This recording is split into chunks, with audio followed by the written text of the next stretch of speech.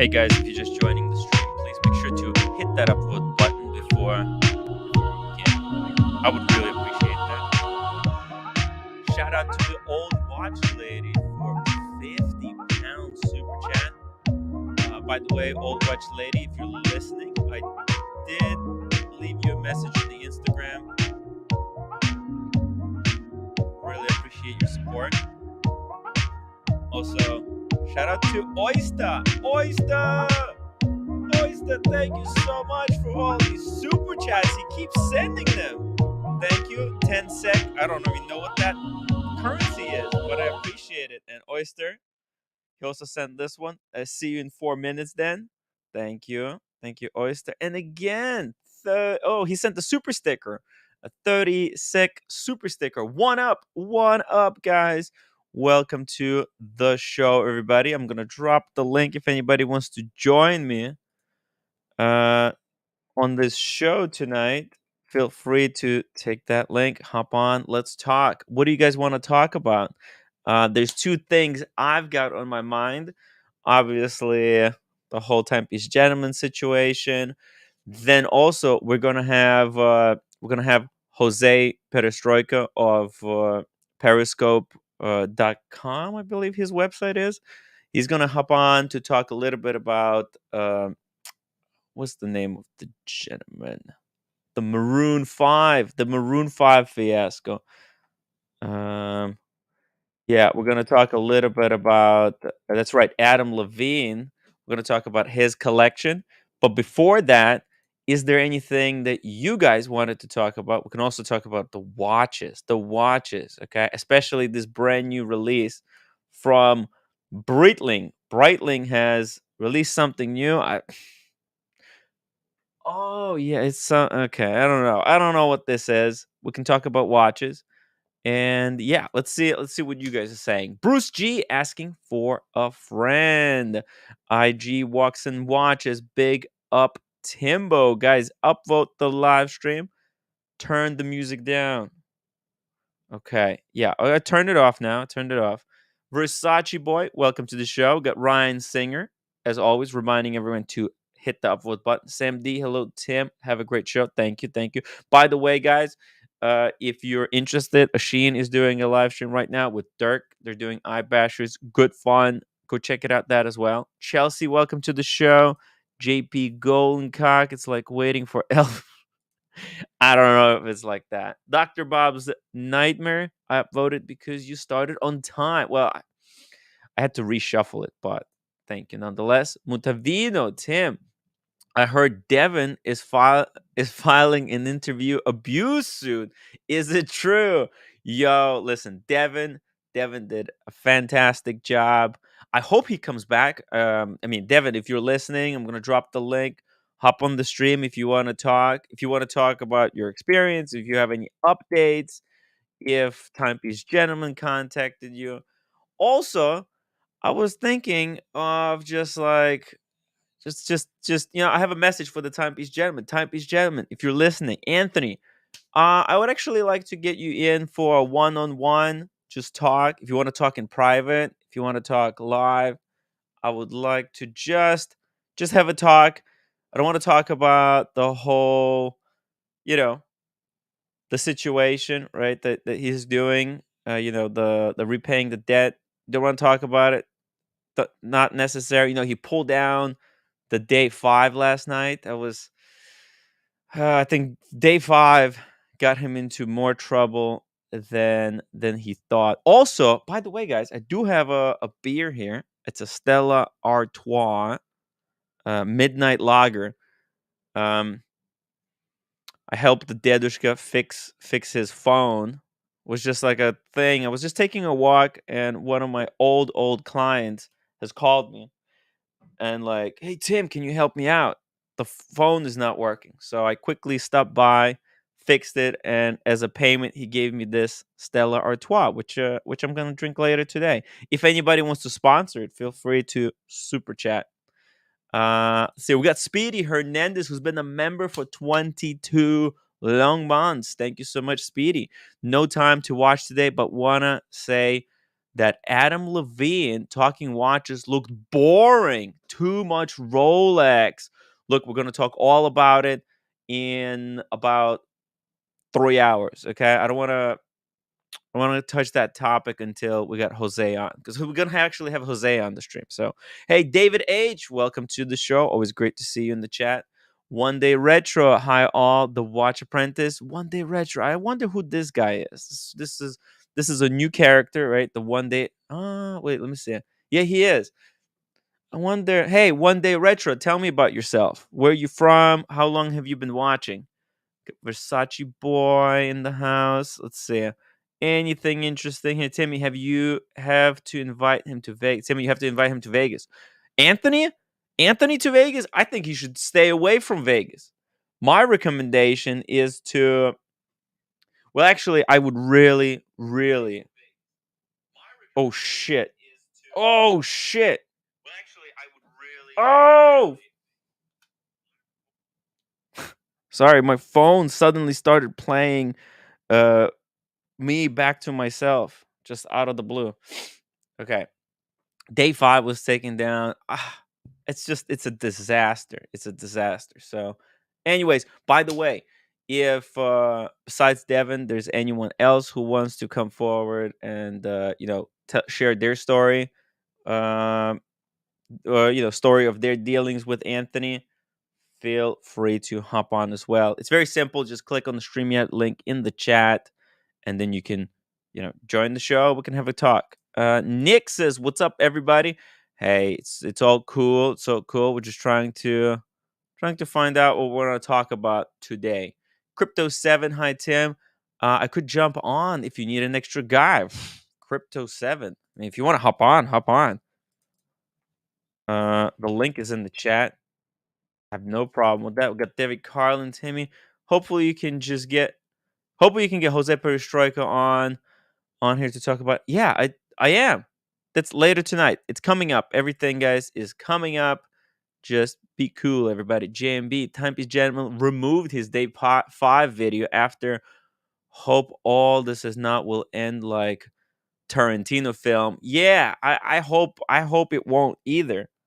Right? Like we want everything to work out in the best way possible. I don't know what is the best way possible. I just hope everybody could be super chill. That's why I thought, with Anthony pulling down Stream 5,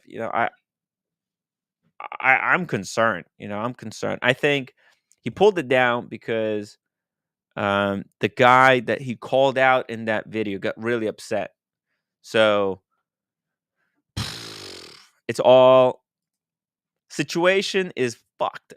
Watch World. Let's hope this interview goes a little smooth. This is Jose is a long time pan. He's been on the show a few times. He's cool. Otherwise, let's take a look. You guys want to take a look at this boring Breitling? I don't know. I mean, look at it. It's two-tone, so it means it's gonna be super expensive. I kind of like how it looks. However, the date, at 6,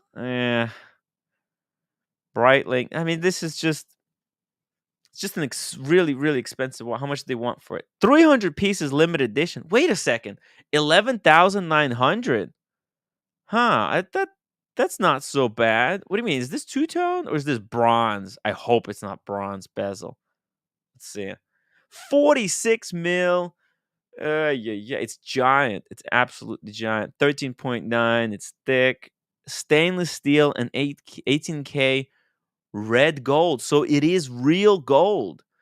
Yet the price is quite reasonable at 11,900.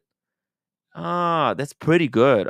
If I gotta be honest with you, I was expecting like maybe 18,000. Think about the Daytona. How much the two-tone Daytona cost?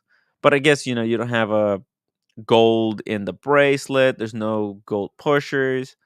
It's a little bit less gold. Still though, pretty good price for a two-tone watch. How's that movement looking? Looks pretty good. Yeah, it's a good watch. Okay, fair enough. Look, Breitling, I give Breitling a lot of crap, but I give it a lot of shit. Let's be honest. But It's once in a while they come through. This is too big though. This maybe this is good for America, maybe for uh, Eddie Mao, big guys like Buckley. This could look good on Buckley. Big watch like this. Anyways, that's Breitling for you. Very boring watch, to be honest. We got OC. I'm not mad at Tim at all. I'm in Manhattan working late. That's right. OC is going to be busy today till 8 o'clock. Um, People are mad at me. What is happening? What is OC is insinuating that there's people who mad at me? Yo, Diego is. Oh, sorry. Dr. Dingo is a veteran of the Rabbit Wars. Alex R, 46 mil. Why it's limited? Good question. Why is this limit? Breitling goes gray with the new Navy timer. Why does it go gray? Let's see. Is it maybe it's for some kind of a special event, like a Le Mans limited edition, but I don't see anything. They don't describe anything here. Breitling, they were kind of a little bit famous for not having limited editions. In fact, they got a lot of praise for their just releasing stuff as much as possible and not trying to limit it to any particular quantity. But this is their first take. Maybe that strategy of not having limited editions is just not working. So Breitling is now have to resort to doing limited editions, kind of like other people. This could be and also doing it at such a cheap price. This is probably a sign of desperation. I don't know. You tell me. Look at immediate United States boutiques, retailers, and on the brand's website. So it says a bit of a United States limited edition. Um, Bruce G, 13K is only reasonable for trust fund kids. I'm saying it's reasonable within the greater scheme of the watch market. Think about it. Omega charges 15,500 for their Steel 321, right? So if you put it in those terms, compare it to other watch brands, 13,000 doesn't sound like a lot of money. Well, 12,000, especially for Breitling that this big in two tone. One day retro, Tim. Breitling just released an all gold top time today. That's expensive. No fucking way. Let's go to Breitling website. Hope they didn't. Come on, top time is just bullshit. Oh my god, they released more than just one watch. Yo, there's a lot of stuff. It's women's watch. Like, there's two women's watches by the looks of it. These diamond encrusted, diamond bezel Navi timers. Let's take a look at this top time. What a piece of shit. No, sorry. No, I'm not a fan of Top Time. I'm sorry. Because Top Time is like their budget it's like Rolex making an all gold Oyster Perpetual. Oyster Perpetual is their budget line. I don't know why Breitling is trying to up the prices on their budget offerings. Really makes no sense. They're Montre, Tim, please don't start the fake fight for God's sake. What fake fight? I don't have any fake fights here. I'm not come on. From the way the interview went last night. Wait a second. Water under the bridge, apparently. I mean, for me, it's water under the bridge. I'm okay. If people upset at me, I would really appreciate if they came forward and told me why they're upset. Because I'm okay. I like to own up to my mistakes. Because I'm not perfect. I'm actually far from it. Very, very flawed individual. Oyster are Breitling made 100% in-house, thinking of the steel hands, leather, etc. Breitling is, believe it or not, an independent. It's an they're an independent, and they have a lot of stuff that's in-house, but there's a lot of stuff that's not. And the top time used to be their offering that was on the cheaper side because it had a non in-house movement. Now They put an in-house movement into their top time. They upped the price because of the movement, and now they made it in all gold and want to charge 20,000. What? Why would anyone buy? It's a disaster. Dr. Bob's Nightmare. This cream stinks Diego Dingo, but they say it works. I keep messing up Dingo and Diego. Sam D, what type of person can be mad at Timmy? Only boring, scentless one. I mean, look, there's all kinds of people. OC, I think OC is kind of like that guy a little bit, maybe in a different way, but kind of, maybe, sorta. Uh, Sometimes I think Breitling is making improvements after years of dogs. Then they come out with this. This is like Tudor. Okay, so actually, let's compare. This is a great comparison because Tudor has done something very similar, right? Tudor gold Black Bay, right? Tudor released a Black Bay in gold that reminds me of this Breitling. What do you think? Which one is better? Which one is worse? What do you think, guys? It's a similar type of release. I think Tudor is better. Tudor wasn't as greedy, and it was more unique. Like this green, this hideous, disgusting vomit green with the gold case is actually a lot more unique and special. Even if you don't like it, that's fine. You know, a lot of people didn't like the Rolex Hulk when it first came out. I hated it. Now this is more hideous. Okay, yeah. Now people like Rolex Hulk, but back then when the Hulks were going for 4,000, everybody hated the Hulk. So this same thing with this hideous, disgusting vomit green Tudor is it's you know what it's sickening looking. But then you look at that Breitling, right, the top time, and it's way too safe. Like, why would you get that watch in gold? There's nothing unique about it. It's just a boring looking watch for crazy money. Tudor really knows how to play it safe. Chris J, Tim, I was so pissed last night. If I could have, I would have knocked you out. Wow, you were embarrassing. Chris J, come to Vegas, October 27 to 29. Now, you don't have to knock me out there, but you can buy me a drink. You can buy me a drink, Chris J. Why don't you buy me this beer? It's like, Chris J, come on, send a super chat, buy me this beer. If you were angry at me, how cool would that be? Get me the beer. Um, yeah, that's fine. That's fine. I get it. I get it. You're not the only one. Trust me, Chris. Dingo Dave, Timmy, I'm really, really mad at you. I need you to love me harder. I love you, Dingo. I'm loving you as hard as I can. It's hard though. Because of the how far you are. Speaking of far away, Marcelo, welcome back. How are you Yo, doing? not good. I mean, Olivier killed me yesterday, fuck, with this, Mama San Did you thing. go to Mama San with Olivier and Yeah, get fucked up? yeah. I knew it. I knew it. This Olivier is Yeah. dangerous, fuck. Mm.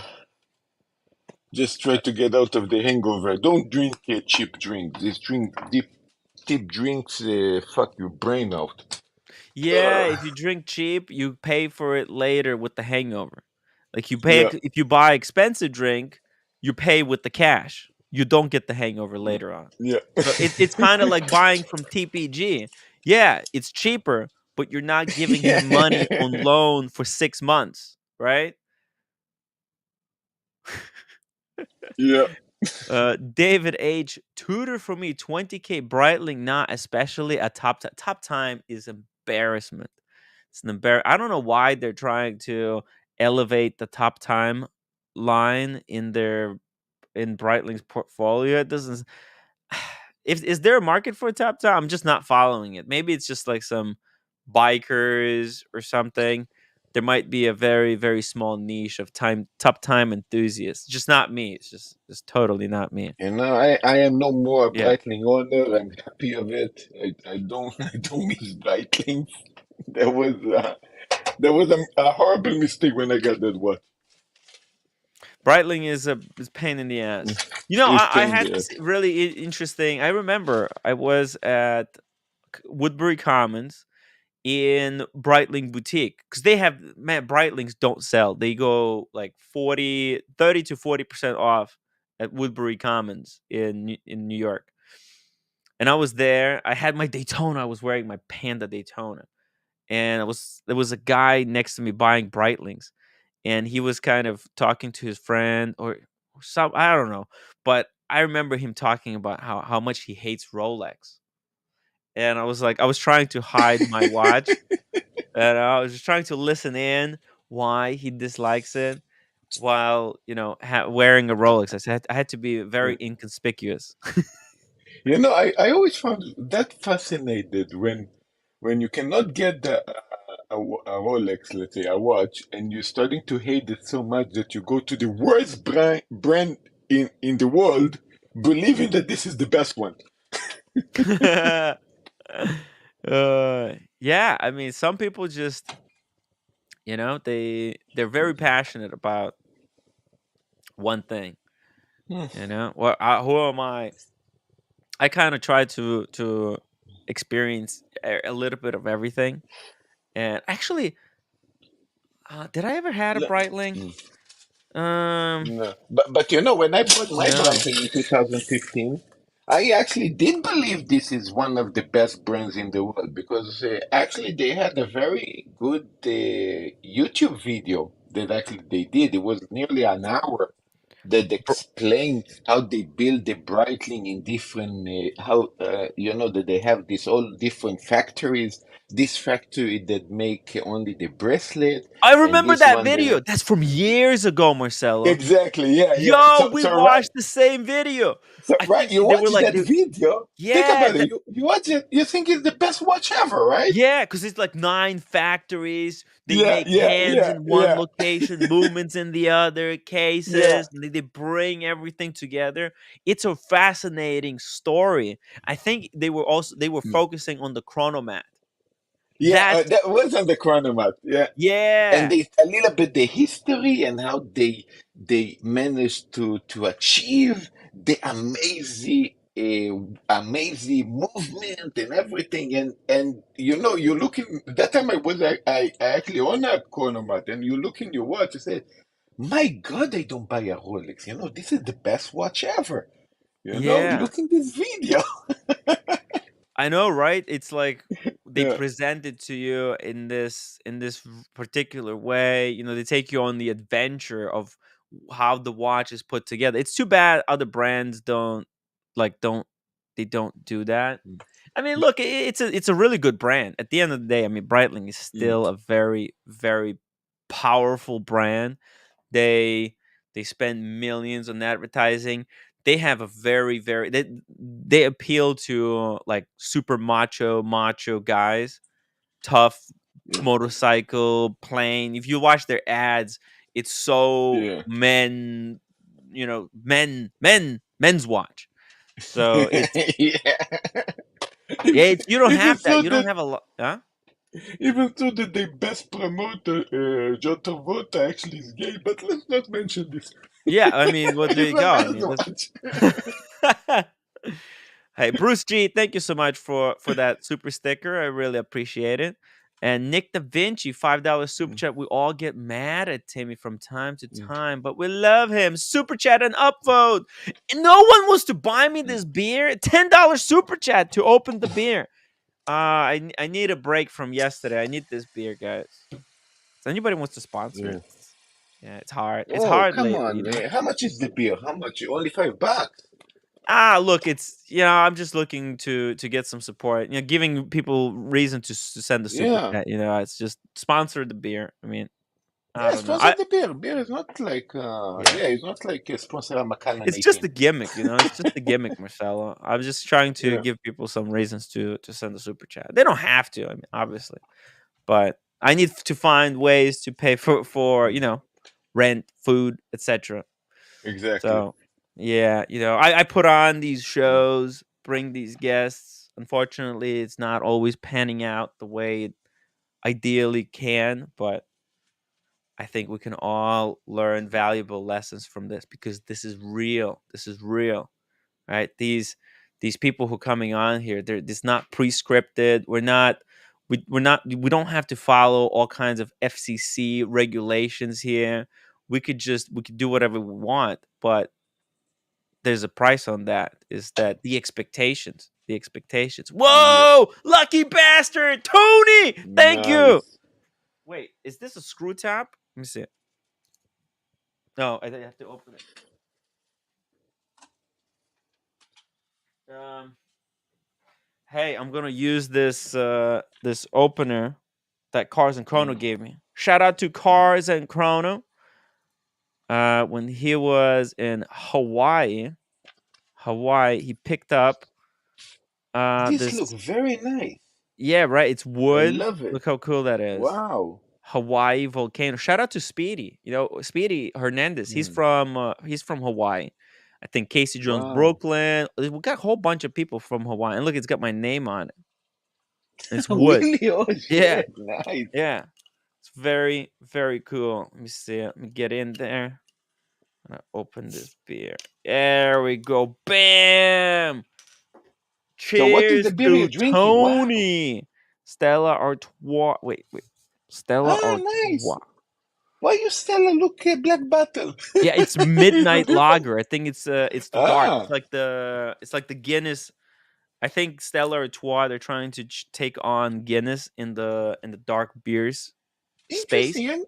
I never saw this kind of Stella. Wow. I know Stella is very light, super light kind of beer, Oh, this but is good stuff. Midnight. wow. This could be another name for the Guinness. The Rolex, the Rolex Guinness. Could be the Stella Whoa. Artois Midnight Lager. No, that's too long. Oyster, thank you so much I guess this is like a $2 super chat. Open up that Belgian. I open my Huff Brew. Hey, thank you, Oyster. Thank you. It's in addition to what you and Tony. Thank you so much, guys. By the way, Tony, I still got that thing for you. I need to come to Philly. Yeah, I'll figure something out soon. Okay, we'll figure it out. Okay, I really appreciate it. I needed this beer to relax. A lot of things are happening. Oh, look at Yeah. this. Buckley says, "Tim, you're doing fine." Aw, but Buckley, yeah, I really like Yeah. Buckley. He's very cool. He's very cool. He gave me benefit of the doubt. DC and LV, can we turn the closed captions on for Marcelo? Does anyone know what language he speaks? Actually, Marcelo, you're not that bad today. No, this actually worked when I'm getting hangover. By the way, Marcelo, what do you think about that gold tutor? 10,000 in Japan, according to Mr. Yeah. Tutor to you. 10 grand? Like 10 Yeah, American grand? 10 American. Yeah. Wow, it's like half of the price of what originally they sell for, right? It's like 50% off, I think, right? Yeah, it's like 30% off. 33. Whoa. I think it was like Um, 15K, maybe 40% off. well, for me, in Japanese yen, original price is probably 2.5 million. I guess 30% off, we're talking about 1.8 million, probably something like that. Still expensive. I get it. It's gold. It's probably the cheapest gold piece you can get in the market, but it's a Tudor in gold. You know, Not with that made the finish, you know? Marcelo, can I be honest with you? Oh shoot! Shout out Mm, to Andy Binns who became a staff writer. Andy, I really appreciate you becoming a member. It mm, really helps out this channel, guys. Become members if you enjoy this show. You want me to be planted in this chair, every day for I don't mm. know, 3 to 6 hours a day, bringing you guys the content.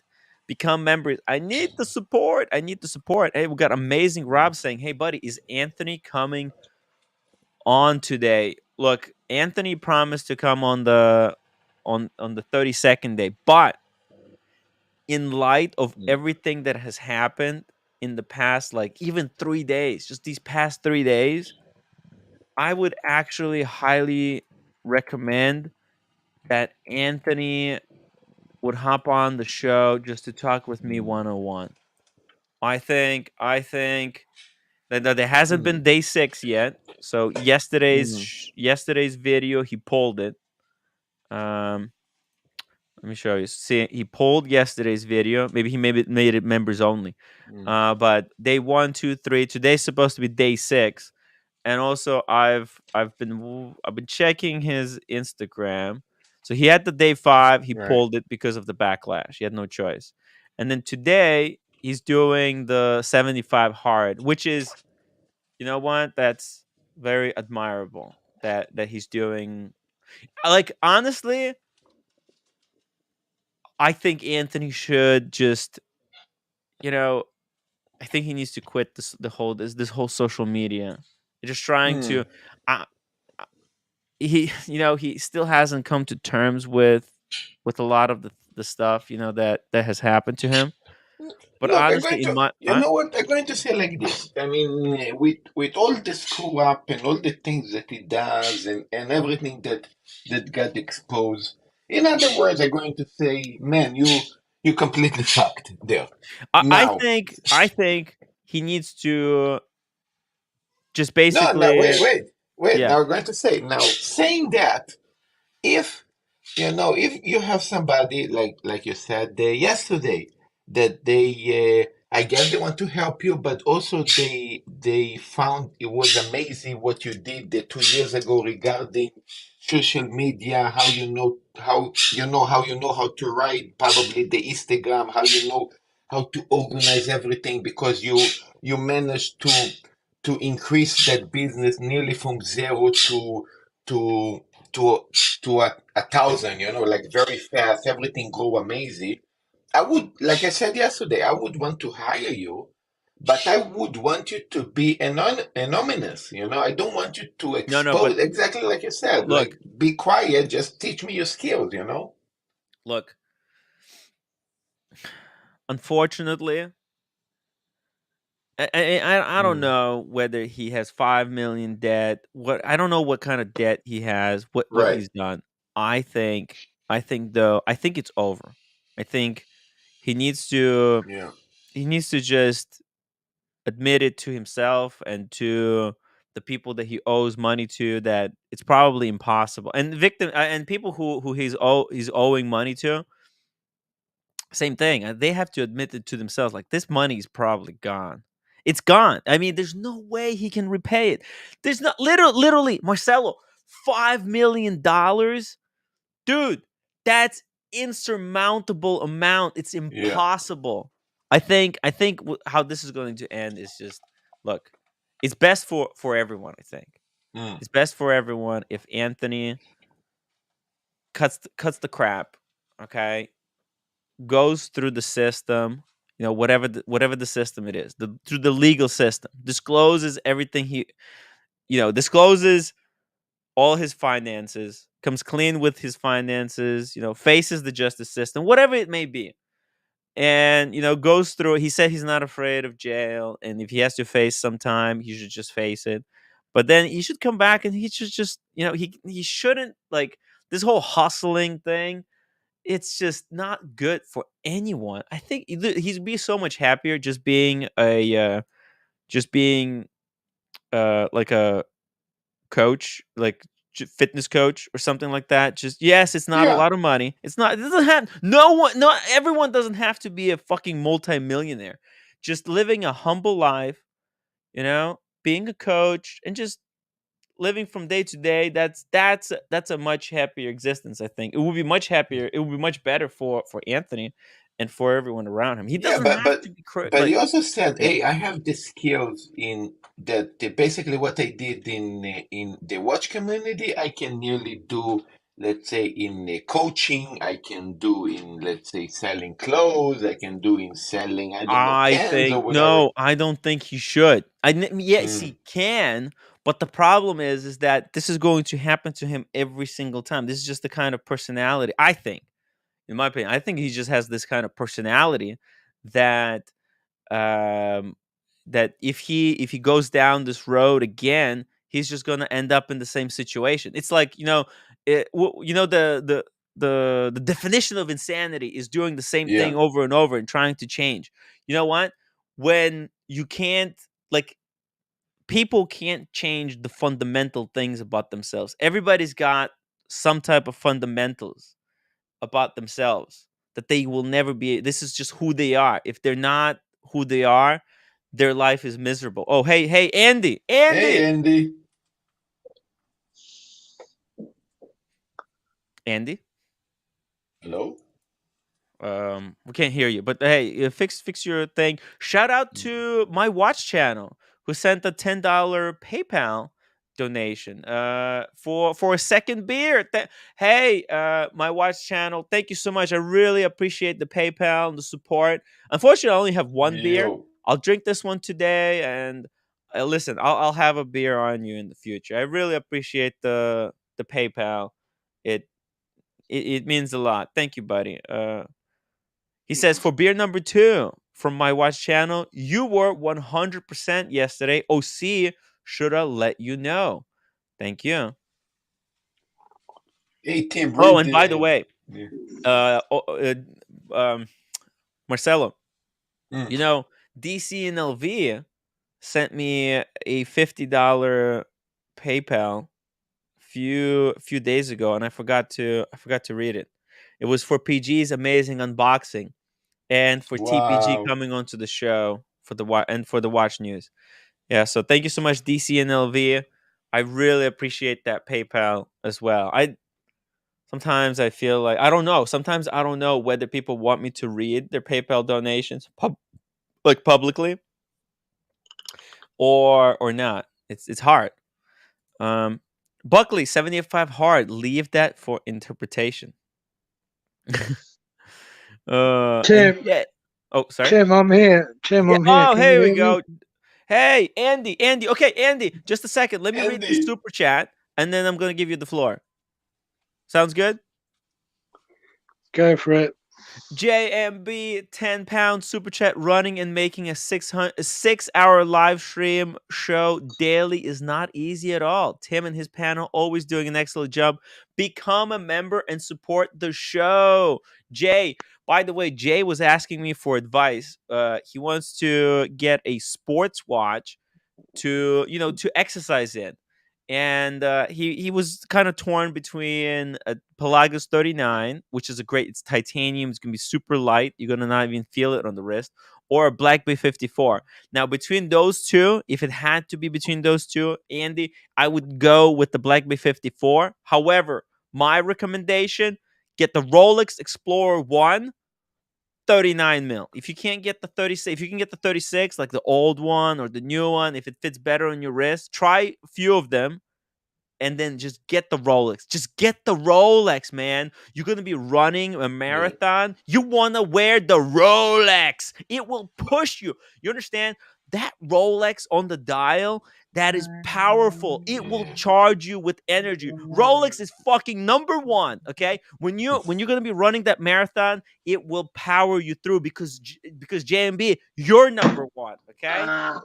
Don't settle for second best. Like tutor, it's great for the gym when you go to the gym, but when you run the actual fucking marathon, when you're actually doing the sports, you the wanna wear Rolex. Rolex. Okay. Hey, Andy, let's Andy, hear you. Andy Bins. Hello.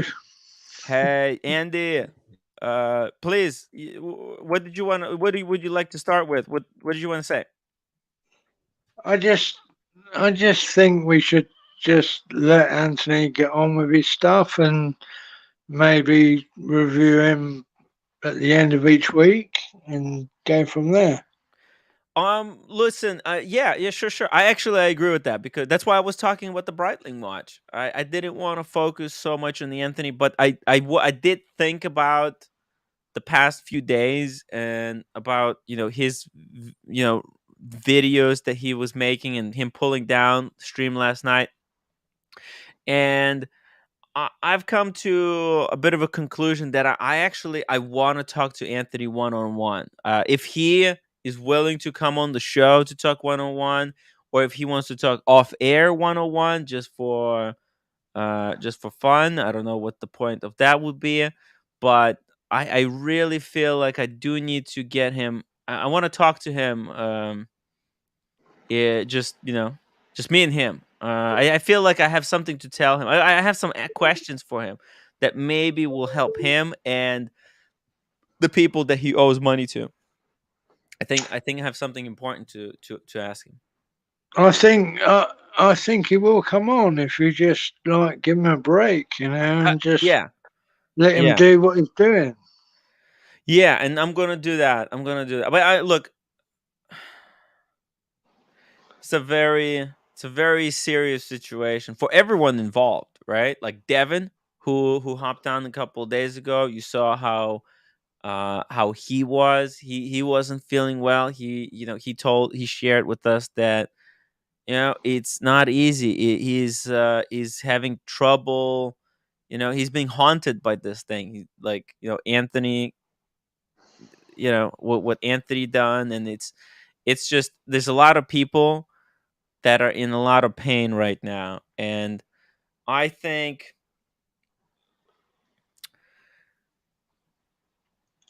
I think I might be able to help, but probably not in the way that everybody would be happy with. But it would be the truth. It would be the truth. Okay. He promised to come on our Sheen stream in 30 days. That's yeah. We got we he did he did. But I hope that it happens. You know what I mean? It's a very complicated situation.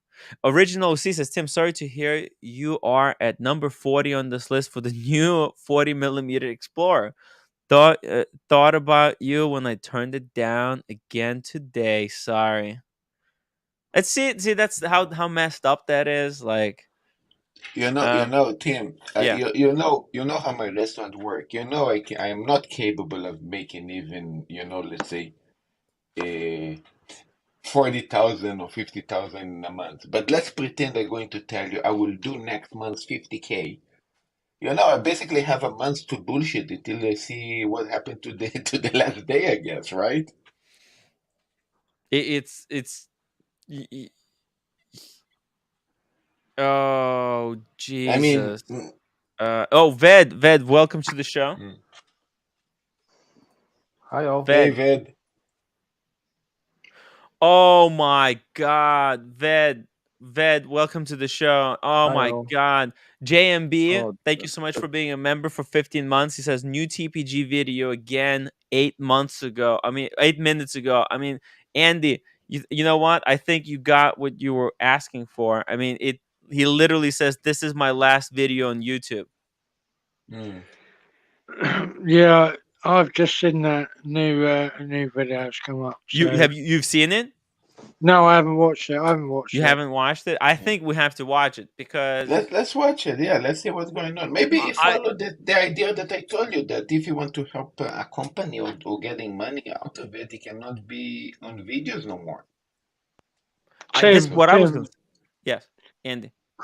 play it in full and then go back and comment on it. Just don't No, I can't fucking play it in full. That's actually not. That's don't actually against my don't conscience. stop it every No, friggin' 5 seconds, Andy, no, mate. we Andy. have to. We People have who to. want to We have to. watch it by them, they can go and watch it by themselves full. I literally, this is against the Mm. YouTube rules for me to play it without adding value Posting, to the yeah. video. Yeah, this is literally how it works on YouTube. Unfortunately, Ved, welcome to the show. Mm.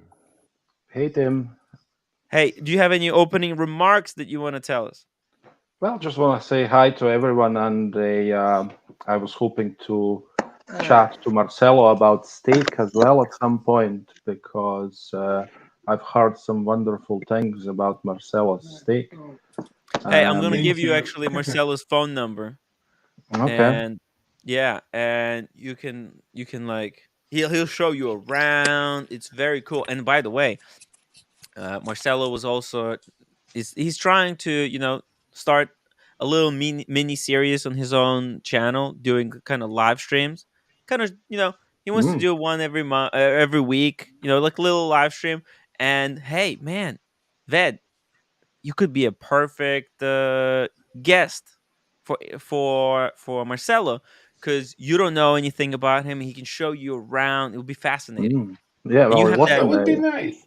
I stopped going to restaurants ordering steak because they never cook it the way I can cook it myself. You see, so Yeah, Oh my yeah. god, you have to so see it how Marcelo cooks it. listen. What I've heard a couple of days ago blown my mind, and all that. So yeah, that sounds amazing. Sounds amazing.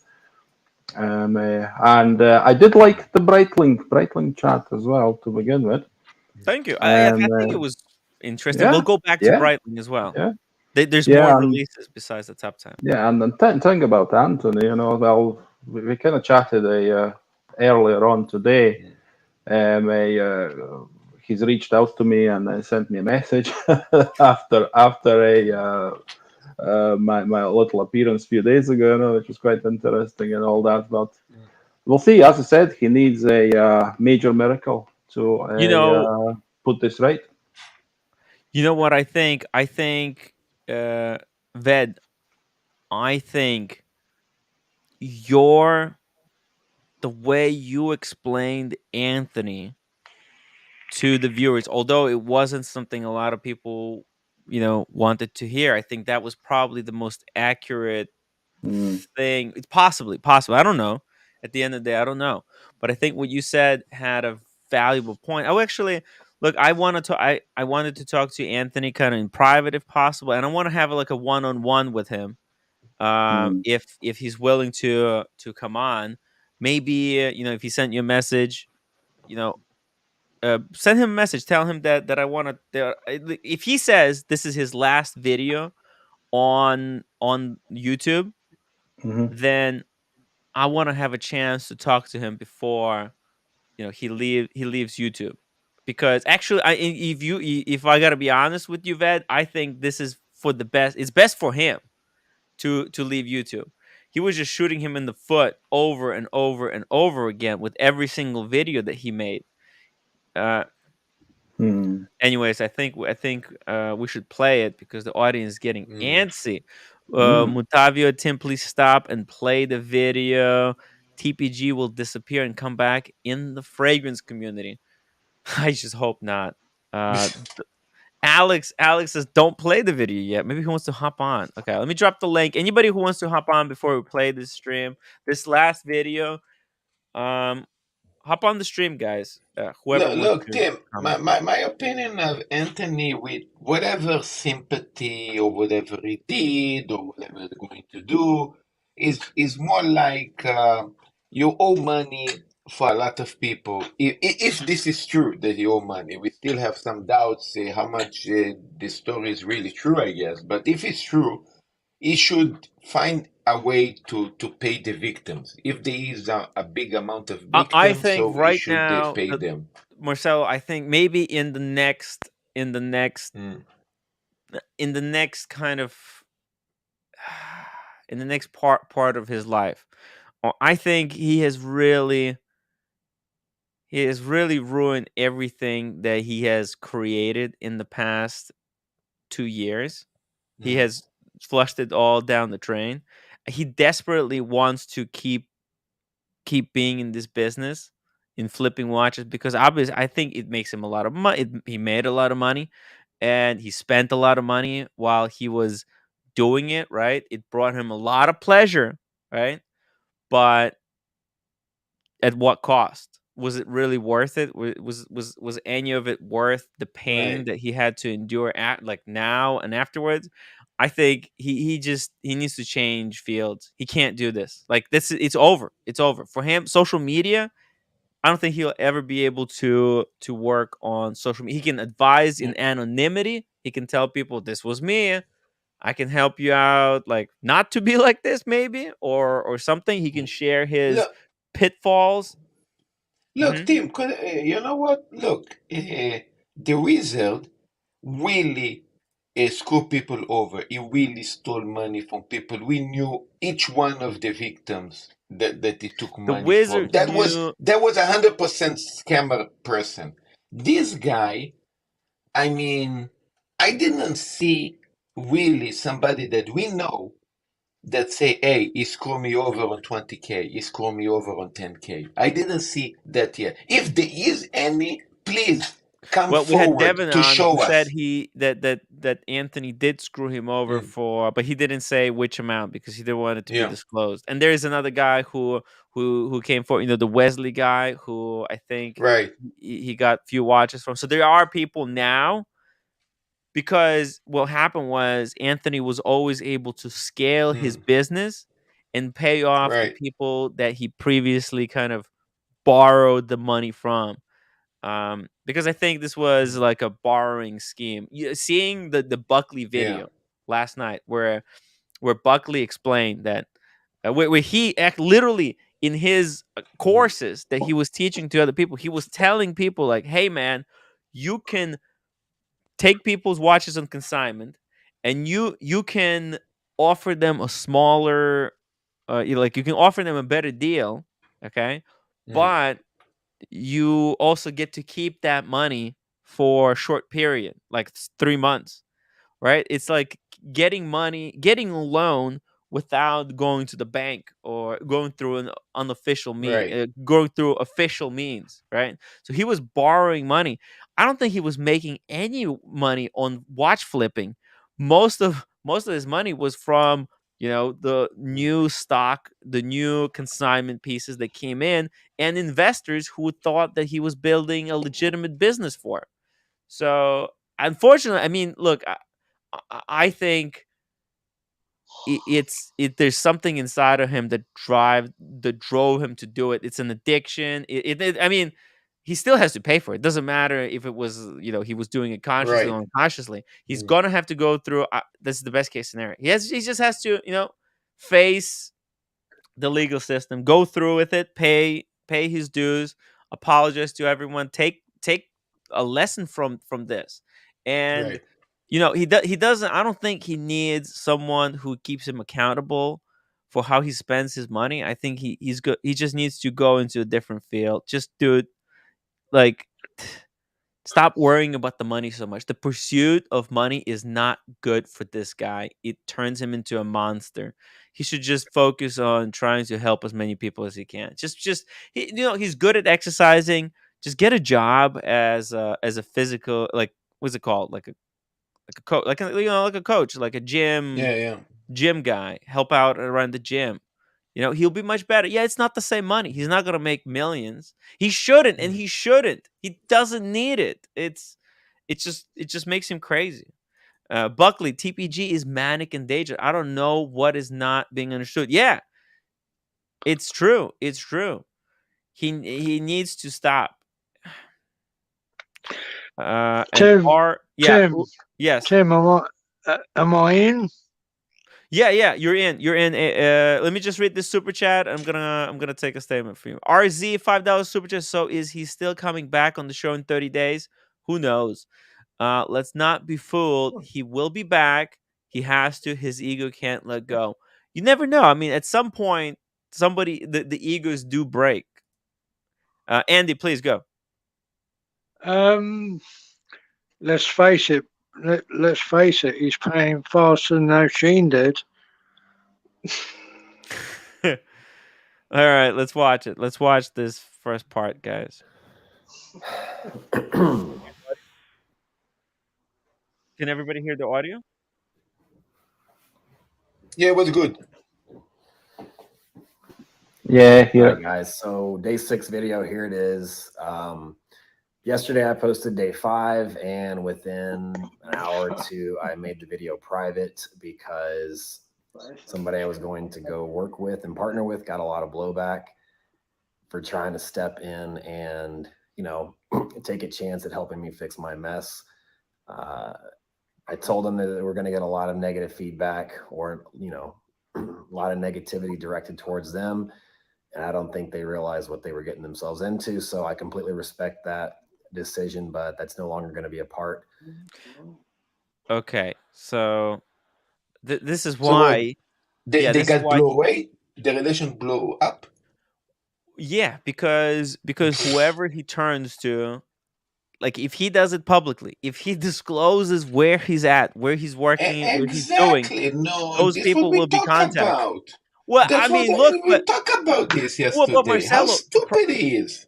well, he's stupid for revealing these Yeah. details. Who is he going to talk to? Where he's at? Yeah. Like he can make videos, just don't talk about any revealing information. Don't talk about who you talk about that day. Why not? He could still make videos where, or I mean, the problem is when he's talking to someone on the phone, you know, doing the flip. If they mention what their name is or the moniker, that person is going to be contacted. He can't, like, he can still make videos, but just don't talk about any people. Just maybe he could talk about, like, you know, his workout regimen. Just talk about that. Well, he doesn't have to dig himself into Yeah. a hole with every video, because every single one of those 5 videos, first he dug himself deeper and deeper and deeper into holes, because everyone on those videos went No. public. Tim, Everything got cross-checked, cross-examined, and he got buried.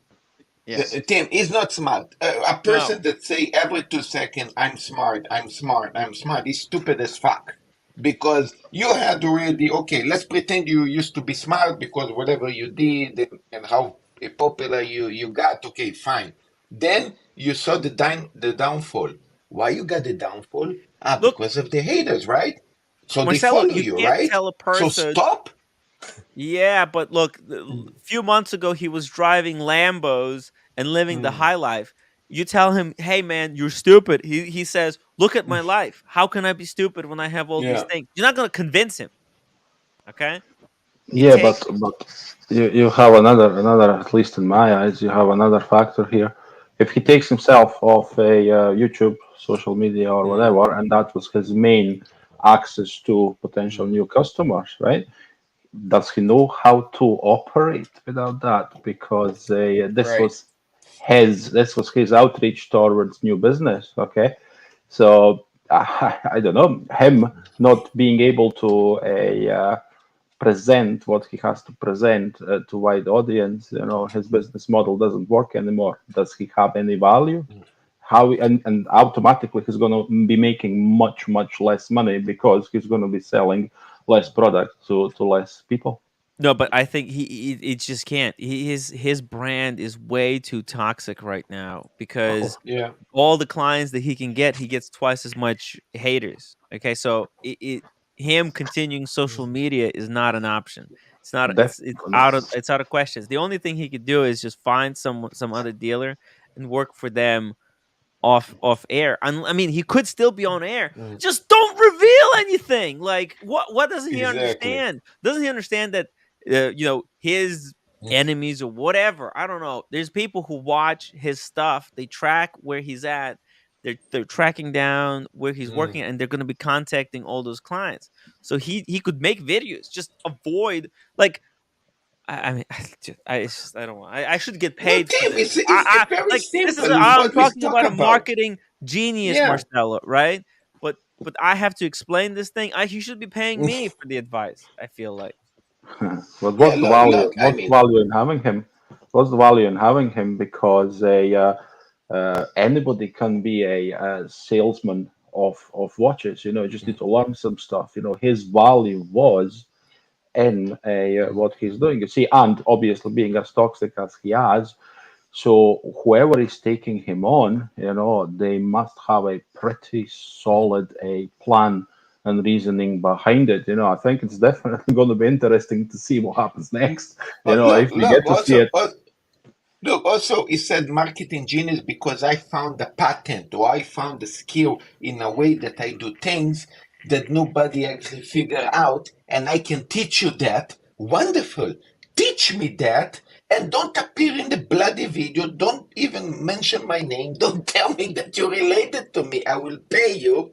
Teach me the skill that you discover because you discover, let's say, a hole into the system that nobody pay attention to. Wonderful. So No, teach a no, no, look. fucking skill. Does That's he it. think he's a new Jordan Belfort or something? Yeah. Yeah, just teach a skill, right? No, I Marcelo, mean, the problem is with mm, Timepiece Gentleman's skills is that his skill set was only relevant mm, during that short time when the market was going up, when the prices were right. going, where watches were going up in price of Of their course. own volition. Yeah. Okay, so that's when his skills were relevant. Mm, But with the problem he's having is that that's no longer true. Yet he kept he need you see in mm, this current world, you have to adapt to the new stuff. Like I have to start making shorts, otherwise this channel is gonna die. Like I have to, right.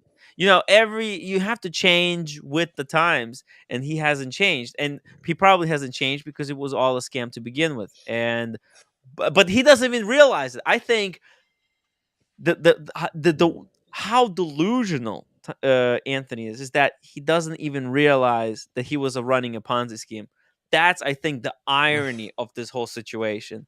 He, in his mind, he's doing he was following these things that Grant Cardone or some other fucker taught him, mm, but he didn't even realize that these guys were teaching him like scammer skills. He thought these were just legitimate skills. No, no, no, they're not legitimate. Tim, Big look in the chat. We Buckley have says Berkeley Tim. in Boston. But wait. Buckley says Tim, haters is no longer the proper term for the people who don't like TPG. Just call them normal citizens. Yeah. Yeah. And Nubgunner is in the chat. Wow, Nub we didn't see him Gunner. for a while. Hey, oh yeah, he's got a new watch. Whoa. So he can Yeah. show us, He's I got right guess. there in the thing. He traded. He actually sold his Pepsi. It was too loud. He realized it. I told him Yeah. same thing. Pepsi is nice, but Mm. when you try it on, you go, God damn, it's blingy. I feel like a rapper from the like late '90s. It's no good. This is a lot more subtle, a lot more sophisticated. The Mm. GMT Master 2 with black, everything black with that green hand. GMT Master 2 in green, fucking sexy. Black tie or the battlefield, it doesn't matter. This watch can do it all. What the? Anyways, Mm. calm down, Timmy. Just calm down. All right. Okay, let's keep going here. So tomorrow I'm going to be headed back to LA, and I haven't 100% made the commitment yet. I'm almost there though, but I think that it's just time I get out of this industry and move on to the next. So, I've caused a lot of negative, I brought a lot of negative, unwanted attention to this industry. And for those that are actually involved in it, I apologize, guys. No. But this industry is rotten to the core. There's like literally in if you actually think about it, guys, in a sick way, he brought the attention to how rotten this whole thing is. Actually, he did. Remember, Yeah. we just had the Roman sheriff come out and say that gray market dealers throw themselves out the window every single day, okay, for going bankrupt. And then we had Federico say that gray market dealers taking shit ton of watches on consignment and then running away with everything happens Is also something every daily single basis. day. Yeah. This is like, you understand? This is a rotten business. It's worse than, honestly, guys, this is dirtier than dealing drugs or prostitution in a way. Like the shenanigans that happen here is fucking out of control. So Tim, it's almost yeah. like you hear somebody, hey, I became a watch dealer last week. I mean, you're interested in a deal. You should actually step 5 steps away, right? No way. No, thank you. Gatsby, $5 super chat. Thank you so much. Tim, imagine how much of an idiot You need to be to get arrested 40 times. He's just lucky. There are so many people even worse. I know that's the thing, right? Like at least thank God. Thank God no one gotten like seriously injured or died. Okay? That's there's there is so much financial damage here. It's a disaster, but it doesn't mean that we can let this experience go to waste. Okay, No, no, this I'm going to say something. This yeah is crazy. He got arrested 40 times for driving under yeah he's got like alcohol influence, DUI. I right? think he's got like 6 DUIs, and then he's Yeah, got why the arrested hell for they give him back the driver license? Why he have even a Lamborghini, in his possession? I mean, what the fuck is going on? look, I mean, man. these countries that if you're getting more than 10 violations, your driver license is I banned mean, for life. Marcelo, have you been in the United States?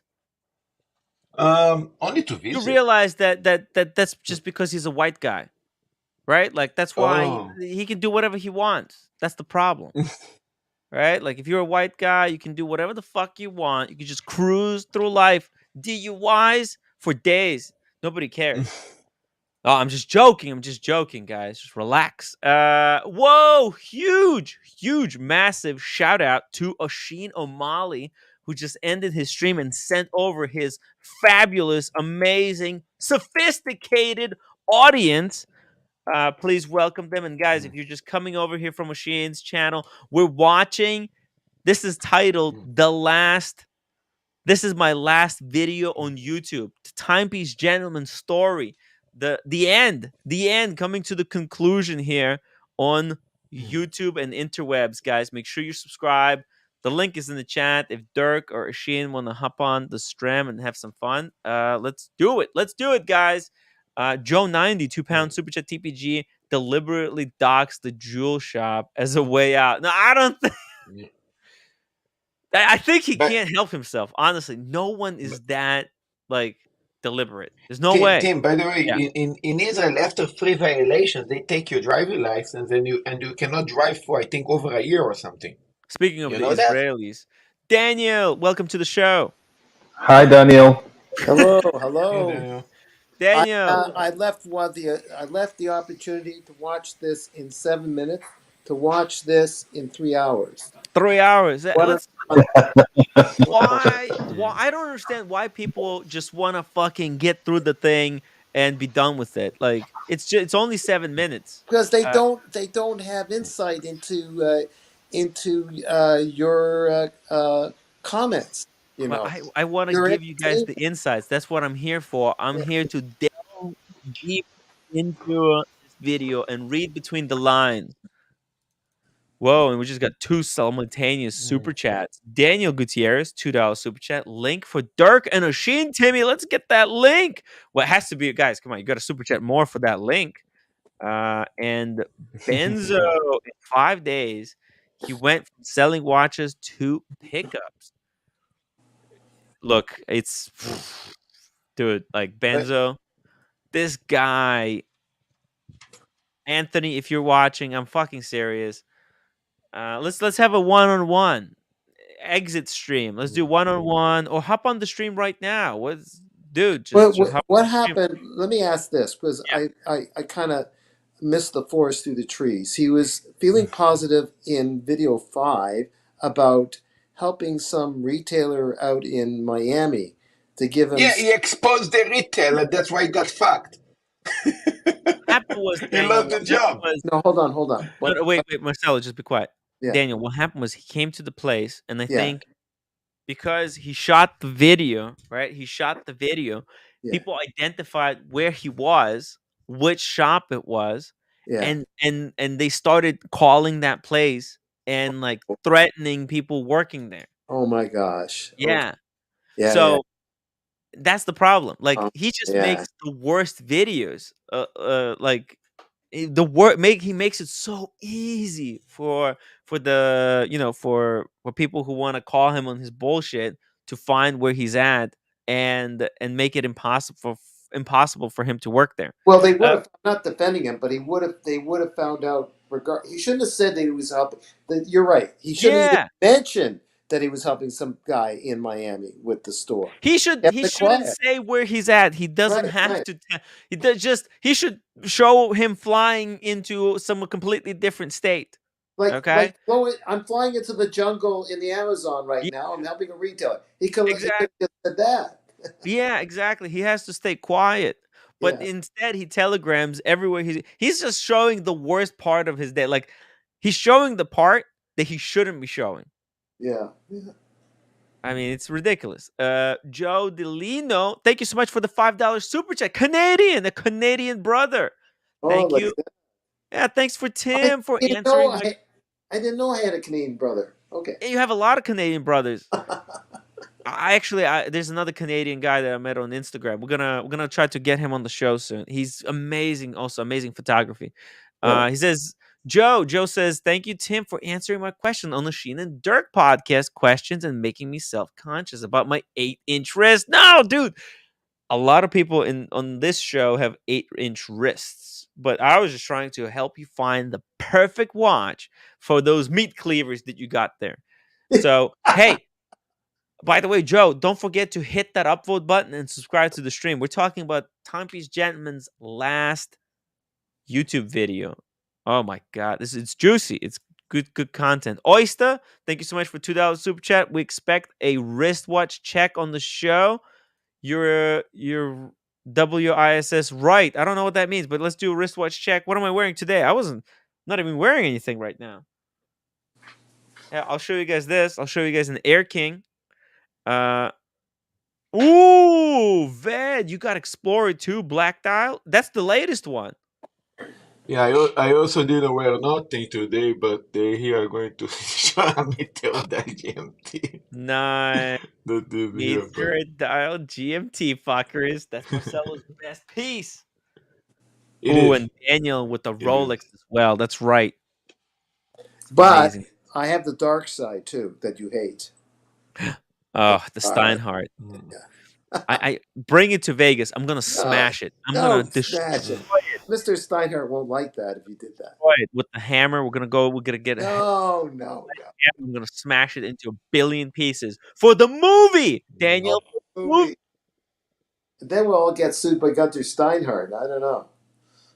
By the way, guys, if you want to sponsor Tim Wright, New York to Vegas, the movie, it's $100 PayPal or a super chat for regular credit, and $200 for a video credit in the beginning of so basically in the beginning of the film, I'm gonna play like a 10-second clip of whatever you want. Like I'll make a cool little clip. I just want to announce the demise. Just a little digression. I want to announce the demise of my 2-day fast. What happened? There won't be we won't have any any funeral. There won't be any shiva. But the demise of my fast. You couldn't do it. No, I went. You did it. You went through the fast. You survived through it. 48 hours minus about 4 hours. About 44 hours. What? You're amazing, Daniel. Yeah. I can't believe it. This is for Fat Wild Big Ben that they tell me that the pixels is always bad. The watch is not real, so I think this is the best I can do for him. So you can see how real the meteor dial is. Wow, that meteor dial is unbelievable, Marcelo. It's so sexy. Looks sweet, Marcelo. Really nice. Absolutely amazing. I need to get a little bit more light. Because with light, it's going to even pop even more. Oh, man. Okay. Here we go. Okay. Oh, wow. You can see, like, the texture. That's that's a really good resolution on that camera. Yeah. I like to see the texture of his steak. So, Fat White Big Ben, eat it. Oh, you're going to get it now, Marcelo. I like that. Yeah, right? He's going to bury you. I like to see a texture. I know. Dinner someday. We need to see we need to use that camera on Daniel Katz's face when we're in Vegas, Marcelo. Yeah. Right. All right, let's keep going here. Carry on. Let's keep going. Tim, just quickly, I've seen an amazing video of a new building they're putting up in Las Vegas. I don't know if it's finished or not. It's a sphere. Oh yeah, with Did you LED see that? screens. Yes. Yeah, man, that looks amazing, doesn't it? It just looks mind blowing. Yeah. It looks like some kind of alien fucking probe that landed on Earth. It's out of control. It's out of control. Speaking of Imagine. completely out of control, Oisin! Oisin! What's up, Hello. fellas? Oh my goodness! Oisin, welcome to the show. I'm with Breaking everybody. news, dude. I don't know if you saw this, but Oh, yeah. gentlemen, this is my last video on YouTube. Yeah, we'll see about that. Fuck's sake. Tomorrow it'll be like, I'm making a comeback. Dun, dun, dun. I hope 24 this is hours his later. last video for Hey, my what's going on? sake. These videos, playing these videos, Oisin, I don't know about you, but watching them and listening, they actually make me physically ill. Yeah, you need a fucking shower after watching them, right? Yeah, It's true. it's terrible. It's terrible for Alex. Alex. Welcome to the show. Hi, Hi Alex. guys, how you doing? Hey, getting by. So, Oisin, by the way, you want me to play this from the beginning? We're gonna No. I can only imagine how long it took you to get through 1 minute 17. So Jesus Christ, spare everyone the pain. Just keep going. I can fill in the blanks. Don't worry. Yeah. Oh, that's right. Oisin, you will be blessed. Oh, by the way, Alex, do you have any opening remarks? Yeah. I had promised I would go TPG drama cold turkey, but I relapsed. I ended up overdosing and I ended up passing out on the kitchen floor and I ended up missing the live show last night. So I apologize for that. I have managed to catch up on the show, but I ended up watching it at 2 times the speed. Wouldn't recommend it. Tim, your voice sounded like Marcelo's. Oh, But strangely, Diego's managed to remain unchanged, which is a bit odd. that's weird. Alex. Yeah, at that speed, you just needed some Benny Hill music in the background. And Benny Hill. Oh, yeah, absolutely. So I'm sure we're going to continue to talk about these things. There is, we didn't really see the day 4 video. I don't want you to start watching the day 4 video, for God's sake, no. No, I don't want to see it. But there is a moment in that video at the 13-minute mark where a guy who wants to do business with Anthony Farah is pleading with him. He wants to buy 2 watches for $40,000. He's pleading with him, please, please, please, do not rip me off because I am such a fan. Now, we can't help people. They're going into the sort of like This is the meat grinder. This guy's throwing himself head first into one of those wood chippers. I'm currently finishing a video about exactly that. And I go into details about exactly what the phenomena is. And this is the reason why they all show up on YouTube. That's people develop a relationship. They develop, it's an asymmetrical intimacy. It's called a parasocial relationship. They see you on the screen talking to what they feel is them. Meanwhile, we're just talking to a camera, but they develop an intimacy, not a close intimacy, obviously, but they feel like they're your friend, you're their friend. And it's a phenomena that happens. Now it happens in the movie world too, but you never get to speak or DM George Clooney or Brad Pitt. There's no way to connect with those people. They're elusive. They're disconnected from the world. Meanwhile, we as YouTubers, even the bigger guys, are somewhat reachable. You can send a text or you can put a comment. You can be part of the conversation. So they're almost a celebrity, but not quite. And they're almost your best friend, but you've never met them. If they recommend something, you'll believe them. I get questions every single day. What should I buy? What do you think about this watch, that watch? Where should I go in Venice? Blah, blah, blah. It's always the same stuff. They're going to take my advice just because they know me from the screen. It's a new phenomenon called the parasocial relationship, and it's a thing. Now, all these watch sellers. It's very, very dangerous because you've seen it right now. I would never I would never consign a watch to anyone that I'd never met. I would consign a watch. I've never done it, but I would, to my good friend Simone Frollo, who was on my live stream last night with me having dinner, because he's my friend. If the watch sells, he's going to text me immediately and say, come pick up the cash or I'll wire it to you or whatever. I trust him. Now, these guys, as unknowns, you maybe don't want to leave your watch with them because you're handing them your property, your asset. Sorry, Brittany, your asset. Okay. And they could play with that money. But if you feel like they're your friend because you know them, there's familiarity, then maybe you'll do it without any sort of security. And that's what these guys have created. Before Spencer Dreyer was ever on a screen, he was just another geezer. He was just another Dell boy going, yeah, I've got the watch. Yeah, how much you want to pay? Yeah. He was no one. But now that everybody sees the character on the screen, they trust more. And all the gray market dealers have clicked onto this, especially this guy. If you heard about a gray market dealer down the street who was arrested 40 plus times, you would never give him your watch. But because we see a day in the life when he's going to have sushi with his mates and stuff, there's a familiarity developed and people think they're his friend. They're not his friend. He doesn't know any of them. But they have that feeling. And that's why pathetic characters like, what's his fucking name? The Bins, whatever his name is, the British guy, the Paul Thorpe fan, is saying, oh, I'd still buy a watch from him because he's indoctrinated. He's just soaked that shit in his face. You know, the sperm is all over his face like a porn star. He's just taking all that bullshit from this guy. And he just loves it. He's just licking it off his lips. And he just wants to love the person that he thinks that he thinks.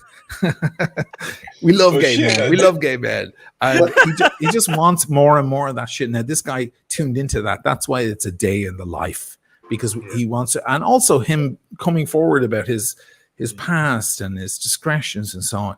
It ingratiates him to the audience, and they're still somehow in love with him.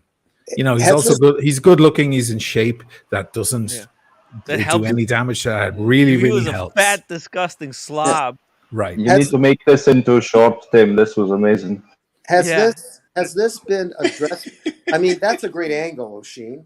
I think it is the only angle, and I know all about it because I'm on the other side. When people meet me, they bump into me in the piazza here. I go out for drinks. I went out for drinks with friends a couple of weeks ago, and guys came over to me twice, and my friends there with me going, God, you're famous. I'm like, I'm not. These are watch guys, and they've seen me. They want to come over and take a photo together. Stop the hating. B-list celebrity. B-list celebrity. Yeah, I promise, Oisin, if I bump into you in Venice, I won't say I see all your movies. I've seen all, but I get it. I might be wearing a watch, and they go, "Oh, you're wearing that watch? That's my favorite of your collection." It's like they're following every single thing you do, and that's the whole idea. We put that out publicly, and that's our fault, not anyone else's. And I take responsibility for that. I'm not complaining about it. It's fine. I blame Machine. But you have to understand this fella, like. This guy doesn't make arty videos. He doesn't make profound statements. He doesn't teach anybody really about anything.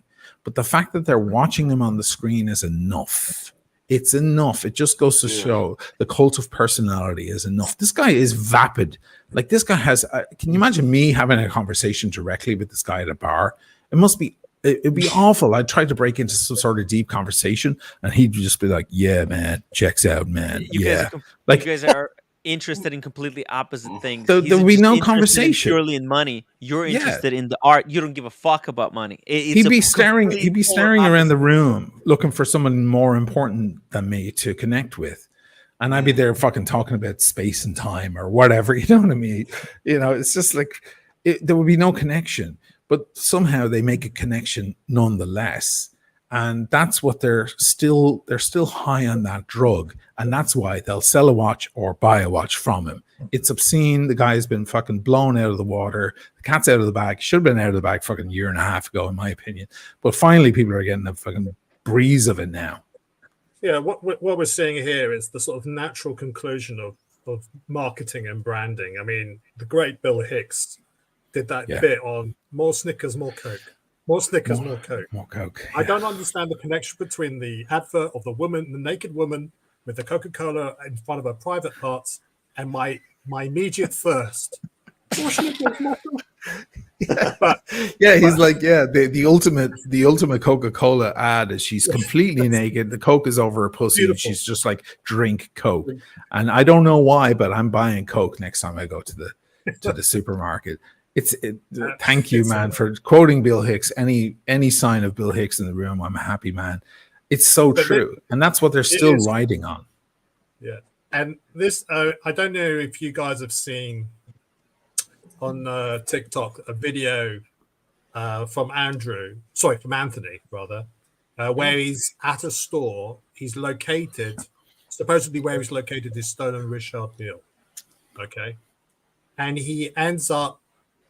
Well, I don't know if we want to play it, but we get to see Anthony, the victim, and the desire to get his property back, versus Anthony, the perpetrator, who is fucking with everyone's minds, because it's the education of a sociopath.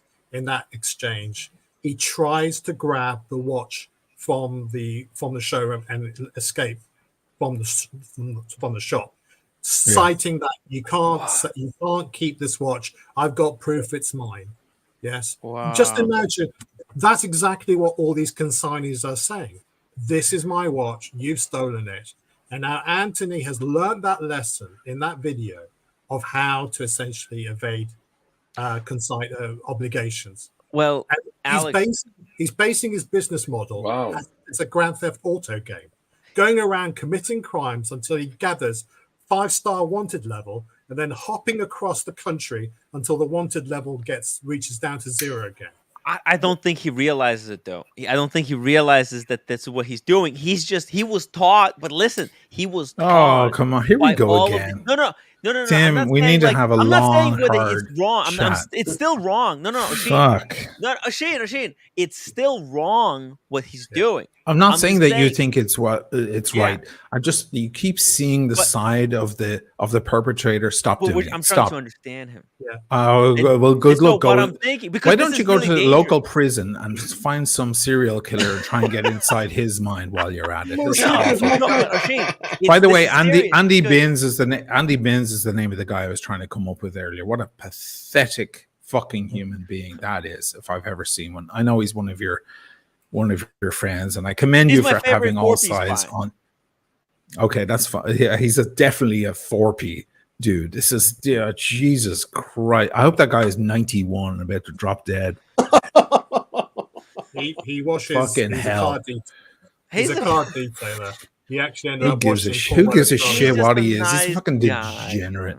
He's not a nice guy in any way. He's siding with this total criminal. He says some really demeaning shit about me, by the way, and sides with my detractors. So I'm allowed. I mean, if he wants to hop on, I'll drop the link. Yeah, he can hop on all he wants, but he better get ready because I have like half a bottle of wine in me, and he better be. He's not going to go to sleep very comfortably. He better hop on. Andy, this is an opportunity of a lifetime. Come on, man. Let's do it, Andy. This machine explodes on Andy. The last of the apologists for these assholes. Yeah. Good luck to you. I wish you the best of British luck, my friend. Do you guys remember the TPG blackout, and when his lawyer went on the morning after news show, and he said, and I quote, "These guys, i.e. timepiece gentlemen, are either the dumbest criminals that have ever lived or are master marketers. I present to you proof that both can be true at the same time." It's both true. That's very good observations. It's very good. And my wife is so freaking annoyed about all of this. She wants to go to Miami, find him, and beat the living daylights out of him. Not because she's concerned about the victims, but because Anthony Farrer is giving fellow sociopaths a bad name. That's how angry she is. Yeah, never before. I was speaking to Carolyn Martin privately the other day because we're good friends at this point. We speak on a regular basis, and she was like, she's very, she's benign when she comes in on the chat, and she'll super chat and make a small comment. But she vents to me, God bless her. She's a brilliant woman.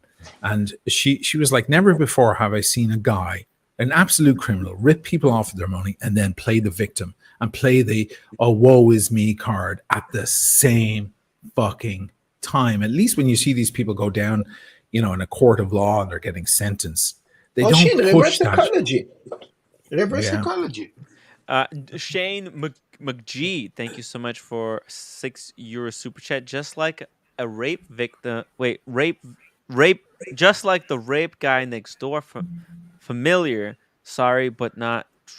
Sorry, but true. I don't know what this means. As in, he may be familiar. Oh, no one ever thought he was a nice guy. He grabbed my mail for me one day. Yeah. My FedEx box came and yeah. he took it in and he handed it over. He's such a nice guy. Meanwhile, he's got like 3 women hostage in the house. What was the name of that guy? Castro. They're like, I don't know, 10 years ago. That guy who eventually hung himself in jail. Everybody said he was a lovely guy for the community. Meanwhile, he had 3 women in chains up in the attic. Come on, guys. Wake up. When people show you who they are, believe them. Come on. Terrible. Anyway, Benzo, by the way, Benzo says, Tim, you got to see the lies he's told to consigners. They never stopped. Yeah, I can see the lies. But what I'm telling you guys is that I don't think he can see them. I think in his mind, he hasn't lied. In his mind, he still thinks he can reclaim the reputation. Dude, like, that's just fucking twisted. Yeah. I put the link for that video I was talking about. Don't play it though. He might get shut down. What video? Is it Bill Hicks? No. It's the video I was telling you about. Anthony Farah trying to get his Richard Mille back from the store. Oh, that one. You might be able to play that. Yeah. It's about 5 minutes, so it might take us 4 hours to play. Okay, let's watch this thing first. Let's get through this, guys. Let's get through this video. It's so true. It's so true. It's so we're 1 minute 17. Then we're gonna play that one. More Snickers, more Coke. Yeah. More Snickers. Tim, I got to get to bed by 3 in the morning. Well, what do you want me to do? This is interesting content. This is interesting stuff. There's a lot to unpack. This is the last one, okay, guys? Right. Thank fucking God, okay, that this guy decided to quit YouTube. And then this is last day we're going to talk about this. And tomorrow we're going to quit this like cold turkey. Pull it like a bandage, guys. Let's get through this today. Let's spend as much time as we want. By the way, in a few hours, we're going to have Jose Perestroika join us. Oh, wow. About the singers. That's right. That's right. Yeah. Levine. Adam Levine. Oh, my gosh. Yeah. I can't believe that, by the way. Yeah. And I thought I was going to watch Manifest tonight. Damn. Okay. What? Malibu Comic, $2. He lost huge on the Super Bowl. Bookies want their money back. Oh, probably. Or he's been successfully sued by Bob's Watches, and now he owes $1 million or whatever they sued him for. So many fuck ups, just one after the other, and he's just to me it seems like he doesn't understand. Like, he's just not that bright of a guy. Like, he's a hustler, he's hardworking, but there's like few things I feel like he just here we go. Andy Bins. Let's hear it, Andy Bims. In a few hours we're gonna have Jose Perestroika join us. Oh, hey, Andy, you got YouTube playing in the background. That's right. Levine. Shocker. Hold on, I'm just gonna pause. I just muted you, Andy. Turn off the YouTube in the background. Tim, with all this going on, thank goodness I still have my Steinhardt. Yeah.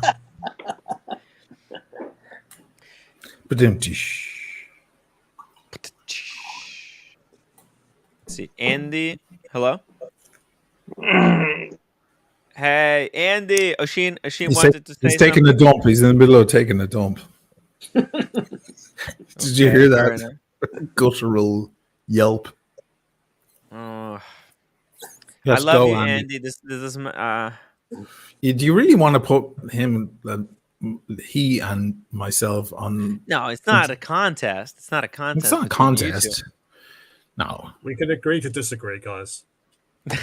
Ooh, I don't know about that, but Alex, I always like the sound of that phrase. You're on a short leash, Alex. Sorry? No, nothing. It's the full catastrophe, as Zoba the Greek would say. Yeah.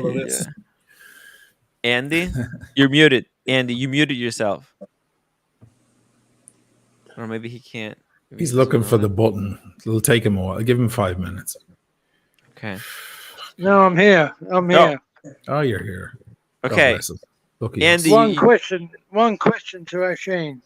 Yes. Who the fuck do you think you are, really? Just a YouTuber, my friend. Just a YouTuber. No, you think you are the fucking god and the give all that sends all. It's just ridiculous. Well, if a person who is calling down a criminal who stole $5 million from other people, the person who calls those people out, like everybody else on this panel, thinks they're God's gift or whatever you're trying to articulate, which you didn't do correctly. I'd rather be that person. Thank you very much. But what? How did I articulate, Anthony? I'm not saying how you articulated, Anthony. I'm referring to how you tried to say God's gift to man or whatever. You were trying to put some sort of idiom together. But let's move on from that. What are you trying to say? You're just. Why are you being such a judge? You judge everyone. You got no right to judge people. I think I have a right to judge someone who ripped off his very viewers and sponsors for $5 million. Yes, I do. I think I have the right to judge a person who's a rapist and a killer and a fraud. A rapist. No, I didn't say he was a rapist. I'm making a comparison. You called him a. I didn't call him a rapist. Okay, you need to go back and learn English, my friend. Andy Binns. I'm saying I have the right. You just called him a rapist. There's something wrong with your brain. I'm sorry, man. You need your pills for this evening. I said I have the right to call out people who do bad things, is what I was saying. A rapist, a killer, a fraud. He was just making examples. Fraudulent examples. I was giving examples, but you just heard the word rapist and that came up in your mind because you have a difficulty understanding the language of your queen, of your king now. Apparently, you don't understand English and how it's used. I recommend you go back to school at your old age. Go back to school and understand how it's utilized, because that's Oisin, you just labelled him as a rapist. You're a moron. You're an idiot. Go back. You're a moron. You're an idiot. You're a fool. You're an idiot. You live with less intelligence than an 8-year-old because you heard the word rapist. I'm trying to make examples of people who can be called out. People who are murderers, people who do terrible things, people who steal, robbers, thieves, rapists, murderers, killers. I have the right, and everyone has the right to call those people out. You think that I called him a rapist, and that's why you couldn't figure out where the fucking mute button is earlier, and that's why you had YouTube playing in the background, even after being on Tim's stream many times. You have a difficulty with basic things. Do you know how to go to the bathroom? Do you need help going to the bathroom? Hit him that's back, my next Andy. question. Andy, hit him back. Let's go, Andy. I feel bad. I feel bad. He's an idiot. He's a fucking idiot. He supports the IRA, for fuck's sake. You know what I mean? Nobody ever said that or implied it or even came close to it. You did.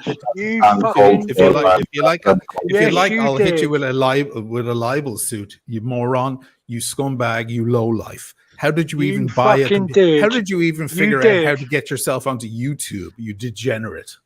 You fucking did support the IRA. Don't deny it. Tell me when. I don't know. Like, you don't even remember, man. You don't even remember. What did you have for dinner today, Andy? Do you remember what you had for dinner? You don't even fucking remember that. Give me a break, Andy. Yeah, I had steak and salad. What did you have? Fucking. I had steak and salad. Cornflakes. Oh, you guys had the same food. You're related. We're related somehow. Andy, just let it go, my friend. Let it go. No, I'm not going to let it go. Okay, don't. You're right. Just disagree. It's okay. Disagree. Agree to disagree. You got this peace of mind, and it's not fucking right, Oisin. It's just not right. Okay, well, you're entitled to that opinion. Thank you very much. Why do you think Oisin is wrong, Andy? Because he just judges people, and he's got no right to judge. It's people have got their opinions. So if you see a thief on the street stealing from someone, you can't say they're a thief. You don't want to judge them for that. It's part there. What? If I see a thief on the street, I will fucking punch him in the face. And why would you do that? You're full of yourself. You're full of judgment. You have no right to judge that person and punch them in the face, Andy. Using your own logic against you.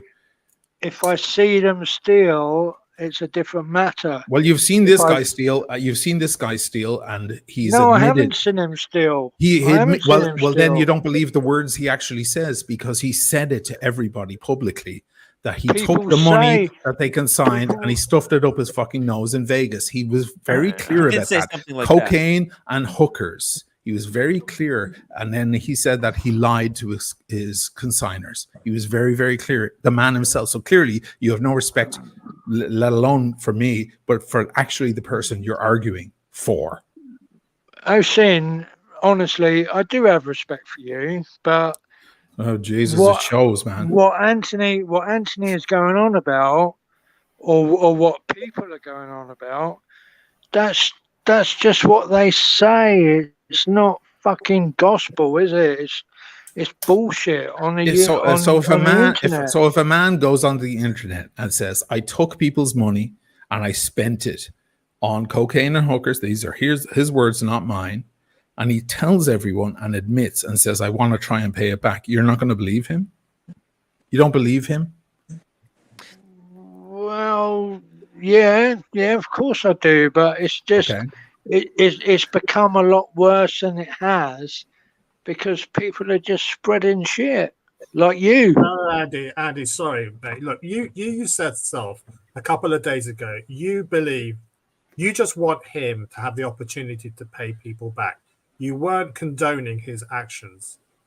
So you made a judgment on his character based on what you've seen. And you're entitled to opinion just as everybody else is entitled to their opinion. I think Andy does have a little bit of a point, maybe 20%, because you know, articulate it. Yeah, I can articulate it, because a lot of the attacks against the Timepiece Gem against Anthony are well deserved, right? He did commit all those crimes; those are all relevant. But then there's people who are joining in to just kick him while he's down, kind of just for the fun of it. I'm not one of those. You're not one of those. No, nobody on the panel. Nobody on no one on this panel either. That's nobody on the panel is that.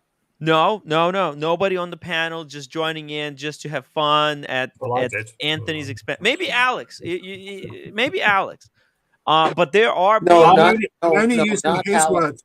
I'm only using Anthony's own words, his own actions. It's not like it's conjecture or rumor or anything like that. You're being fair. Yeah. Alex, you're being fair. But there are people who just like dox his location or just put his face on like a dick picture. You know, like there's just ad hominem attacks just for the laughs. So it's about 20%. That's a bit different. Yeah. Listen. You know what brought it home for me? I was watching the last night's chat after it's been viewed, it's been aired, when the gentleman who he brought to the victim, right, and when he was blaming himself, Devon, thank you. He was blaming himself for what happened, okay, just because I couldn't join in, couldn't say anything, you know, and he blamed himself for what happened to him, right, and that really struck me hard, right, because. Anthony as a perfect scammer, you know, no wonder people fall for it, okay? He's doing it so well. He's done it so well. He presented it so well, right? We all fell for some sort of a scam because they are so bloody good in scamming, okay? Because I think Anthony has convinced himself that he's not scamming. He's so good at it because he has completely convinced himself that he's not, in his mind, he's not scamming. He's trying to redeem his name. Yeah, but who cares? Who cares what he said to himself in private behind closed doors? I'll use an extreme example. Andy Binns won't get it, but you know, I'll use an extreme example. I'm sure Jeffrey Dahmer, I know that's extreme example, but I'm sure he thought he was a nice guy somewhere behind it, or he had some sort of justification. We're not interested in the perpetrator's justification, especially when it's so heavy. There's no I'm justification. interested It in was the 50 psychology grand. of this. Yeah, you want to get in Shane. behind the man and understand, and I understand where you're coming from, man. I don't think it's the right I time think or it's place to do it because it's too fresh. No, it's a once in a It's lifetime fascinating. opportunity, Asheen. It's like This those is once in a interviews lifetime opportunity. it's like those. We have this It's guy. like those interviews when you see CBS, like they go and meet a serial killer in jail, Yeah. and they're like, "What the hell were you thinking?" And he's like, "I wasn't thinking. I was just for me that was just normal life." And they're trying to get in the inside mind, and I understand that, and I actually quite admire that, and I love that, trying to understand the other, and I do that a lot. And I spoke about it on my own channel. I try to understand the other. People with whom I have nothing in common and their political ideas and so on, I have nothing in common, but I try to understand. I understand where you're coming from, dude, because you know there's tons and tons of hate and you're trying to give the other story. People aren't liking it, by the way, because you should just let it lie for a minute and then come back to it. But, you know, you want to go in heavy early, and that's your choice, and maybe you're paying the price for it. But this stuff is people don't give a shit what he's thinking. You have to remember as well, like a sociopath and a narcissist like this, he doesn't give it. He'll say anything he has to say to get him out of his predicament. He will. He's been spinning this shit since the beginning. I saw it a year and a half ago, and he pulled a blackout on everybody, and I thought, this is a very odd guy. And I said it to him, to his face, almost, you know, virtually, the other night. He's a very odd character. I can't figure out what the hell is going on in his mind. But who cares what's going on in his mind? He's ripping people off. No one should send him watches, and no one should buy watches from him. Those interviews. Ocean, one question, please. One question. Sure. Go ahead. What makes him any different from you? Even though you did it on a much smaller scale, but you still did the same thing, and he's paying people off quicker than what you did. Now you've proven that you're a complete imbecile, because clearly you haven't. You clearly haven't followed the details of the thing in any way. No, I'm answering it. You're a complete imbecile. It was not in any way the same case. And by the way, so if, let's say, Anthony pays everybody off the 5 million, are you happy with him now? Because I paid the people I owed off many year and 4 months ago, and morons like you are still going on about it. There was no scam at all. The scam was trying to be perpetrated on me. The scammers were trying to fuck me in the first place. I did the pushback and they didn't like it, and they tried to smear my character, and most people saw the truth. Some fools bought their fucking story, and you're one of them, Andy Binns. It's very disappointing, Andy. Shove it up your ass, you dickhead. It's not. It's the fucking truth. It's not the fucking truth. You've convinced yourself it's the truth. And if you look at any of the criteria, any of the numbers and how it all played out, you'd realize it was nothing close or anything, even in a different scale, even on a smaller scale, as you say, it is not the same thing at all. The fundamental difference is that when push came to shove, and there was no way, there's just no way that Anthony can produce the money. O'Sheen actually could produce the money. You had money in watches. You could have, at any moment, you could have made it all go away. But you were basically like, you did what they did to you. It's a little bit of, they fucked around with you for a couple of months. So you figure, no. When Nico there was pushback, he would have been paid way earlier if he didn't threaten me and do all of that shit. That's what I'm saying. You could have paid it back instantly. But you chose because I won't stand a bully, because I won't tolerate a bully. With Spencer, it was a different thing. I had bank issues. Now, if Anthony Ferrer said, I have bank issues and this is why I'm behind 5 million, because my bank closed down and I have to deal with this stuff and so on, that's a different thing. And you go, shit, that's crap, but not good. We have to figure it out. Give him time or whatever.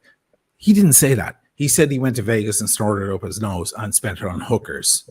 Did I ever spend any of Spencer's money on hookers and cocaine? Absolutely fucking not. Andy Bin, I hope you carry this shit to your grave.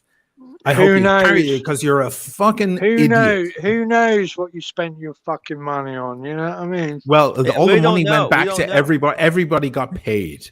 And everybody got paid a little later than they should have, but they got paid within a few months. They all kicked up a storm. because it was a couple of months and they kicked up shit because that wasn't good enough for them.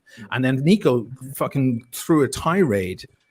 Had he not, I wouldn't have dug my heels and said, please do not threaten me. Please do not engage in illegal activity of harassment, doxing, and intimidation. Please do not do that. None of his peers did that, some of which apparently you're a fan of. None of them had the balls to do that because of his subscribers number. Very few people bought it. One of those people is you, Andy. You bought it. You fucking bought that narrative horse shit. And now you're saying I support the IRA. How dare you? How dare you? You have no fucking And then how you compare even Oshin on that Scumbag. scale of somebody that got arrested 40 times, somebody that actually basically living on watches. Oshin, you know, you say no, because he said Oshin, who knows what Oshin did. Oshin can go to prostitute every day, doesn't matter, because he make his own money in a different industry completely. And he make good money on that. And he can drink, he can go to hookers, he can do what the fuck he want.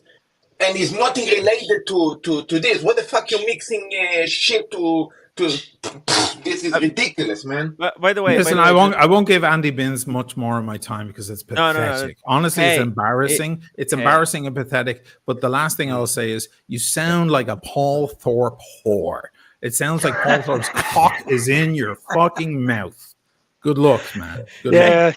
Spend your money on fucking blondes with fake tits, mate. Hey, Andy, I'm going to let you go. He can I afford love this amazing performance, guys. Can we give a round of applause to Andy for an outstanding performance? Fair enough. We'll come back later. Okay. Listen, he did great. That's fantastic. Listen, it's all cool. At least he came in hard. Fair enough. Yeah. He hit back. He's not fair a enough. And by the way, on your defense, Oshin, he doesn't know shit about what happened in Ireland, what is the history of Ireland, okay, and calm what down, happened Marcelo. about the resistance and everything. So he can pretty much shut up. He says I support the IRA. I've been vocal about it. What is IRA? I don't know what it is. I bet there's people who don't know. It's the terrorist organization of Northern Ireland against England. So listen, he came in with depends how you look at it. Oshin, depends how you look at it, because they actually resist what the shit that the English actually did in Ireland. Certainly, and that's a conversation. That's a conversation. That's a separate conversation. It's a conversation for a different story. Marcelo, let's leave those separate conversations for later. You're like, just calm down, take a breath, Marcelo. He's absolutely right. Like, one person's terrorist is another person's hero. We all understand that. There was a point where America stood up against England many, many years ago. They were considered the terrorists. There were people who fought against Hitler and his regime. Staffenberg. Yeah. His grandson translated the German for my Dam Busters video. Klaus von Stauffenberg, who led the leading, almost successful assassination of Adolf Hitler and all his colleagues. Exactly, he was considered a terrorist. He was considered a terrorist. His great grandson translated the German to English for my Dam Busters video.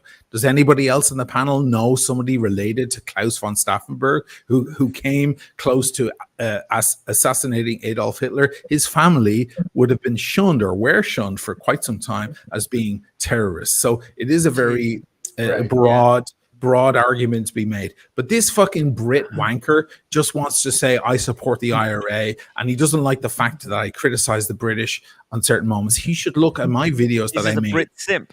He's a Brit simp, and he should. He's also a Britney Spears fan. Okay, brilliant. He should take a look. Being a Paul Thorpe fan and so on, he should take a look at my videos on the Spitfire, on the Battle of Britain, on the Hurricane, on the Dam Busters, on the TB1, and so on. These are all pro-British history videos. If he sat and watched them, he'd shut his fucking ignorant mouth. What was the name of the train video one?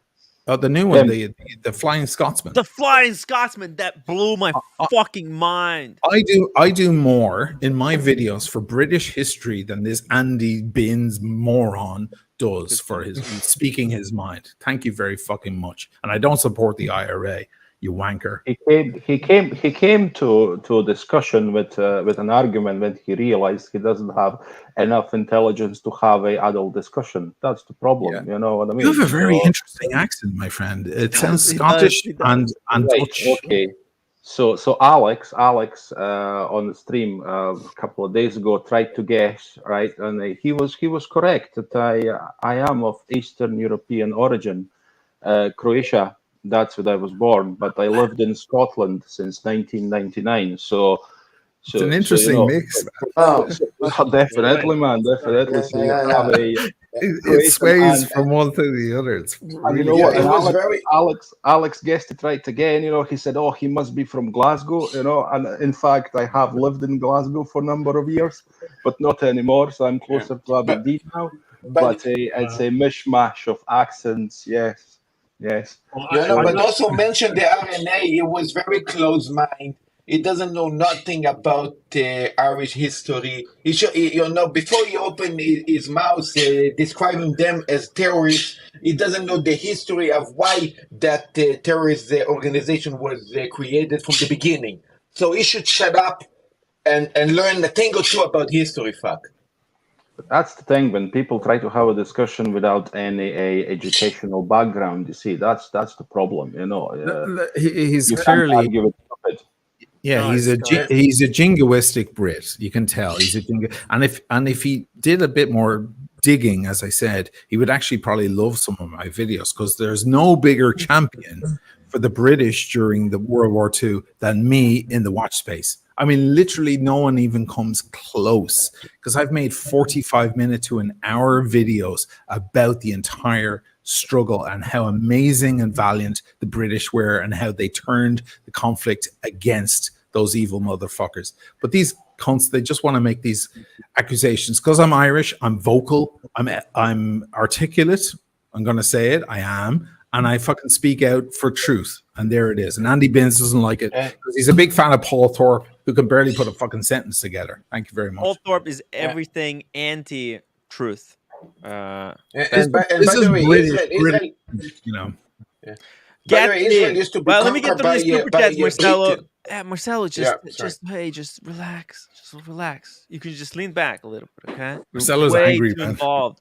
Daniel Wait, Katz didn't get 2 words in. No, I do. Let me put just a few words in here. Yeah. Marcelo, I got some melatonin over here. Do you want some?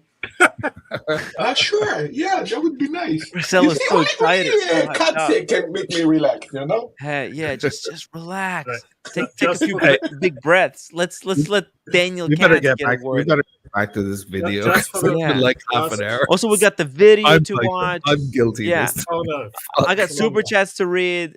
Come on, Go, just go, everybody. go, Just go, Alex, go, you go. too. Just Okay, just go, calm go, down. go. I'll mute myself. Gatsby $5 Asheen. This guy came to a battle of wits, unarmed. Go easy on him. Yeah, you didn't have to kick him when he was down, Asheen.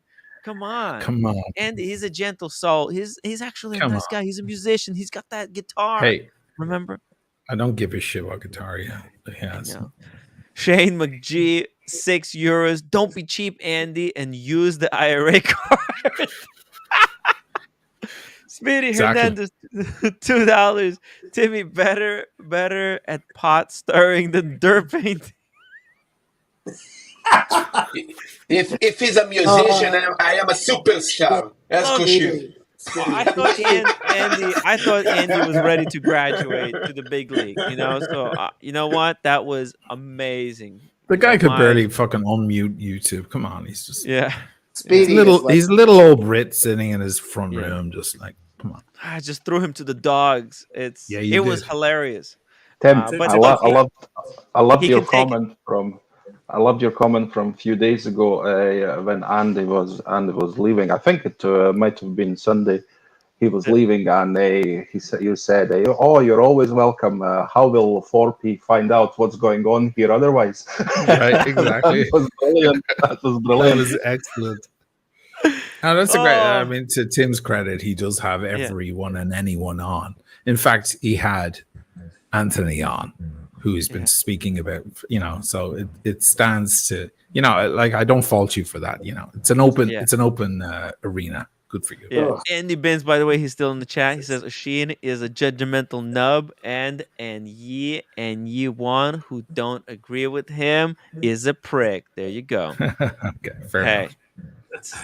I'll give it to you, man. love Andy. He's still with us to this Last day. word goes to you. Last word goes to you. Yeah. All right, let's watch this stuff, guys. Let's watch. Let's go. Keep going. For those of you that I still owe money, I'm still not, still not running from that. I still plan on paying that debt. But moving forward, as well as my actual clients, you guys that I'm speaking with on a daily basis, I'm not hiding and I'm not running from that debt. I'm still doing everything I can to pay for it. But it's obvious, it's apparent that there's a large community out there that doesn't want that to happen. They would rather me in my life end up in prison, do whatever it takes to not be able to pay you guys back. I'm not going that route. I'm not going to succumb to the pressure. Okay, so let's just pause it here. Do you think it's possible for him to pay it back? Or is he still in denial? I mean, it's not possible, right? I think I don't know. Okay, let's run a poll. Let's see how many people still believe that Anthony can pay back this debt. And by the way, I had a poll here that was running whether people care what Anthony may be thinking. Guess what? 13% do care. That's why I'm doing it. It's for that 13%, guys. I love you. That's why I do it. For the 13%. Okay. Can Anthony / TPG pay back the $5 million debt? $5 million. Who's policing it as well? Nobody's policing it except for Anthony. So how are we supposed to, even if he said he paid them off, like who the fuck knows? Like, meanwhile, it's ridiculous. Can we all be real for a minute? It's fucking never happening. Some will get paid off. Some, a handful. That's it. Yeah. There's no foundation either. We don't know what it really is. Is it 5? Is it 10 million? Is it whatever it is? We don't know. Yeah, without forensic, like without him going through the legal system and this information coming out in court filings, like how much his debt actually was, who are the people, right? We can just only speculate. Shane, I have a question. What if I owe money, maybe not that much, maybe 50K or 100K, and I stupid enough want so much attention that I create a fantasy of $5 million in debt just to create all this attention to me? Yeah. Could that be possible? Yeah, maybe. I mean, I think there's a lot of people who think that, and not 50K, but I think a lot of people think he owes maybe $1 million, and he's exaggerating it for, I don't know, sensationalism, exposure. Yeah, yeah. There's a strong argument to be made, but who knows? It's conspiracy theory. It's conjecture. That we have no idea. Meanwhile, we're going on the numbers that he's given us on his own video. So believe the man. Yeah. If somebody comes forward and says, "Hey, I killed that guy down the street," then you believe him until you can prove it wrong. You don't know. Yeah. He says he owes $5 million, $2 million in consigned watches. Is there any reason to not believe that? Maybe it's $1 million, maybe it's $500,000. I don't. If he's exaggerating it, no one should be blamed for reacting to that. Yeah. Right. Right. I don't know. I think are we to blame for reacting to $5 million when it's in truth $500,000? When exactly he gave us this information. He said it was $5 million, so we're reacting to that. We can't be blamed. This is the information we were given by the man himself, not by some hearsay or some blog or some Reddit or some hate channel. By the man himself from his own mouth. So we're reacting to that. If it turns out to be less as some sort of ploy, some sort of publicity stunt, Jesus, it's almost worse in certain ways. It only highlights the psychopathic nature. But yeah, because I think it goes in that path. Because we know the history of the last 2 years, how much he dragged attention to himself. Yes. It seems like even the haters, because he really grabbed all of it into him. It is true that he's capable of creating big messes, because the lockdown, or the blackout that he created made even his peers worried. You remember, like Roman Sharf and Paul and so on? No one knew what the hell he was up to. He didn't even let them know what the real deal was. Yeah. It's like, And you just gotta trust me. It's all yeah, about trust. yeah. It was like, yeah, I'll tell you Yo. soon. I'll let you know. And it just showed a very reckless individual. You know, Right. Yeah, he let someone who everybody doesn't care believe about- for a week that all their watches were gone. Let everybody like. Can I put an observation out? With Anthony, you know, and all that. Paul Ford was mentioned a lot. Roman put the video out, but no mention of Nico. What is that? Nico had a live stream. Nico actually did a live stream. All right, I missed that one then. All right, Oh sorry. yeah, I have it. I could play it Yeah, actually. because I was surprised that there's no mention of him. So does that tell us there's no involvement at all, or is there something trying? Is there something attempt for something to be hidden even further? I'll play the video. I have a clip. It was sent to me. Listen, leave it for now, Tim. Show that clip about 4 a.m. after we finish this. Yeah, we need to go through this. So he's bowing out of YouTube. Is that the moral of the story? What's going on? Well, we don't actually know. We better get through it, man. Yeah, let's go. Let's watch this. Okay, let me get through this. Delmore, thank you so much. Delmore 8, $28 super chat. If you believe that, I have a bridge in Brooklyn to sell you. I don't know what will wake you up, Tim, to the fact that this guy is a low-life criminal. Oh no, I know that. I know that. I'm just trying to understand this low-life criminal, how he ended up like this. Is he going to escape it? Is he going to learn how he got into this trouble? I'm not denying the fact that what he did. I'm just asking a question whether he knows that, Delmore. You know, that's what fascinates me, because to me it seems like he thinks he's the good guy. Yeah. And by the way, Tim, send me the details. I want to buy the bridge. Yeah, and we'll keep trying new tricks to cheat the next fool. Yeah, I know, but look, I'm just saying. Who cares what the hell he thinks? And you know, who? It's just does it really matter? Like, people need to move in and take action. You know, the gray market need to move in, like CRM Jewelers did, and denounce this sort of behavior.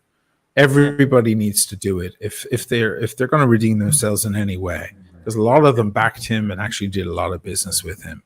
So it needs to be him a lot of publicity. Yeah. So they just, you know, who gives a shit what's going on in the guy's mind? There's 8 billion people in the world. Why are we focusing on one guy who ripped off a load of people? There's no point. He's our guy, because if we understand him, we can then the next time. Because look, I don't know about you, but I'm going to be doing YouTube and watches for a long time. Okay. Here, if I see symptoms like this in someone else, we hear you. Here, Tim, we hear you. But the one reflection here is all those interviews of the people that were in jail.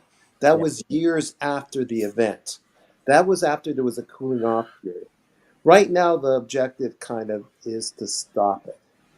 Yeah, that's what I'm saying. This is the last day we're talking about it. Tomorrow, that's it. It's the last video. That's it. It's gone.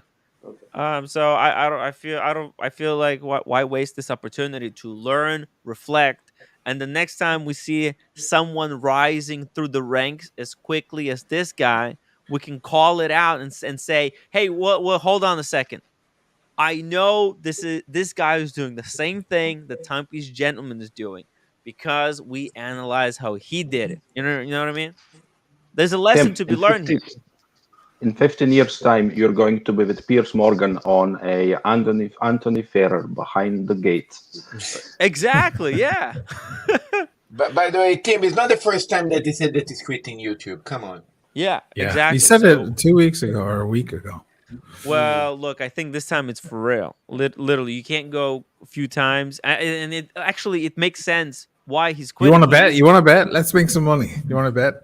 Let's bet. Let's bet. Let's do it. Let's do it as the watch community. How many days until Anthony Ferrer comes back on YouTube? Well, first of all, will he come back on YouTube? Should be the first bet. Will he come back?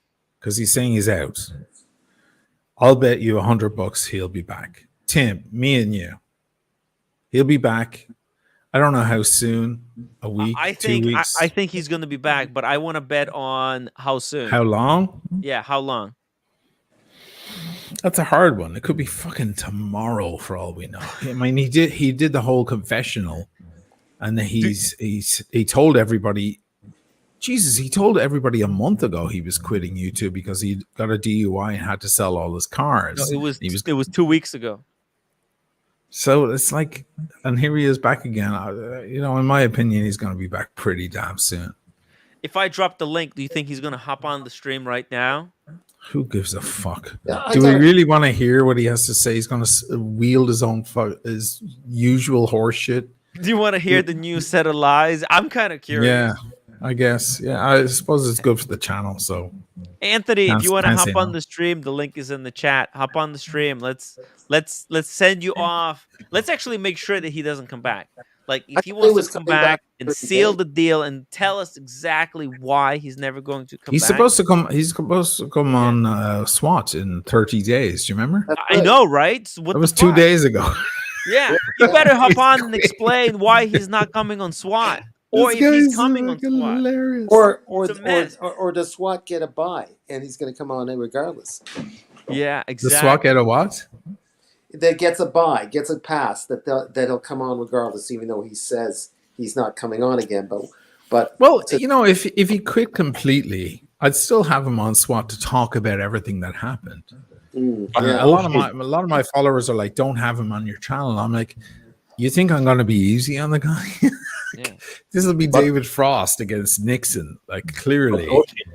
SWAT is a serious Hey, watch. Oshin, when you bring me to swap? Yeah, but You've answered your own question there, Marcelo. SWAT is serious watch talk. This is serious watch talk. This is maybe the most serious watch talk you can talk about because people are trying to sell their watches and they're getting shafted. And it doesn't stop there. Even Federico and Roman said this happens all the time in their industry. The only reason we know about this particular one is because the guy has a face on YouTube. But apparently they're all talking like Federico, who I think we all trust at this point. The guy is revealing information that doesn't earn him any brownie points with his peers, I imagine. But he's coming out saying this sort of shit happens all the time. We always have conversations. Did you hear that guy went flat? Did you hear the other guy disappeared with the watches? This is like a normal thing, but we all know about this particular one because the guy is public and the guy has an internet presence. But what was interesting is Federico mentioned that, if I understood him right, that where there is consignment, there's crooks. Not that it's all the time that way, but where there's consignment, there's crook. And he doesn't want to follow that model. Consignment is rough shit. I explained it I'm going to put out the video late tonight. I'm going to get off here in 15 minutes and I'm going to finish the video and post it, which explains in detail exactly how a lot of these guys make their money. That they have, yes, they have certain revenue selling watches, but a lot of the revenue they work off of is borrowed by consigners. You know, Do you think it's a thing that... Sorry. That's okay. Go ahead. I mean, yeah. Do you think, Tim, we can actually get to see the video interaction in the showroom? The what? The TikTok video I sent, the link I sent you. Oh yeah. We're gonna play it. We're gonna play it after the video. Okay, so Tim, let's just rush through this video so we can get. Okay, I'm trying, but you're you guys. No, You're right. We keep interesting stuff. No, but it's interesting stuff. It freaks me out too, man, when I'm watching your videos. Like, let's get on with the video, but now I'm fucking part of it. I'm so sorry. Yeah, listen, it's fun. It's fun talking about these details is important. We're unpacking this actually very short video, but with a lot of insights. Let me just get these two super chats. Investment Janitor, thank you so much for $5. Tim, the only thing TPG is going to learn is how to be a better criminal. Look, I think there's a ceiling. You can only get so good, and then it's all. I don't think he knows he's a criminal. He doesn't think he's a criminal. Shane McGee, €6 when he needs you, lads, just for his online efforts. Thank you for €6. Okay, let's go. You know, my phone does not stop ringing all day long, to the point where I've actually got another number. And any of my clients that are out here watching, I've reached out to about a third of you guys. I'm going to get to the rest of you in the next day or so. and I'm going to give you my new number. And, you know, I'm considering deleting social media, getting off, and just, you know, it's just apparent that I can't try to move forward. Yeah, exactly. It's impossible. He will not be able to operate in this field. So I mean, that's mission accomplished, I guess. But Oshin has been telling him that from day one. You know, everybody has been telling him from that from day one. You know that he can't carry on Right. like He this. didn't realize it. He was he was delusional. He thought that maybe by admitting everything, by coming forward, that a lot of people would forgive him just for admitting. But a lot of people were like, wait, hold on a second. If you're just admitting to it, then you got to pay the price. And Forgiveness that's it. only comes No, after punishment. You know. but he's It's got to go simple. through the whole legal thing. You know, those people. Actually, this is probably the best thing for him in a way, because going dark mode, it's not gonna give the people who are holding his feet to the fire any ammunition against him. So if he just stops making videos, stops posting on Instagram, just completely goes dark mode and just starts just working on repaying the people, they're not gonna go legal on him, and he'll be able to It operate feels in the shadows. He still knows how to sell watches, so he can work for someone in the shadows without, telling everyone what the hell he's up to. it feels like he needs to start reading Dante's Inferno. You know, to realize where he is heading. Mm. Okay, No nice things. $5 super chat. The best thing people can do is build a relationship with their AD. That's a good point right there. Boom. Okay, let's keep going. The people that are directly involved, we've been in good contact. We've had good conversations on the phone, and I'm doing, you guys understand that I'm doing what I can with what I have to try and make it whole and try and make it right. But there's just me being here on social media, me broadcasting my moves, talking about who I'm with, where I'm at. It's causing problems for people that it doesn't need to when they're my problems. And I just don't want that for anybody. So That's because he keeps doxing all these people that he goes in contact with. I mean, technically speaking, he could still make videos. Just don't freaking dox everyone you come in contact with. Don't dox the location because they track you down. I mean, why am I giving him advice? What the fuck? like I said, I'm not 100% sure, but by tomorrow I will have made my mind up. I've got a couple more people I want to talk to, but I'm possibly getting out of this industry for good and gonna go look for something else, because it's just gotten to now to the point where even trying to make this right, it's not fun. Obviously, the situation that I've created is not a fun situation, but even every attempt that I make to try to fix it or make it right is being scrutinized, and it's being pushed back against. And people, like I said, I go, I have a dealer reach out or a jeweler reach out willing to help and kind of, help me turn this situation around. Now they get negative press. They get negative. It's because you open your fucking mouth. That's why. Yeah, because I like, as I said, because he tells everyone he's working where he's working, and the the people who are keeping him accountable, they're not gonna they're not gonna let him operate in public anymore. His public presence is basically over. The best chances he's got is to work it out with the people he owes money to, maybe admit to the crimes, go through the legal process, and then he can admit to everyone else like what he's done. I don't think he'll ever going to be able to repair his online image, to be honest. But people are forgiving. So like he said, from rags to riches to rags, he's not at rags level yet. So not until then, it'll take time. It'll take a very long time, maybe 5 years. Who knows? People blowing the store up and stuff like that for nothing. Like, trying to fix the situation. It's just, it's to the point where whatever move I make next, it's going to be done in silence. And I know the first thing people are going to say is that I committed to making a video a day, and I was going to do that. But for some reason, somehow I don't think that me posting a video here every day, sitting behind a wall that nobody can recognize, and just telling you I'm doing something's not going to be enough. I feel like the best move I can make for the people that are actually involved and to actually give me a fighting chance at fixing this is to take whatever jobs I can get and just do it in silence. I'm not going to be talking about who I'm working with, what I'm doing. I'm not even going to come on here and talk about who I'm paying. The people that are owed money, I'll contact them. I mean, he could say he could make those videos, but keep it all anonymous, right? Like he could say, "Oh, the person won. I owe X amount, Exactly. and I sent them this much," and they'll know, but nobody else will know who the person X is. You know, Yeah, that's how and he Tim, and can. then Yeah, no, in the end of the day, he could do a video like he's doing now and say, "Hey, this is the end of day 6. This is what happened today. Without too much details. And right. see you guys tomorrow on video 7 or whatever." Although Like I this, Yeah, not the guy's fucking supposed to around hold and fast. The guy's supposed to hold fast, right? He knows he's got a lot of opposition. That's no secret. He'll let us know about it every single day. God knows. He knows he's up against. He's got a mountain to climb.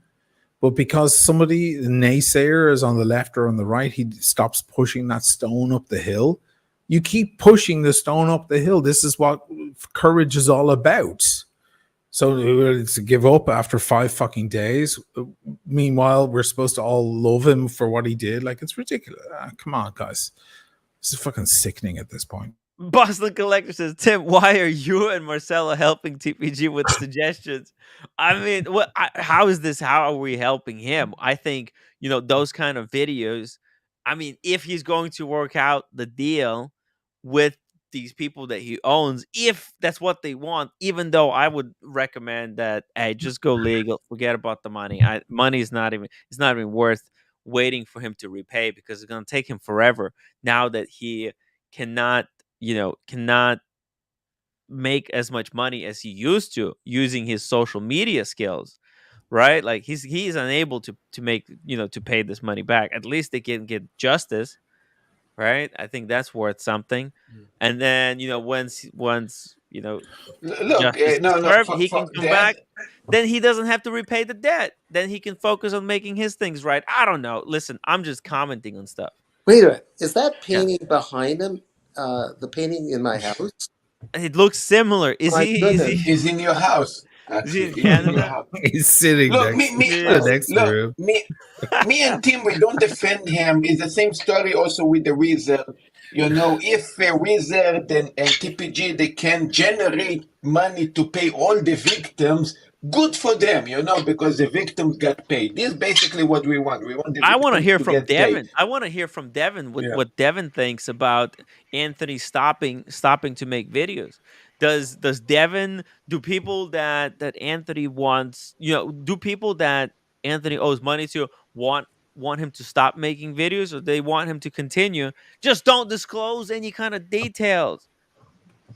Tim, the victims are dealing with embarrassment. They are dealing with potential financial loss. Not all of them are a wealthy who can just say, fair enough. I lost this one on $50,000 Right. or $100,000 watch, even on $5,000 watch. You know what I mean? Right. So there's more to it than that. And It's a very complex situation. Yeah. I'm not. Oh yeah, I'm not discounting that. I'm sorry if I left it out. I just thought it was, that people would just assume that. Of course, I mean, there's two solutions here, right? There's two solutions. Whether victims and Anthony, they all realize that this is not payable back. Anthony will never be able to pay back, and everyone just goes through the legal justice, or these people, they decide to band together and give Anthony a chance to pay it back, no matter how long it will take. If it takes 5 years, so fucking be it. Tim, Right? So, I said it earlier. I don't think any of us in this panel believes or thinks that Anthony can pay this money back in any shape or form. Okay, so I hope that I don't know how legalities of it work, but I hope that all the people who consign the watches have some sort of insurance behind that watch, and if there's a criminal reason behind them losing this watch. If they file criminal charge, hopefully they can get their money back from insurance. So You know possibly what the I only think way is for them is chances. they going legal. You know what are the chances that I think that he has of paying the victims back? You know what I think of the chances? About as much chance as the victims getting their money back. No. The chances are the same as Anthony going tomorrow, buying I don't know how many tickets of Mega Million, maybe spending $1,000 on the Mega Million, and winning the next jackpot, winning like 10 million Tim, to be able to what we pay know? back. Yeah, What we those are know the chances. about do we know anything about a victim that stand out and said, "Hey, I got I became a victim of TPG. I lost 10 grand, 20 grand." Do we know anyone that said that? Because with Wizard, we know people that actually lost 100K even. I With him, know. do we know somebody that went out and said, "Hey, you owe me money"? Well, actually, I do want to talk to some people that Wizard owes the money. I want to find out how much some of them are still owed and how much the Wizard has been paying them out and on which dates, because that's a really important Yeah. thing uh, for us to know. Boston Collect said, Tim and Marcelo, you guys are telling Anthony how he can better scam. What do you mean we're telling how he can better scam people? Every person who does any business with TPG is at risk of losing all of the money. He has no legit way of getting money. That's what we're saying. We're trying to convince the Yeah. victims that there's no way. There's literally no way. Boston Collector, Boston, this guy can't make money because the Yeah. way he can make money is through flipping stuff online, and that has been closed to him. That avenue of making money has been closed to him by the Reddit forums and the people going after him. So he can't make money that way. And if he tries to make money in the new way, I don't think he can find a quick way to make 5 million. I'm sorry, I just don't think there's a quick Right. way. And I wanted to hear at least one person come out and say, "He owe me money." Yeah, I wanted to there's see no, that, you know? there's one outcome here. There's not like there's two outcomes. Like, oh yeah, he goes on the ground. He's gonna stop making these videos. Well, he is saying that he's gonna stop making these videos. I'm trying to convince Anthony to keep making videos. Right? If he stops, Daniel, yeah. I'm literally saying, like, yes, stopping making these videos will make it easier for him to scam people. That's why I'm telling him. I'm trying to convince Anthony to not stop. Anyways, I know, even Yeah. though it fucking kills me watching Daniel this want to shit. talk. Daniel want to talk, Tim. Okay, Tim, Daniel, please I go. got a friend. I really like her a lot from Hong Kong. She's texting me, and I got to get out physically. I got to get out. Okay, Oh, so you gotta go, Daniel. I Oh, got to go. oh, okay. And good luck, Oshin, with your late night work, whatever. And Thank guys, you, brother. I better get back to it actually Hey, myself. Daniel, it's always a sad time when you leave. Love talking to you. Have a nice night. nice meeting you, man. Okay, take care. Yeah, Daniel. I'm actually in a political discourse with my daughter right now about a completely different thing. You know, Attenzione Pickpocket. You know that woman? She's all over TikTok and so on. yeah, She's famous all over the world. Short. I saw the short recently. The short, yeah. Well, that's huge, and DJs are mixing her into music at huge festivals and so on. She's like a big deal, and she's chasing down the pickpockets and so on. The problem is she's Lega Nord. Lega Nord. If you're a Lega Nord fan in Italy, you're a fascist. She's an extreme. She's against anyone Romanian coming into the country, and all of these pickpockets are Romanian. So now everybody's exposing her as a fascist, as a racist, essentially, saying, you know, keep Italy pure and all that. That's what the fascists are about here. It's the same as people in America going, you know, close the borders. We don't want those filthy Mexicans. Same shit, right? And that there's a lot of it here in Italy, and they're hardcore. So she's Lega Nord. She's very, you know, overtly Lega Nord. She's not hiding it in any way. And it's coming out that, like, a lot of people are saying, listen, how about we face the problem with poverty and our society versus just victimizing these people who are trying to steal from others. So it's like a conversation. And even between myself and my daughter, And we're both very left, but she's lefter than me. I look right to her. To her, I look extreme right, probably.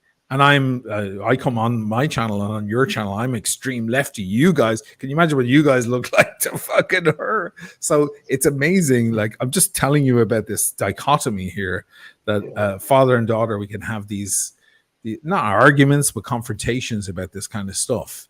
You know, I'm outlining this stuff to her, and we're going on about this stuff. You know, so it's crazy how the world works. Anyway, listen, I better get back to my edit. It's an important video. People need to be made aware of what's really, really, truly going on. Wait, and the reason why men like Andy Binns, who's probably a lovely man, okay, He's just I was texting me. aggressive. I was aggressive because he was coming aggressive at me.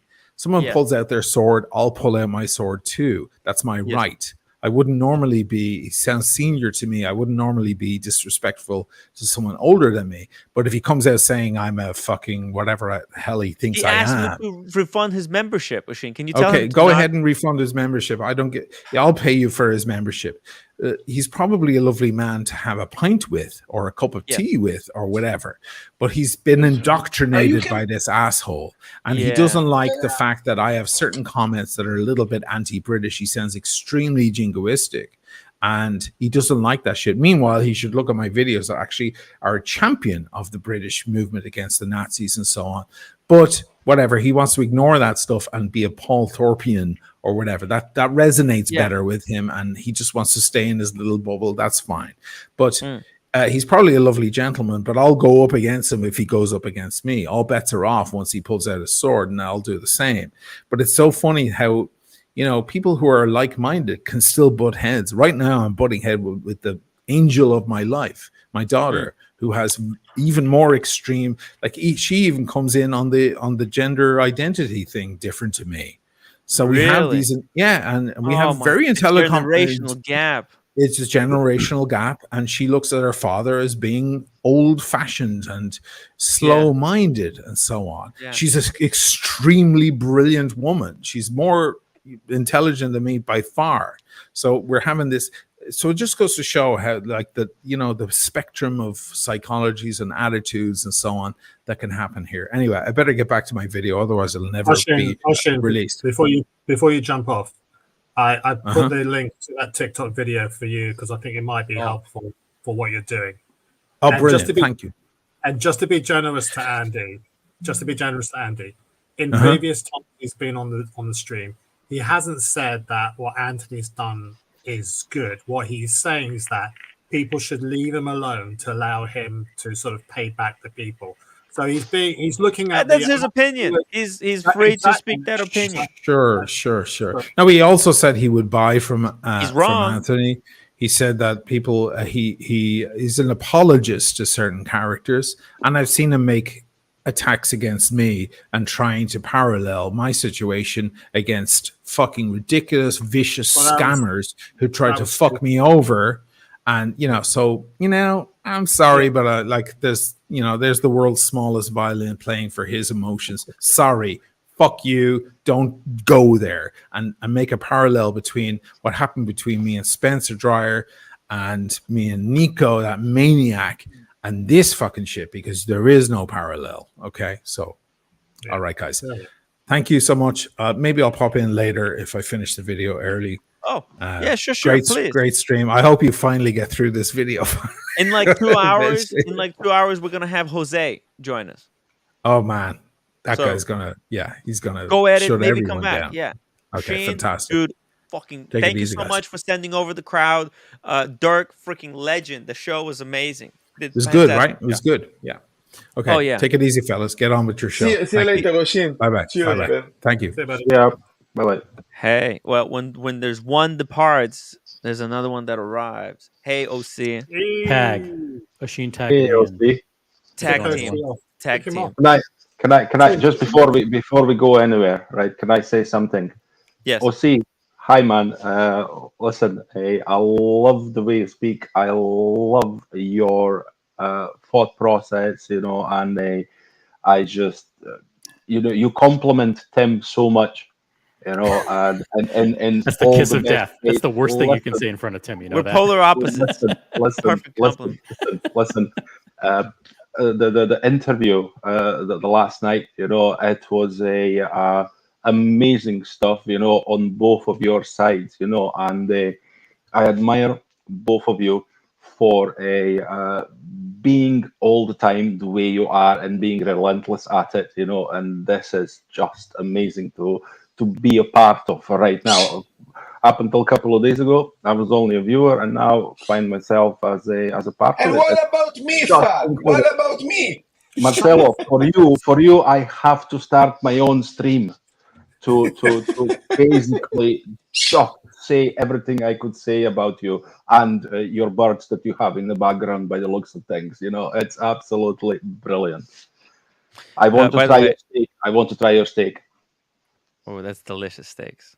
By the way, let me just address this bright blue comment here, OC, before we keep watching the video. Tim, he stole the 5 million. Yes. Why are you presuming a good faith effort to work off his debt? I'm not. Why do you presume that I'm presuming that he's going to not keep stealing? I said in his mind he doesn't think he's stealing. There's a fundamental difference, right? We all know he's stealing. All my comment is that he's not realizing it, guys. Do you see how freaking mind blowing it is that he's not realizing it? That's all. I think there's a way to watch what is happening. Okay, point out that this is crime. Yeah, this is it. But also be fascinated at how it plays out. From the perpetrator's perspective, they're completely unaware of what's happening. Anyways, Adriano17, thank you so much for being a member for 4 months. That's big. That's big. But you know what? Look, we lost Andy Binns as a member, guys. We need to gain a new subscriber. Guys, if Andy Binns is not going to be a member, someone has to take up the mantle. That's Look, not really fair. he's in the That's chat. not really fair. That's not really What? fair to you, Tim. You didn't do anything against Andy. I didn't do anything. Exactly. That's not Andy. That's not fair. Tim didn't do anything. The panel's still here. We're doing a show every day for you, man. Don't come on. If Hold back, Oisin Andy. said something you Hold back. disagree with, take that up with Oisin. You can stop being a member of his channel. But I know, right? What's up with that? Why do I get thrown under the bus? Yeah. And by the what's way, happening with? Yeah, Ved, thank you very much for the kind words. Very much appreciated. Thank you. Hey, by the way, Not a OC, problem. any updates on the whole Nico Oisin lawsuit? I don't want to comment on that at all. That's why I asked you. But thank you. Tim, how much would you guys value TPG Netflix movie rights if you stole those? If he sold those rights, he could pay a lot of debt. That's a good probably point. $500,000. Yeah, $500,000. It's $500,000. Sure. Speedy Hernandez, $5. OC is the condescending father figure that Timmy desperately he doesn't needs. need that. That's what I'm surrounded by condescending. My stepfather hates my guts, and it's kind of like, boom, I have him here on the stream with me. Pablo Descavar. Tim has the worst cause of ADHD that I've ever seen. How hard is it to get through a 7-minute video? It's pretty freaking hard. Prove them wrong, Tim. Let's go. Let's power through. Yeah. By the way, OC, do you have any opening remarks? I haven't watched this video. I haven't watched it, so I'd love to be able. If you could start it from the beginning, I mean, dude, let's start from the beginning. By the way, I have to hit the restroom, so let me use the restroom. If somebody sends a $200 super chat, we're gonna start from the beginning just for OC. I'll be right back. You want to do the opposite. If there isn't a $200 super chat, if there isn't one immediately, then we will start from the beginning. How about that? Look, I just want to mention, yes, it's a 7-minute video that is already online. Anyone that wants to see the video can go see the video for 7 minutes and then come back to the stream. They don't have to be stuck here waiting for 2 hours. That's right. We'll be the exact same spot. By the way, here's my initial reaction. Like, why is it titled this is my last video on YouTube? You know, this guy cannot stand to stay off social media. There's zero chance that this will be his last video on YouTube. No, because Shane, sorry, Ossi, you don't understand. He said, this is my last video in YouTube, but he forgot to another 2 sentences for today. Before I go to jail? Yeah, probably No, before I go to today, prison. This will be my tomorrow last there is a new last one. video on YouTube before I go to prison. Is probably accurate. Yeah. Yeah. So Marcelo, listen, Tokyo, right? I've been to many countries, but Yes. Japan, I always kind of said to myself, I looked into holidays to Japan and stuff like that, and my conclusion is I can't go for a week holiday to Japan. I can't go to 2 weeks holiday. I can't go for 3 weeks because I feel that it's going to take me at least 2 months to even grasp the understanding of the culture, right? So, Look, I mean, you if you want being to go that European, deep, yeah, of course. you But, but you being European, right? How long did it take you to assimilate into that culture, or are you still trying to do so? I'm still trying to do so after 15 years. Wow. Okay. Yeah. There was no super chat. Okay, good. No good. super 'Cause chat. I didn't want to watch. means Look, Japan is fascinated. You're going to see. You come here. You live inside your own world in a way. I mean, Japanese are very. I don't want to say tricky, but different. It's almost like going to a different planet when you try to interact with them. The What are you conversations are talking about, different. Marcelo? The communication. No, Japan.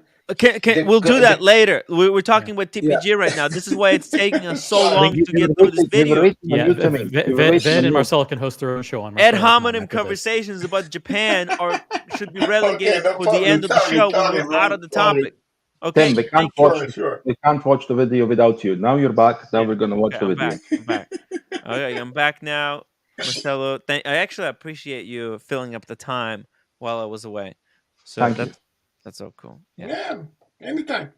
Okay, let's just mute the bird. Mute the bird. Not like Marcelo. Mute the bird in the background because actually, I know. Don't worry. He's going crazy. Yeah.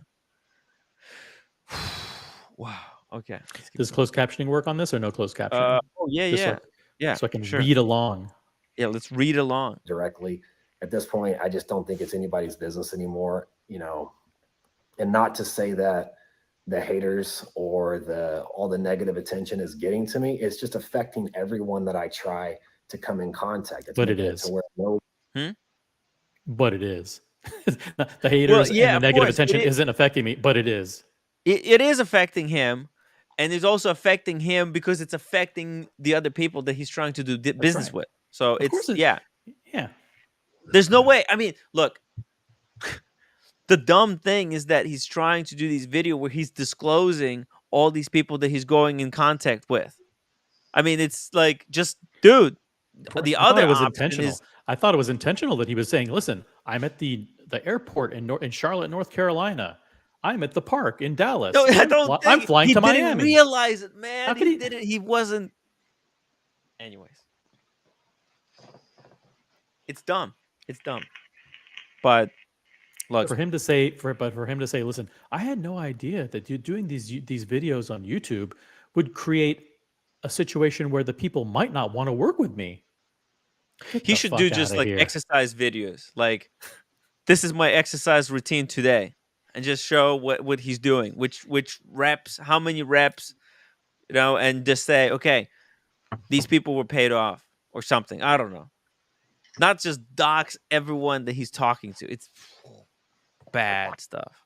Nobody, even the people that want to help me out or give me a job or give me an opportunity to make money, they're going to deal with blowback, and I don't really want to deal with that. For the supporters out there, guys, I've gotten all the messages, I've gotten the texts. I appreciate that. I'm keeping my head up to the best of my ability. I'm going to keep pushing through this as hard as I can. And like I said from the beginning, I'm going to ride this shit till the end and make best on what I can while I can. So for everyone out there that's directly involved, reach out to me on my cell phone, shoot me a text. I'll share my new number. The problem with the new number is that some of these guys that he owes, they're gonna leak the number. You know what I mean? There's no new number, Tim. Huh? You see what? There's no new number. In other words, hey, if you can't get a hold of me, it's not because I'm ghosting you. It's because somehow something happened and I forgot to give you the new number. Oh, interesting. I didn't think of it. We'll see. Maybe there is another reason for a new number. If he's on contract, he can't pay it anymore. He got cancelled. He needs a new number. In the United States, you can take your number with you, even if you go with one of those $5 a month plans. Oh, okay. Interesting. Huh. Yeah, I don't know. I'm riffing, Tim. I'm thinking, listen, okay. I'm putting myself in the mind of this career criminal. If I wanted to create an excuse why people couldn't get a hold of me, I'm going to go on and announce, by the way, my number's been inundated with texts and phone calls. You won't be able to get a hold of me. I'm getting a new number. Don't worry, I'll reach out to you. And then, boom, the number gets cut off. And you're ghosted. Disappear. It's not the first time. That's what they do. My number offline. I'm not going to post my new one. So he said it. I haven't watched this yet. See, he said. Oh yeah. I'm going to deactivate accounts. See, I fucking called it. Except my main Instagram, which is. But you know what? Like, yeah, because all of those, even like YouTube, he can't do any social media.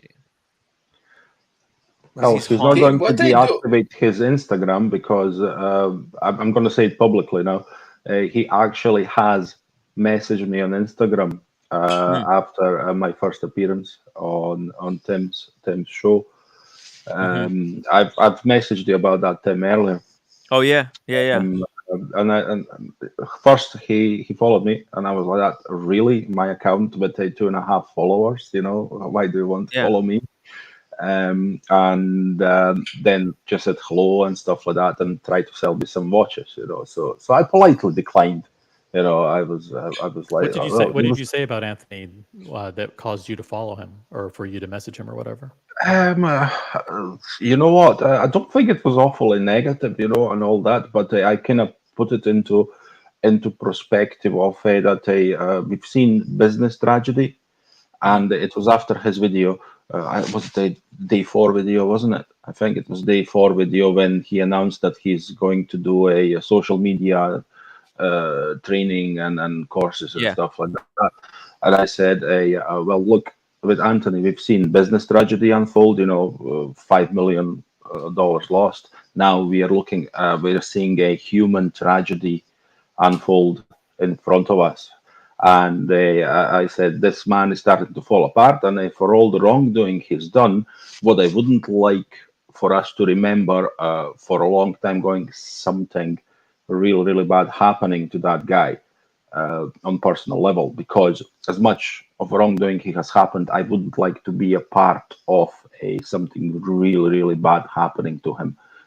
And also, let's be honest, the people that he owes money to, they wouldn't want to be, you know, they wouldn't want to have someone that, you know, someone who they, you know, that owes them money, and then something bad happens to him, you know, while he owes them money. You know, it would also not be good for their conscience as well. Yeah, I was more going down the lines, you know, because everything we do here, right, and this is my view of the things, we are doing it in a with best intentions, okay, with really, really a good intentions. You know, I don't see anything bad in any of us what we are saying. You know, we are kind of looking for justice. We are looking for justification.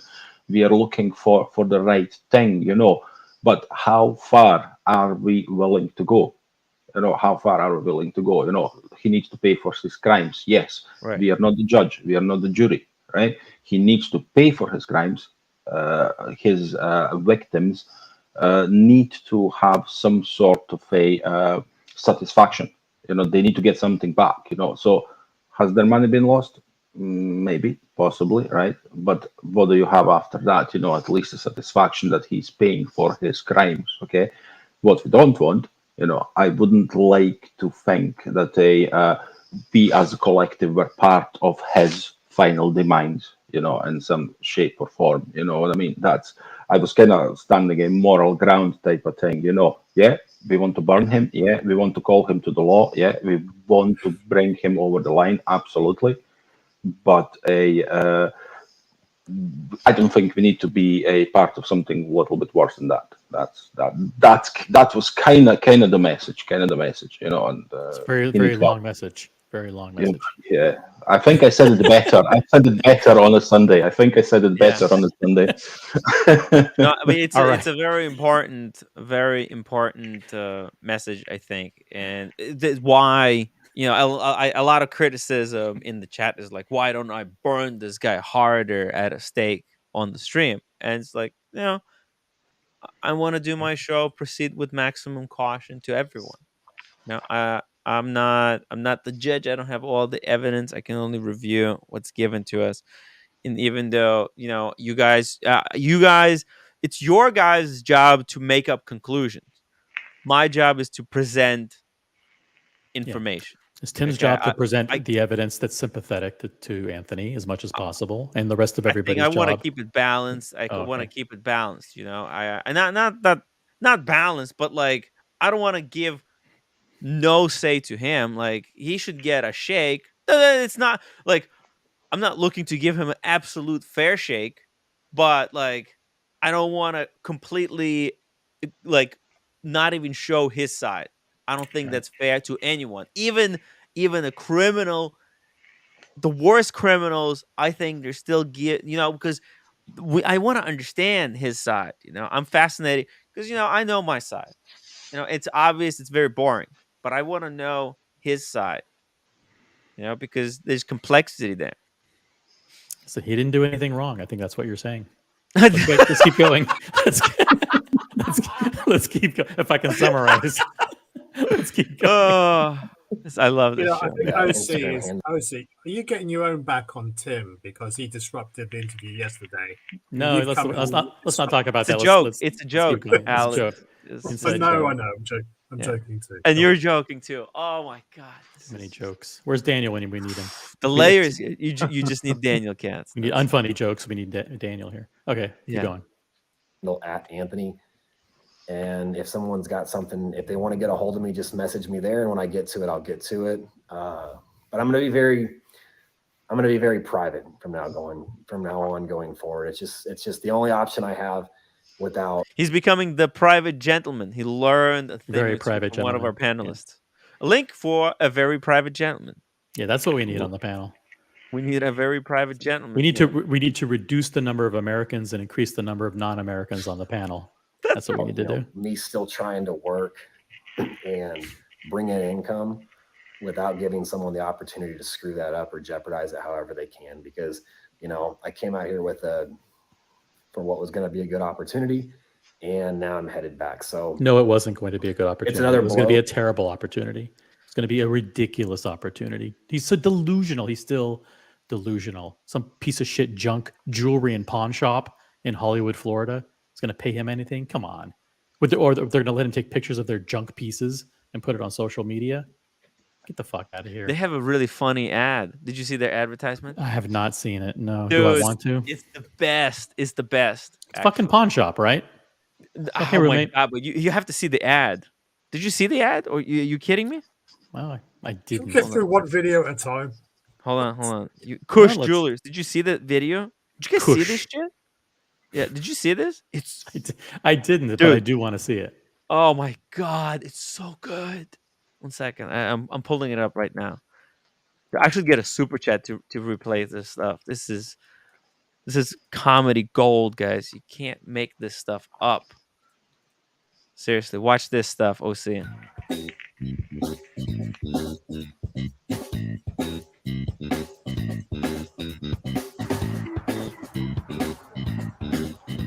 Welcome to Kush Jewelers, guys. My home away from home. Girls, they got everything. Ooh, do they have Rolexes? They got it. They got it. But they don't have a service center. They got it. You should get something for yourself, Bill. Do they have in store here? They got it. They got those jewelry. They even repair jewelry. Can I get a loan on my old wedding ring? Pawn it. Oh my God, do they have engagement rings? Oh my God. Yeah, they got it. Kush Jewelers. We got it. They got it. I get it. Did you get it, OC? It's fucking What the fuck was that? so low class. It's Well, fucking look. total white trash. Look, it is what it is. It's a business. It's a legitimate business. Believe it or not. It's actually a legitimate, hardworking business. Like those You know what it guys reminds me haven't of? scammed anyone. Reminds me of that video of a hardware store that was on YouTube many years ago. When they have I think you've all seen it at some point. And you guys said that my videos of watches don't have nothing to do with watches. Good luck. By the way, were nice to look at. You know who sent me that video? You know who dug up that video for the Kush Jewelers? I don't know. Brightling. Brightling. No, Brightling. no, close, close.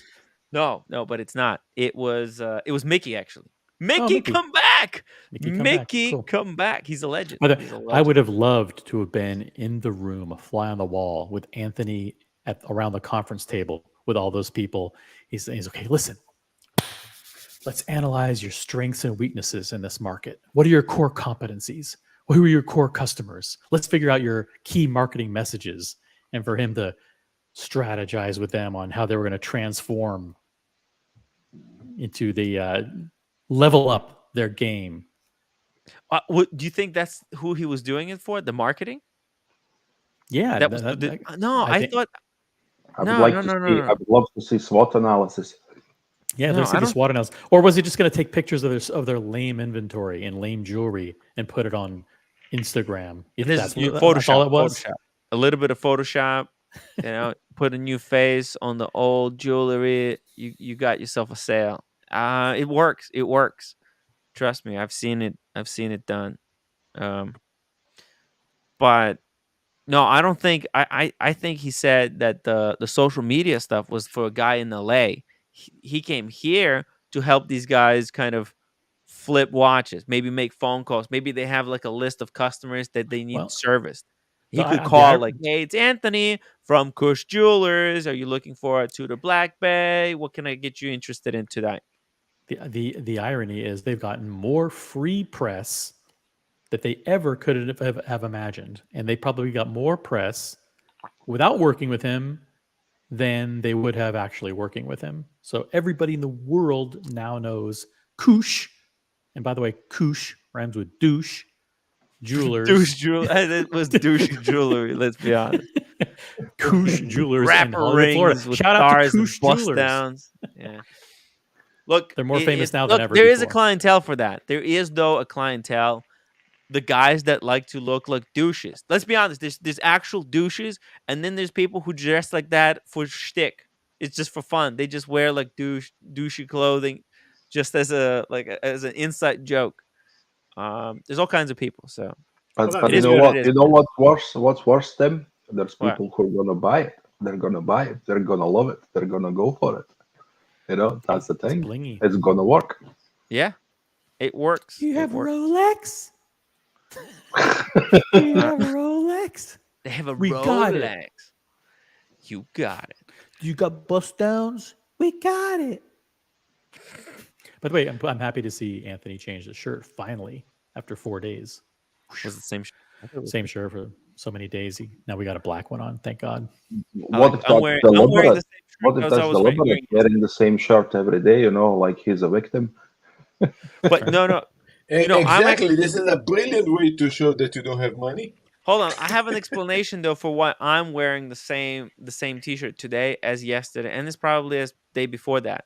It's because I only wear this T-shirt during the show. I wear because actually like that. I was told that wearing that dry fit shit at home and probably it's like not good. It's not good for like your molecules and stuff. Guys. You don't breathe. Huh?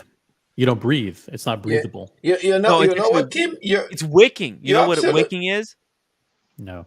It actually drains moisture out of you. It wicks it.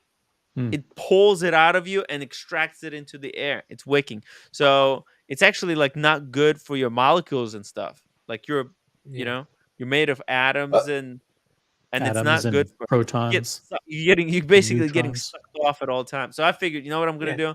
I'll wear the dry fit during the day when I go on my walk, getting a little bit of exercise. But when I'm sitting here at this chair, I'm just gonna wear this one. I'm just wash it once every like 4 days or something. You know what, Tim? I just realized all the time I ask for sympathy regarding my restaurant and how my business is actually struggling. Yes. And then I try to prove everybody that my watches are real. You know what? Fat White Big Ben is brilliant. He's right. You know what? Yeah, you're absolutely right. The watches are fake. You know, I cannot afford real watches. Talking about? I have no idea. What topic Marcel, is he are you bringing up? putting your hand right now? Let's stay on topic. Yeah, sure. Sorry. Okay, let's keep going.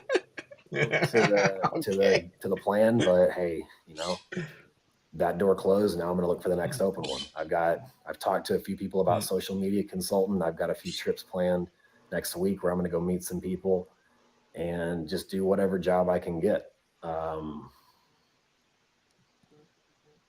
It's really all I've got, and my phone just doesn't stop. But again, for those out there that are following along and supporting, you know, I'm going to be moving in silence, but I'm still going to be moving. If you have direct contact with me, running. I'm going to be running. I don't think this man can stop running. He's physically incapable of calming down, sitting down, just relaxing. This guy is fucking determined. He's like the Terminator. He cannot stop hustling, man. If this man stops hustling, he will die. It's not hustling. Once again, he is foreshadowing what he's going to do and putting a preemptive spin on it. Like, hey, if you see me flying around from here to there to Mexico to Guatemala, it's not because I'm running. I'm running around making deals with whoever I can. So he's already setting the stage, just like with the phone, right? You're not going to be able to get a hold of me. Oh, and by the way, you might see me in an airport flying to Mexico City. It's because I have business meetings. I'm just not going to tell you where I'm going, but you will see me flying. Or like this guy has more frequent flyer miles than anybody. He just said, like, if you back it up 10 seconds, I have a couple of trips planned. I'm flying here. I'm flying there. Where does he need to go? Seriously, why can't he talk to them on the phone? For the next gig, he's looking for the next gig. Has he ever heard of fucking Zoom, Tim? We're on a fucking Zoom call right now. You can see each other. You can talk, negotiate. I don't know. I mean, what do you want? So much money. Maybe that's where he spent the $5 million on all these flights. The guy is just spend $25 a month on a fucking Zoom account. He'll be fine. Dude, just get the Zoom. Or better, you know what? Like Instagram has free face-to-face. I thought Zoom is for free. What are you talking about? Zoom is free. FaceTime. Have you ever heard of Google? FaceTime? Google Hangouts. Google Hangouts. Is that what it's called? Or did they change the name for that thing again? Google Meet. Yeah, Google Meet. Oh, it's not the Meets? Oh, is that what they call it now? Yeah, just like Marcelo's place. What are they going to call it tomorrow? Google Meets. What are they going to call it tomorrow? I don't know. Can you back it up 10 seconds? I want to hear the part about the flights one more time. After Sammy D. Okay. Sammy D, 5 pounds. In hindsight, now you really have to wonder if the first so-called robbery when he was with Marco was actually an inside as fuck job. Anthony Farrar job. Anthony Farrar. Oh, look, I heard that on the Reddit. I think I've seen that on the Reddit, that theory. Speedy Hernandez, $2. This video is wicking my will to live. Jesus, I mean, he started out with this is wicking his interest into watching the stream, and then it elevated. You're right. Fake. Speed is a legend. Boston Collector says fake flights, fake leads, fake work. Yep. Yo. Andy's on the chat. What? Andy, hop on the stream. You want to hop on the stream? Hop on now. Sorry, I had to let Andy go previously because we needed to move on with the conversation. I couldn't just have Andy and Oshin fight each other for the next 6 hours. You know, I had to spare the audience. But if you want to hop on right now to talk about this, we got another minute to go. My phone just doesn't stop. But again, for those out there that are following along and supporting, you know, I'm going to be moving in silence, but I'm still going to be moving. Moving if in you have silence. direct contact with me. Yeah. Running Let's in go. silence. He's running from the he's fleeing in silence. He's a fleeing fugitive he's in silence fugitive. is what he is. Am I having a Wow, this is stroke? the longest minute I ever saw in my life. You're part of this and you're in contact with me and you're one of the ones that are actually affected. I'm going to stay in contact with you as much as you like. We've already talked about that. So shoot me a text. Follow me on Instagram at Anthony. But after today, most of my social media is probably going to go away, and that'll be the only way to get a hold of me if you don't have my direct new number. So guys, sorry the videos didn't play out, but I just can't risk anybody else getting bashed or harassed because of my situation. So appreciate all the support, guys. You know, it's been a fun journey, but this is my last video on YouTube for, you know, I don't want to say indefinitely, but definitely. Oh, wait. He said he doesn't want to say indefinitely. Exactly. You know, I don't want to say indefinitely, but definitely for a long, long time. How long is the long time is? I want everybody who's watching this stream to everyone, and I mean 290 people who are watching this stream.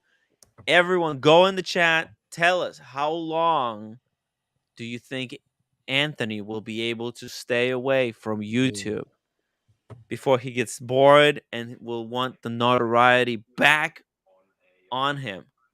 Come on, guys! Everybody in the chat, and we're gonna go around the panel. And by First the way, there are not 290 people watching because you'd have at least 150 upvotes. Oh, and I was gonna say that.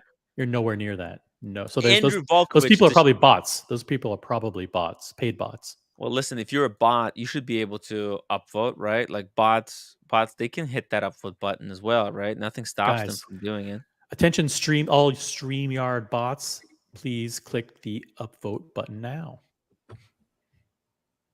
Hit that upvote button, bots. Come on. And non-bots. And shout out to Andrew Volkovich, who didn't just upvote it. He gifted 5 memberships so that you guys may enjoy some of the you can enjoy the free super chat, and you can also enjoy some of the membership videos, and also the emojis, right? The emojis. Congratulations to Brian McLaughlin, Riverbank, Paul Francis, Zeppelin84, and Dave Zoom. You are now members. Enjoy the special content. And become members, guys. Become members. And if you got any questions, shoot them here. How long do you think? Tim, do you remember Alex? Alex posted a link for a video that he wanted to show us. Oh, yes, I do. Let's talk about how long you think he's going to be able to stay away, and then we'll watch the Alex's video. I got it pulled up right now. He will stay off of YouTube until the day after he posts bail. When he posts bail, he will do a video. Like, guys, you probably heard these charges are false. These allegations made against me, I will fight them. They're untrue, and I'm out on bail. And I want everyone to know that I'm still fighting for you.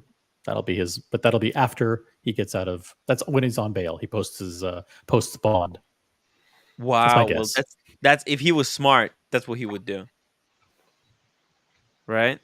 What about Ved? What do you think? How long is he gonna stay away? So, if we're gonna follow any logic, how many times has he quit YouTube and social media? And it's been about 2 weeks. Wait, we lost your audio. Say it again. 2 weeks. 2 weeks? Your prediction is 2 weeks? 2 weeks maximum. Wow, OC. It's pretty good. That's ambitious. I think I'm like with Ved here. I think he's addicted to social media. He's gonna get really bored in a week. He'll want to resume talking. I mean, like, yeah. What about Alex? What do you think? You got to remember that he just came away from Koosh Jewelers. That's Koosh Jewelers, and his dreams have been crushed. And I think he's just reacting to the bad news. And they no doubt cited the video, and that's probably what he's reacting to. So tomorrow is another day. Tomorrow is another Anthony. Tomorrow is day 1 of his cleanse routine, which includes drugs, alcohol, and YouTube. We'll see how long he stays on the wagon. Or do you think he will decide that he's just going to do like exercise videos that have nothing to do with? Tomorrow he'll go around on the video and say, "Hey guys, fuck yourselves," and then he'll just go ahead regardless. So the guy changes his mind, as we all do. I've got no problem with that. What I've got a problem with is him being able to manipulate the algorithm to allow people to be suckered into giving him more and more business and to fuel his criminal activity. That's my agenda. That's my agenda. Wow. What about Marcelo? Do you have anything to add? Or now that it's your turn to talk, you got nothing to say on the subject? I have nothing to say. I already said everything. Okay, let's play this this TikTok stuff. The setup of this yes. is that following his Richard Mille being stolen or whatever, he's tracked down the jewelry or the watch store where he believes is where his watch is. Wow! So a thief stole it and sold it to these jewelers. Yeah, that seems to be the backdrop of this. Wow, this is mind-blowing stuff. Do we have to watch the whole 4 minutes, or is there a part that we should jump to? No, all I think you're going to see from here is Anthony, the victim, is very different from Anthony, the perpetrator. And his and how he reacts here is how all the consignee victims feel like. Okay. Good point. Okay. Hey, and by the way, guys, KC Aquatic says if we get to 150 upvotes, there's going to be a free membership drop. So, guys, we're not going to play this video until we get 150 upvotes. I want them right now. I'm going to hold you hostage. KC is a legend. I love KC. Alex, what do you think about me holding the audience hostage and saying 150 upvotes? It's only like 10 upvotes. You're cruel. 277 people watching. Is that an ethical thing to do? You're an evil man, Tim. You're I'm an evil man. I'm It a terrible is. person for doing that. It's your show. It's your show. You do what you want, mate. I think I can get it pretty quickly. I think we can get it like in less than a minute. So. 148 now. Yeah. But I want 200 upvotes, but 150. Boom, we're already here. Yay! Okay, that's it. We did it. Okay, it wasn't so bad. But guys, keep upvoting. Keep upvoting. Let's get to 200. Come on. I'm trying my best. So I think this video was posted by TikTok Bob. I'm not entirely sure, but anyway, let's see. Thank you, buddy. How did he get it? How did he get it? Well, Anthony, this is Anthony Farah's video. So like with everything, Anthony is providing his own video evidence against himself. That's what's so amazing about it. You live by the social media sword, you die by the social media sword. You live by the sword, you die by the sword. The funny thing, and the irony is he's paying this guy behind him, the guy with the camera, to follow him around, paying for airline seats for him, paying for his Ubers, paying for everything for him to document all the nasty shit that he's doing. It's so funny because this is literally what's happening to him right now. People are following him the way he followed this guy. And had it all documented. By the way, what does his tattoo say over here on the neck? What does it say? Does it say what is it? Anybody know? I think it says like upvote. Vote. No regrets. Rolex is king. No, but somebody knows. What does it say? Come on, guys, in the chat. I bet Versace Boy knows what it says. Because Versace Boy, I mean, he followed this guy, I think pretty accurately, pretty closely. Right, Versace Boy? You got to know this one. I'm specifically asking Versace Boy. Yeah. Oh, shit. There we go. Right. Never quit. Boom! You see this? This is the ideology that he's got. Okay? It's so cringe. Jesus. The way this is what I said. He's spelling it that way is just so... It reminds me of the guy in the movie The Internship, the Will Ferrell character who's the manager at the mattress store. and he has a big thing across his neck that says "No regrets," and regrets is misspelled.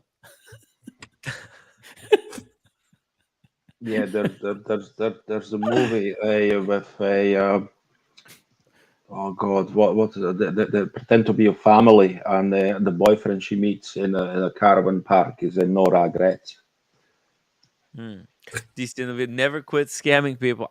Honestly, yo, he needs to calm down. Like he needs to take like a week off and not do anything. Just lay on the bed or just sit in the park whole day and just not do anything. Like the guy is Tim, addicted it's to a 4 hustling minutes and video. making. For the love of God's sake, Okay, play it. okay, let's play it. I don't think we even need to play it. I think we got the point. Ponzi scheme thief. Close up. Don, lock the door. Lock the door. Lock the door. I am not here. I said call the police. Call the police. Call the police right now. You're not taking our merchandise. Oh Show my the owner. god. Show the owner your stolen watch. Call the police. Holy shit. What the fuck? He took the watch from my hand, right? Yeah, I think so. Got Let's it. Still got replay it. it. Don! Christmas post on Instagram. Don! Christmas Gone! post on Instagram. Wait. I think he's holding it and she tried to take it out of his hand and let's see. Oh yeah. He's holding it. Okay, he's holding it. She's kind of touching it. She's like not letting him have full control of the watch, right? So it's like this. It's like if I gave you the watch, right? You're holding it here, and she's still holding the bracelet, and then he kind of tries to pull away. Yeah. Holy frick! KC Aquatics just gifted 50. Wow. A whopping 50 memberships. My KC God. is a legend. Wow. He is a legend. KC, Man. thank you so freaking much. I really appreciate it. Guys, please upvote the live stream for KC Aquatics. Incredible generosity. 50 memberships. What the F? It's unreal. It's unfreaking real. There are memberships still available. Make sure you have the membership accepting enabled. You have to do that. You gotta accept the memberships. Yeah. You How gotta do you do that? accept. Oh yeah, you go into the chat and then you have. I think it asks you, right? Or how does it work? I'm not actually sure how it works. I think if you click on memberships, like to get a membership, and it says, do you want to accept free memberships? And then you slide it over or something like that, right? Okay.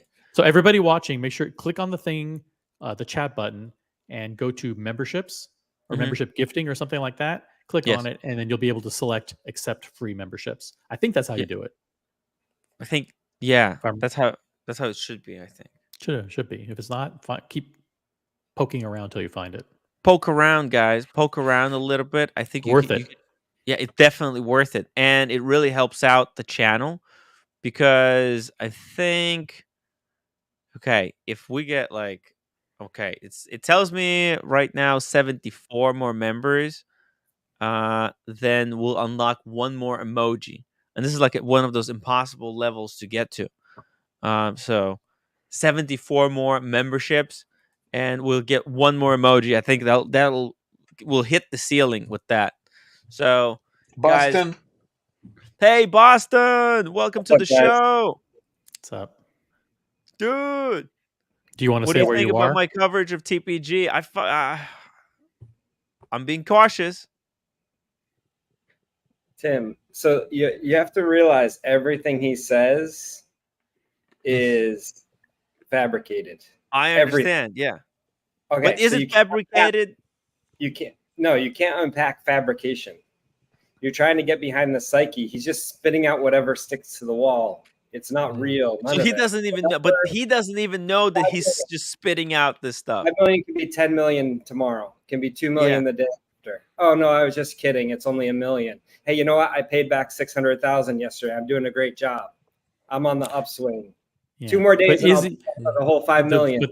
Right? The important question, Boston, is he fabricating this because he's a really, really nice guy and he would never harm a fly? No. No, It's of course all made not. up. Never. The reason he's Never. putting these videos out is so that Never. your channel and other channels play the videos, and somebody's going to believe something and call him. That's his hope. Even if it's incriminating, he doesn't care. Yeah. He will put anything out there because at this stage, whatever. So do you think how long do you think until he comes back? In this video, in this latest video, he says that's it. He's done. He's not making any more. Do you think it's clickbait?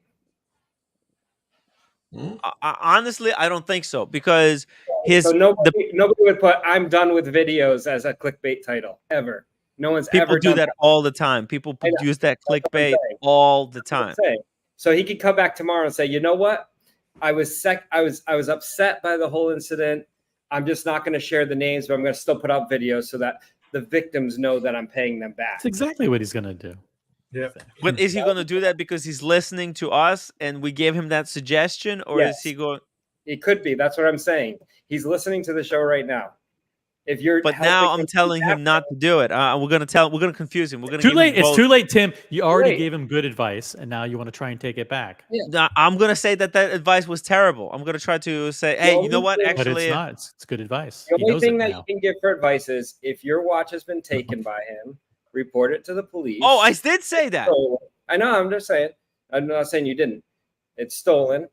You have to consider it gone. If you're still working with him, it's dangerous. If you get money back, it could be someone else's and taken from you by the police. Even if you get money back, even if you get a watch in return to try to pay it off, It's not yours. Yeah. Boston collector. So don't fall prey to thinking that you're going to get your money back. It's gone. It's over. Yeah. You know. Well, let me give you this hypothetical. Now you tell me how I should address this. Okay. So let's say he said that there's 40 consignees. Okay. There's probably, let's just say there's half of the consignees. Huh? It's a made up number. It's a made up number. We don't know It could be exactly. We don't know. 200. We don't know It if could there's be even 1,000. Well, we know that Dan was one of the consignees, and Dan. You know, other people's information is real. That's what we know. Yeah, yeah. Well, But look, by for the way, example, Tim was hold saying, on, I'm Marcelo. quitting. Hold on, Marcelo. Let me finish.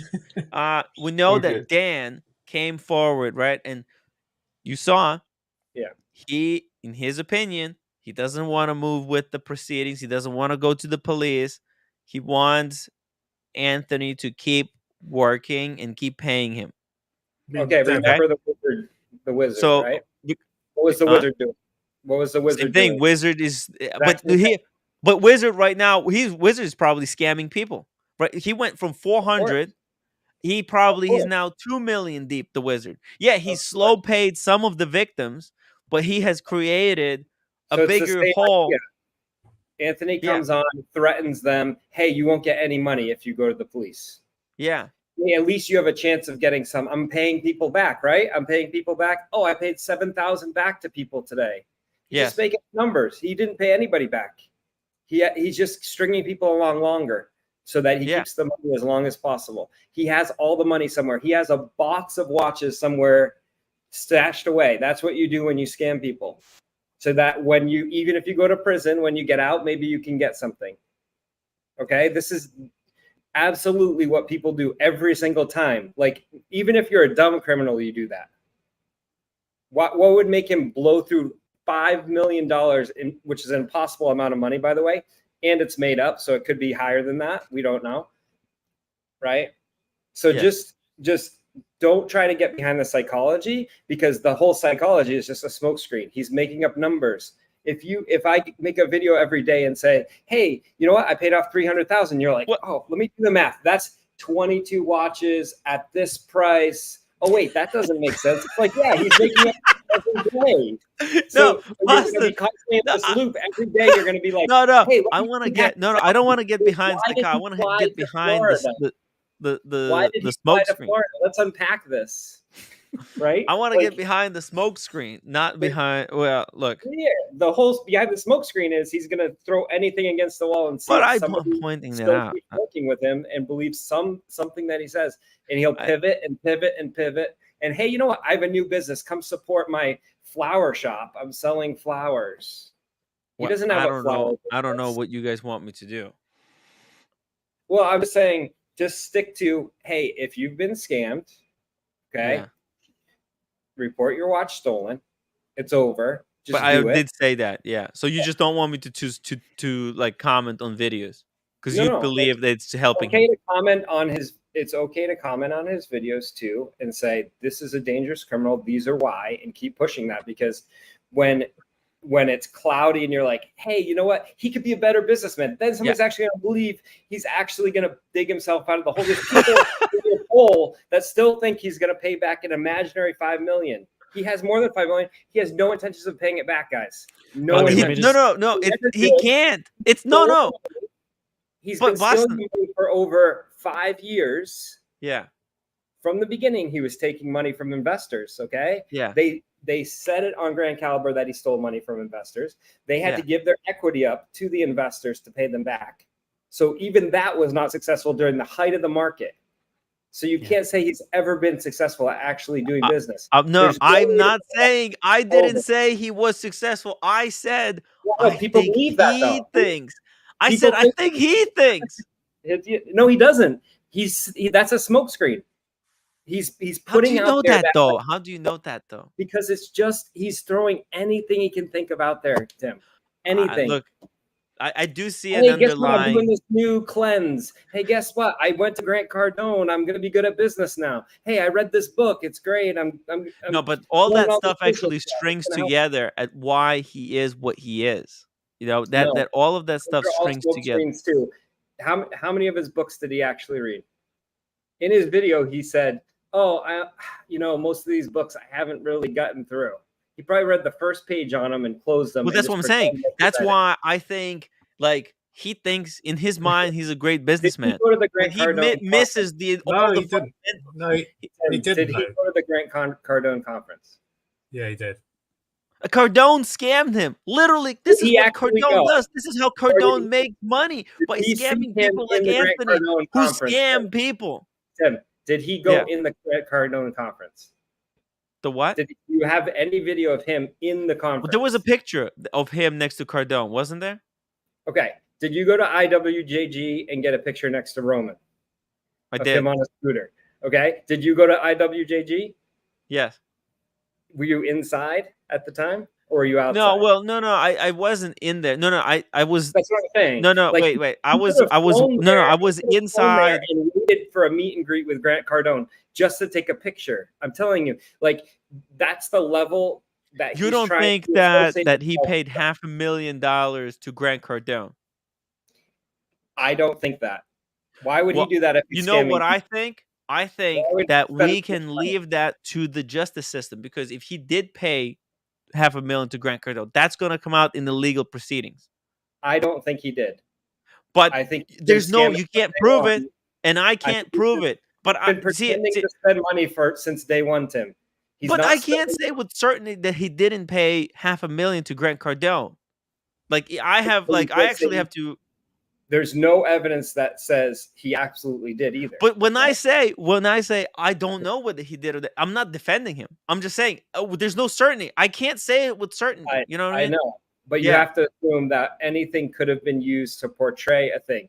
Him getting on a plane in his video, did he actually get on a plane, or is it one of those fake ones that are on a runway somewhere that you rent for the hour, and he pretends, "Hey, I'm flying to Miami." Yeah, that's what I'm saying. There's no way to know.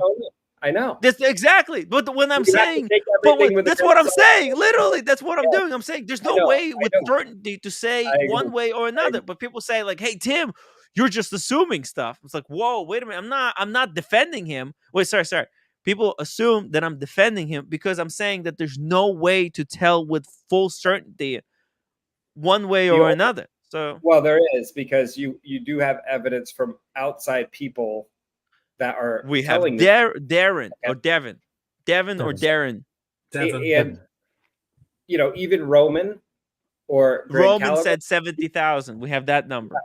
you have to look at what the numbers are. Or Z, who was a former employee, but again, somewhat take it with a grain of salt. It could be higher. He really know the numbers. He thinks it was this. This is what TPG told him. That's what I've been saying. That's what I've been saying. Yeah. And Boston, all this analysis of what a great businessman Anthony is just giving him more publicity. How dare you? I know. It is. I know exactly. Why are you defending Anthony? Stop Boston? defending Anthony, Boston. You by talking about him so much.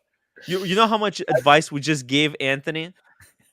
You know, like he's gonna replay this. We just gave him the whole advice, to get away with this scam.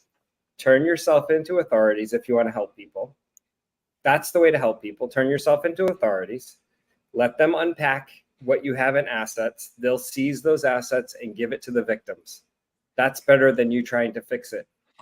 But you know what, Boston? You realize that more money, there's a problem here. Let me tell you what class around the country. Let me explain how fucked up this situation is. This is going to blow your mind, okay? Is that he has already convinced all these people that he owes money to that he'll pay them back. And now when we're saying that the right thing to do is to turn yourself in and go through the legal process, you know that all those victims, they're going to be angry at us for basically because they're going to look at someone to blame for them not getting the money back. They're convinced that he can pay it back. They can stop a criminal. That's what they can do. But they're convinced that he's going to pay them back. They're probably one of the victims who's watching it. They're thinking like, Tim, what the fuck are you doing? Why are you telling this guy? Why are you telling other victims to turn him in and ruin their chances of getting their money back? I know what you're saying, but how long ago was the Wizard? I know exactly. And have they all got paid back? No, I don't know. We need to check in. OC, we desperately need to check in with all of or as many of the Wizards victims in, and we need to get in touch with Stefano ASAP. And actually, we need to get in touch with Roman and ask him what the hell Stefano is doing. How many people has he been scamming lately? So the whole thing though is he has admitted now, like Anthony has admitted on tape. I'm not making stuff up. I'm saying he's admitted on tape that, hey, I told everybody that I got robbed. Oh, wait a second. I didn't get robbed. I was lying. And he's admitting to lying. And he's admitting to lying to his consignees. And he's admitting to doing it for a year and a half. Those are facts in terms of like, yes, he stole people's money. That's a fact. How much, how he's paying it off, all that other stuff is not reality necessarily. So you have to take that with a grain of salt. That's what he's saying. Right. Or he could be lying that he's lying.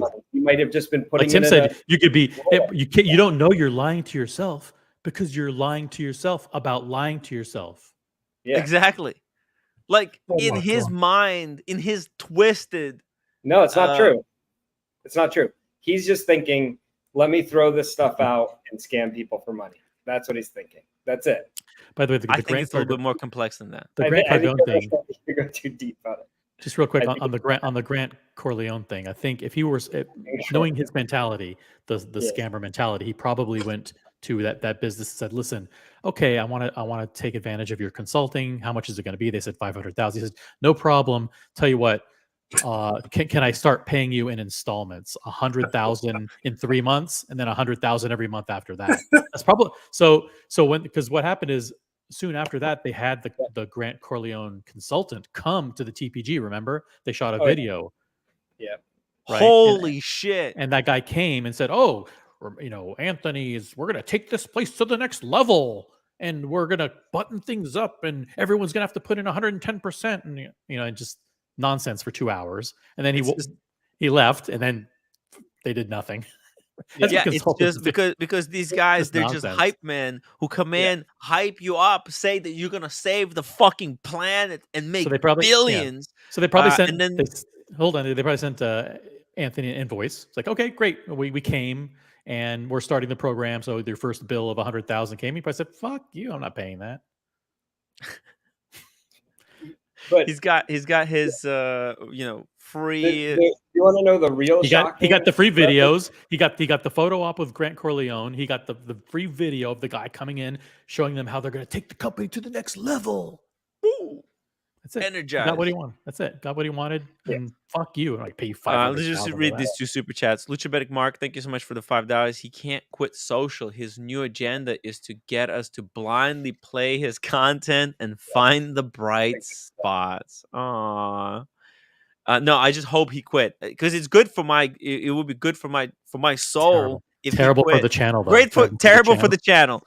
We need, Terrible for we the need channel. his videos. I do need it. Listen, like this has been ratings platinum, but it kills me on the inside. I hate this. I hate covering this. I hate benefiting from all these brand new viewers who are It's not finding even us for the benefiting first time. that much. It's not like super chats are flying everywhere. I mean, it's new viewers who are coming in, but I hope that you guys understand that I actually want to talk watches. There's new Breitling.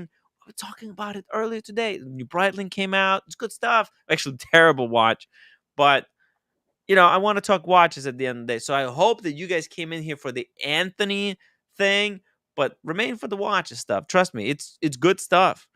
And Gatsby, thank you so much for $5. Good advice for the internet users. Nigerian princess won't send you money. OnlyFans girls don't love you and don't send money and watches to strangers.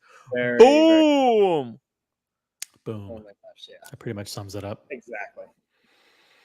I thought, honestly, the most shocking revelations were not the TPG stuff. The most shocking revelations were Luxury Bazaar is still working with TPG. Well, we just sold one watch. That's it. Well, he said that he got. What did Roman know, and when did he know it? This is how many crooks has he been involved with so far? How many crooks has he been caught associating with so far? Well, at least 2, right? Anthony and the Wizard. Yeah. How many more are there? Well, it's time to come clean. Time to come clean. What did you know? I think Roman needs to get to a point where he's working more with trusted sources for his watches. By the way, he deleted the video, didn't he? Yeah, he said he was going to. Well, I think he deleted the evidence. Which video? He did like a short video where he said, like, yeah, I know Anthony. If anybody asks me about any gray market dealers, I'll tell you I've worked with all of them and they're all great. Yeah. Remember that video? He deleted it. Yeah. He said he was going to delete it anyway, but Roman deleted his video? Yeah, he said so when he published it. He said he was going to delete it. So he knew it was going to be incriminating.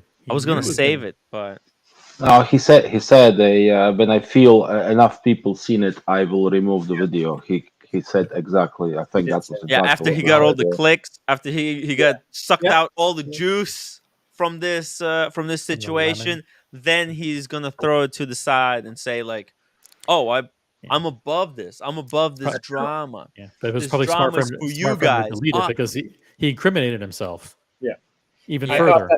I thought it was really interesting that Grand Caliber said that they had to give back their, equity to investors because they lost money in Grand Caliber. That was kind of shocking to me because that's the height of the market when they split. It wasn't the super downturn when that. And if you recall, Boston, when they formed the new company, one of the first videos that they did when they explained the new company is they actually came clean and said, it turns out that Anthony owed a lot of sales tax, and we were in the hole for hundreds of thousands of dollars of owed sales tax that Anthony never paid, and we had to suck it up and pay it because we basically took over that company. Right. By the way, let me read these comments from Mr. Handel. This is some good stuff here. Tim, in state of California, if you consign a watch to a seller, you have willingly gave that watch. It is a matter of not for the criminal court, but a civil court. Anthony claims he has no money. Exactly. So, like, these victims, they might be screwed. Like, getting him to like, think about it. Like, if these it'd be our fault because we're the haters and we're the haters. His chance. Well, I mean, if you think about it, right? But if we tell the victims, hey, sue him, they take him to civil court, and he has no money because he stashed it away or whatever. I don't know what he could have done. But let's just say the court can't find any money. What then, Boston? They've lost all their money regardless right now. They're not getting it back either way. And they have to realize that. That's what's hard as a victim. You have to actually, there's hope because it's a false hope. It's false hope. Yeah. He never spent $5 million. Do you know how hard it is to spend $5 million? Impossible. If that's the actual number, it's almost impossible. He That's bought why no I was pressing him. That's why I was pressing him on it. I said, listen, you spend $5,000 on Coke, you spend 10,000 on an apartment, 3,000 on a Lambo lease. It's really hard to get to 100,000, let alone 300,000 a month. Right. Well, I think he sort of alluded to. I mean, this is it. It's all sketchy as to what exactly he just throws out numbers in that incredibly rounded number of 5 million. Not a penny more or a penny less. And it's like, is it the taxes? Is it the Bob Watches lawsuit? Is it rent? Is it salaries? Who knows what's included in that? And that's the problem. We just don't know. And he wasn't willing to share that with us, which is fine. He's entitled to lie. That's unfortunate. There's nothing we can do about it.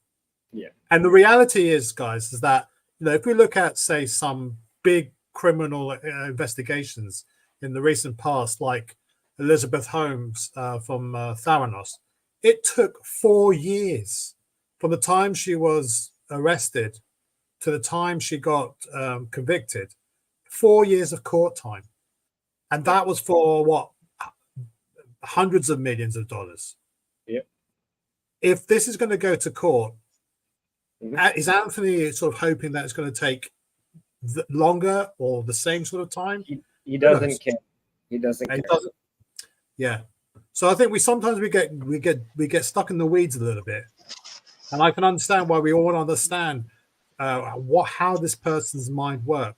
But there's no understanding a sociopath, because they will say whatever it is to suit whatever the agenda is at that particular time. Well, I think it's interesting to watch, to see a few of these circles, right? Like, I mean, this is we're getting a first-hand experience, him going through the cycle, right? Like how he turns. If he goes on to repeat these cycles, then we're gonna stop watching, because we've seen it once, we've seen it many times. But I mean, we can watch the cycle, show people how the cycle works, so that they can rewatch it and come to understanding like that this is just who he is. He will never stop, and they will stop doing business with him, because there's 10% of the audience right now that answered to the poll, can Anthony pay back the $5 million debt? There's 10% that said yes.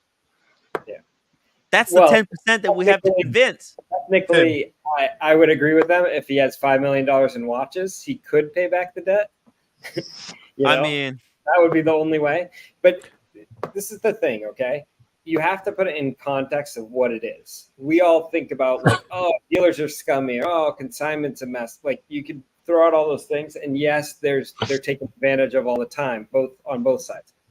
But if you watched on YouTube somebody that was making phone calls to elderly people, scamming them out of their, pension checks. Yes, okay? I've seen that. I've watched those scammer videos. A guy every day, he calls up and he's scamming old ladies out of money. Thank you for supporting, the Animal Red Cross. Your $2,000 donations appreciated. Hangs up the phone. Okay.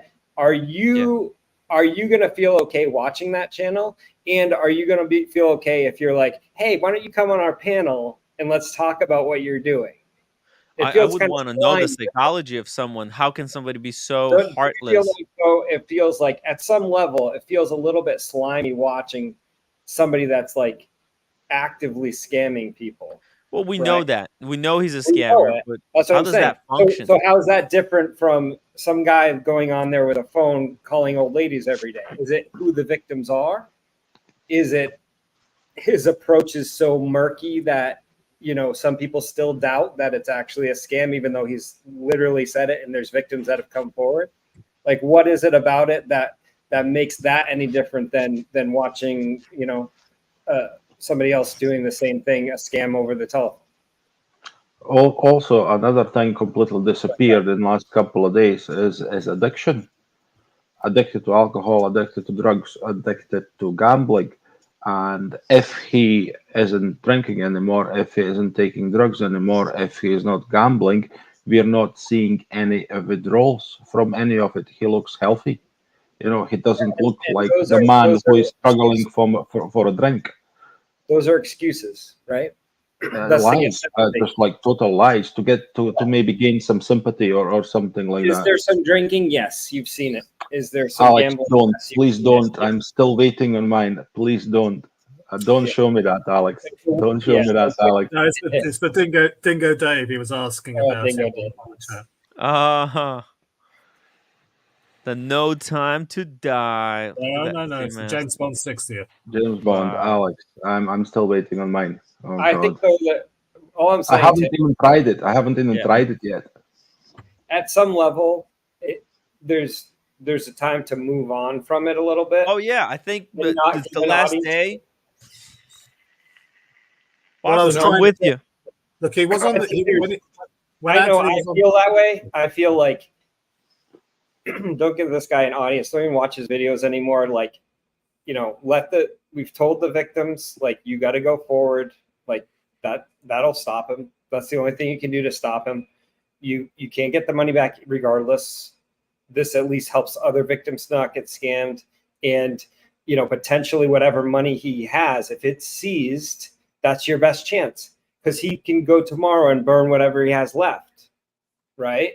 If there actually are assets, or he has a case stashed somewhere and they can find it, maybe you'll get your money back or your watch back. See, you know how what's going down. The victims probably see it the other way, right? They need to be convinced to 100%. They're all in denial, man. They just want their money back. They don't That's care. how it was with Wizard, right? Yeah. You had victims that were doing it for. How do we over a convince the year. victims that it's over? They're not gonna get the money back. They can at least get their sleep back. Can I say something? Yeah. There's a pretty good chance that whether it's Devin or anybody else that's been scammed or anybody that's ever been scammed, that in their heart of hearts they know the money's gone. But if they're going to talk publicly about it, or if they're going to talk to their friends about it, or if they're going to talk to the scammer himself, they're always going to try and lead him on. Like, hey, yeah, of course I want you to pay it back. It sounds great. I fully support it. I think you can do it, Anthony. Yeah, because if there's any chance at all, they want to be in good graces, and they don't want to antagonize the guy. So that's why you saw Devin last night, right? You know, say, oh, of course he can do it. If anybody can do it, Anthony can. You don't know if he's being genuine or if he's. If that's what I would be saying to the Wizard. You know, it was like, hey, Stefano, you're such a good guy. You're going to pay me back. And so you get paid back first, right?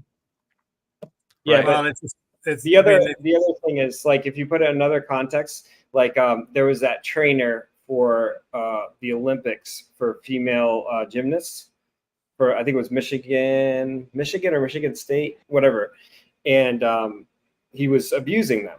Okay, and it took years for the first athlete to come forward, and it's really hard for them to come forward and say, yes, this happened, because there's shame, there's all kinds of feelings of like, why me? And they kind of know they're not the only one, but they could feel like that for a while. Like Anthony could have been just slow paying them. Maybe you're the only one, right?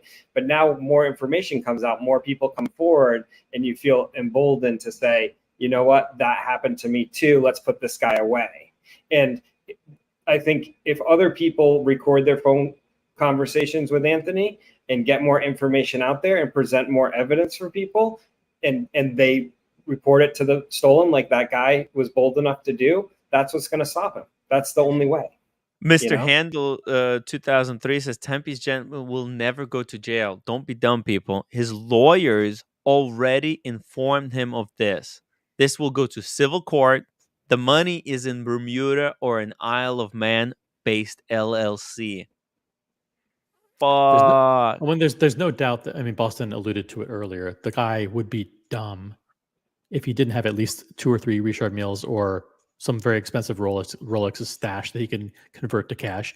And the guy also knows that he's going to need several hundred thousand, that there's going to be several hundred thousand in legal fees coming. And he needs to pay that. He's going to want to have the money to pay for his own defense. So, of course, that's stashed away somewhere. He's not going to pay that to the victims.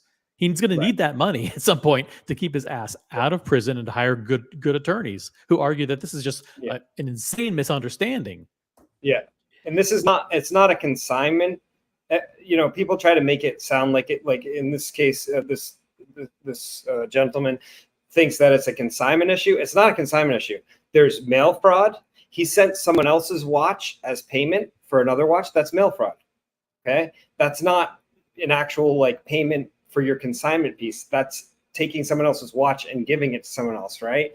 Then there's fraud over the internet. Then there's fraud of investors. Then there's misuse of funds. There's like a million different parts of this that are not just the consignment piece. That's one part of it. There's the investor money. If it was just the investor money alone, that could be deemed as criminal, right? I think he can argue that he spent the money for social media marketing geniusness. $5 million on gambling is for social media marketing. Where's all the videos of him gambling? I'm just saying, could it be proven in court? And to prove it in court, they would need amazing lawyers. And I don't think yes, really millions to him as an investor. He doesn't have money. This is the problem. Yeah, okay. You're gonna go after him. Money. He might have this money. He may have money. Yeah. He may have. If he told someone that he has money, but Mr. Handel says it's probably already gone Bermuda or somewhere, some kind of a foreign, one of those. Isn't it odd that when he declared this situation, he had zero inventory? You know, he had no watches on him whatsoever. This is theft by conversion. If what we think happens actually happened.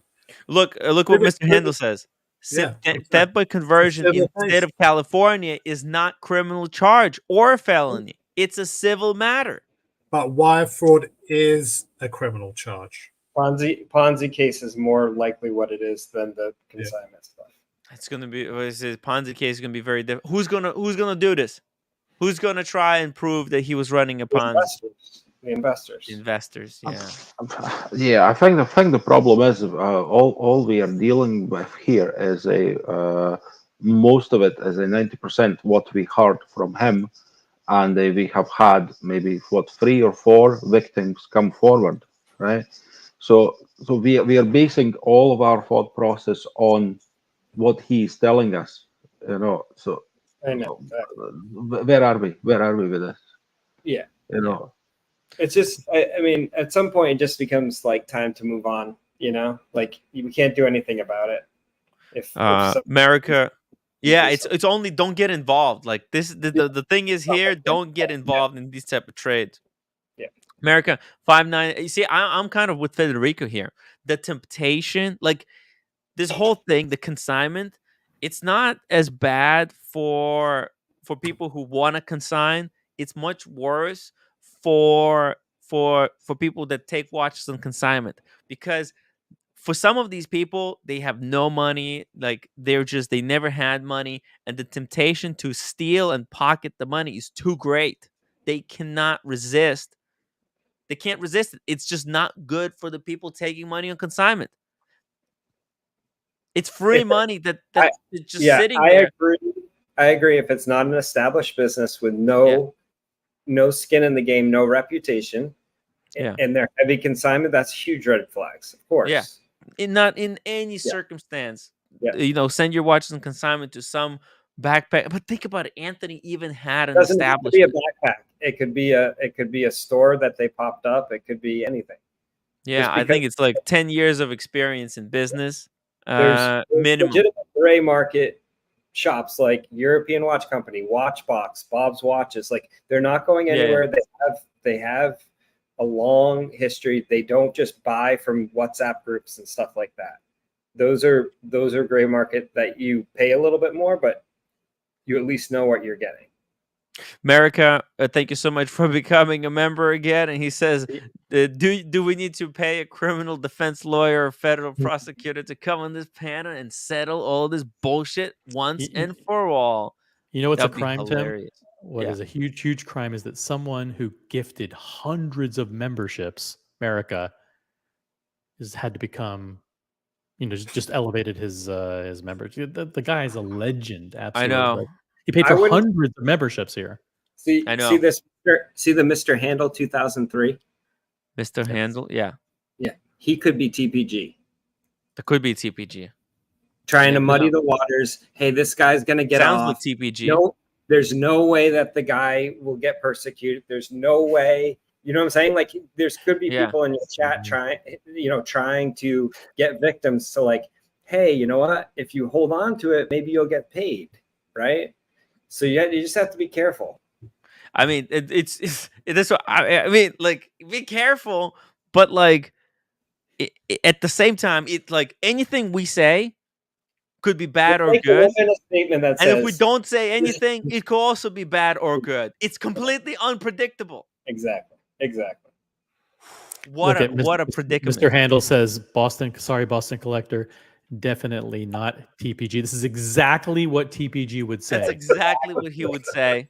That's exactly. We have now proven that. Come on, Mr. TPG. If you're watching, just hop on the stream. Just come forward. Link is in the chat. Timepiece Gentleman, hop on the stream. Come clean. He's watching. You know he's watching. He's watching. Just hop on again. You can't make it any worse. As a matter of fact, your appearance was very. Tim was very sympathetic. He might do it again. I took a lot of heat. It's best for me if he doesn't come. That's right. It's just, all I do is take heat. It's just okay.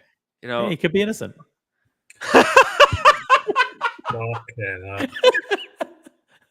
Let's give him the benefit of the doubt, right, Tim? There's no evidence. I mean, he could have been drinking and came on and did that confession. Listen, Boston, he made a mistake. He's trying to own up to it, right? You know, he was doing it for the clicks, but he didn't really mean it, right? The confession. I don't know. Honestly, I don't know what the hell is going through that confused mind. Diego said that he has demons in his that he's been haunted by the demons. So I want to know about the demons. I want to hear him talk about those demons.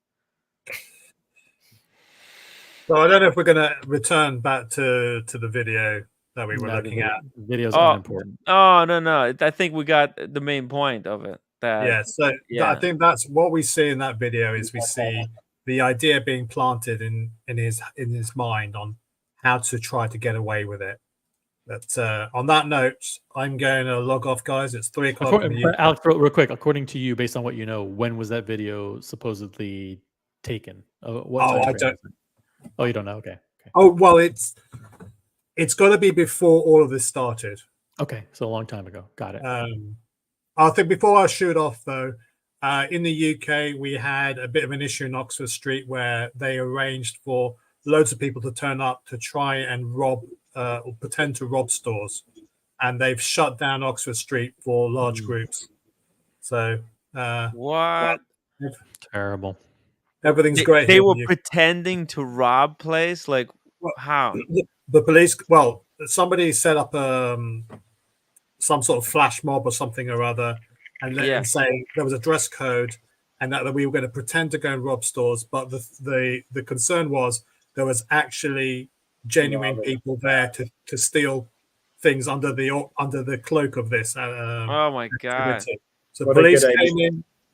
48 hours being locked down. I mean, you can still go to Oxford Street. That's terrible because if someone hears about that they're going to do this kind of thing, they might join in to rob, and then the entire group will get arrested. Right. Yeah. It's like those riots that happened in New York, right? And they stole the Rolex boxes. Remember that? Yeah. During the I think it was like the Me Too stuff, right? No, not Me Too. Sorry, the I Can't Breathe stuff. Yeah. When but during the protest, I think it was actually. I don't think that's a different protest. I think there was in LA where they broke like Louis Vuitton windows and kind of stole everything from the inside. Yeah, I remember stuff. Stay safe, guys. Enjoy the rest of the show. Alex, have a good night. We know you'll still be watching if we're talking about Timepiece Gentleman. No more. No more. We need to change subject, move on from this negativity. Actually, we're gonna have Jose Perestroika join us any moment now. He said he's gonna join us at 10 o'clock. It's 10 o'clock now. To talk about that article in the HODINKEE with Adam Levine. Adam Levine collection. You guys wanna talk about the watches? What do you think? Just wanted to say congratulations to Sean for his new watch that he was showing yesterday. Sorry I wasn't on the stream. All right, guys. Oh yeah. Was Sean showing it before I got on? Yeah. He got the Daytona. Oh, sorry, not the Daytona. What I'm saying, Carrera.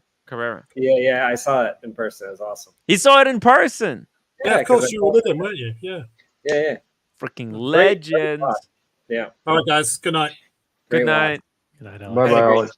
LA is the best. Is it better? Is it even better in person? Oh yeah. Gentlemen, I'm going to do the same thing. I'm same as Alex in the UK, and I actually have to go to work very, very soon. So, oh, I know. Anyway, again, it was a pleasure, OC. Lovely to meet you. Well, person to person, Pleasure. Boston Collector. Cheers.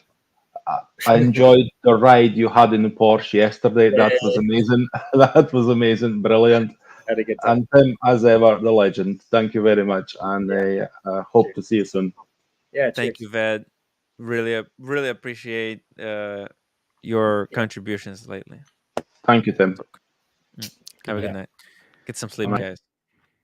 Drop the link. Although we now have an all-American panel. Thank God. All American. Let's get some West Coast or East Coast. I forget which one is which. This is West Coast. The picture is West Coast. But okay. Let's get some people on the stream from the the US of A.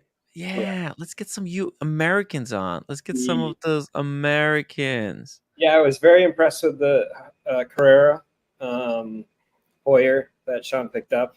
I think it's a very well designed, proportioned, everything watch.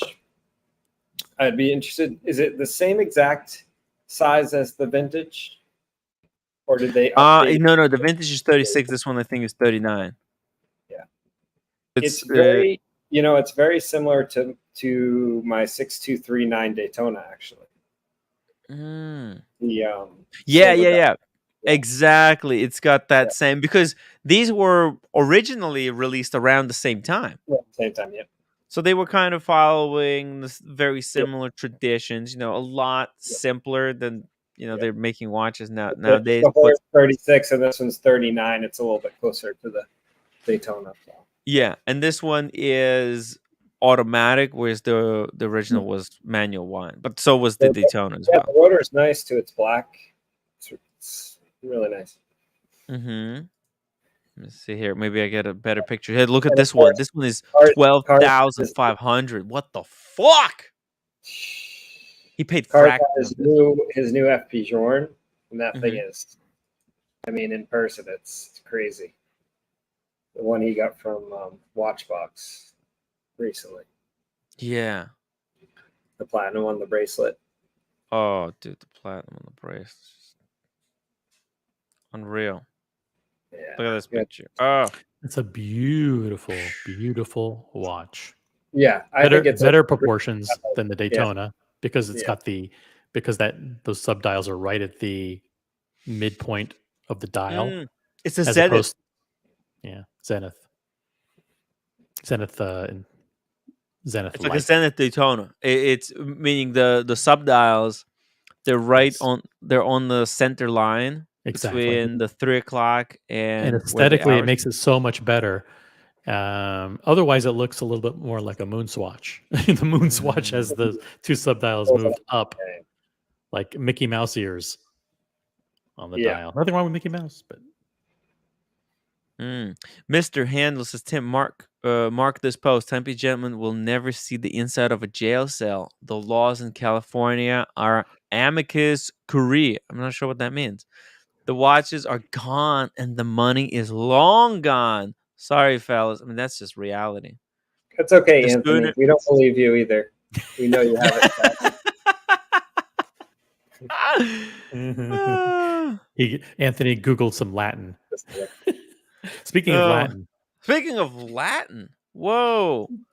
Jose. Latin. What's that about? We're just joking. We're just joking around because we're talking about a different subject, about a different scam online. Actually, I'm gonna grab my Daytona. I'll be back. Yeah. All right. Grab it. Everybody Jose. hide their Daytonas. Hide no, them, he's grabbing hide it them to from show it to Jose you. because they will be found to have fake bezels and reloomed dials and all the kinds beautiful of fake Miller-Righe screw down pushers. Don't forget those. Oh no. Yeah, it seems forget like it. Yeah, I'm not gonna do that. What? From what I You can don't want to see- know? You don't want to know the truth? You don't want to know. You don't want to see your fake. When I go in bezel HODINKEE, then I'm happy for Jose to tell me. No. Jose, welcome back to the show. Last time you were here, you know, we were here talking about a $4 million, was it $4 or $5 million Speedmaster that was sold on Phillips, a fake. The Cheat Master. The Cheat Master, exactly. The Franken Master. Exactly. That was slapped together. And while that was going on, we were talking about a gray market dealer who has basically created like a Ponzi scheme where he stole $5 million from investors. And now from consignees, some investors, who knows what, but there's $5 million that he collectively has stolen from people. And he says he created this series where he says he want to try to pay it back. It's a disaster. It's absolute insanity. I don't know. If you're interested in this, you can watch the past week of streams. It's been insanity. But we're having you here today to talk about the HODINKEE video, Talking Watches with Adam Levine. But before we talk about Adam Levine, can I ask about the Speedmaster scandal? Have there been any recent developments? Obviously, we saw that Omega, I think, fired a few people, including the head of the museum, and referred them to the police, whatever, for charges on that scandal. Are there any other updates since then of which you are aware? There were news that they filed now the complaint with the with the authorities, and that the people involved would be charged. And then there was another development that was basically publicized in the same news, and it was about, I think, 5 or 8 watchmakers that were also like fired, and those were the Frankenstein. They were known as the Frankenstein, the Plopro Frankenstein gang.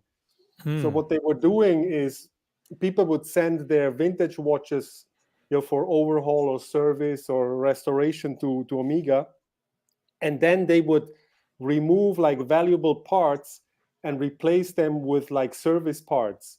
Parts that didn't need to be replaced for no reason, but they did it very selectively. They basically did this to people they thought were not very knowledgeable, like family members who found a watch from their grandfather or something and sent it in for restoration. So then they started stealing all these parts, and then they also, from what I heard, they even replaced entire cases, So they basically collected all these parts, and then they assembled Frankenstein Plopro watches and sold them to vintage watch enthusiasts. Wow, that's freaking insane. But I could totally get it. This is like a way of making additional money when you're a watchmaker restoring these pieces. Hey, a family member that found a watch, they might not care about you replacing their case. They don't know that it's valuable preserving the original case of the watch. Exactly. But they might have no idea. They have no idea that it will actually destroy the entire value of their own watch when all these parts are replaced. But they probably receive a brand new watch. It looks brand new, and they're very happy.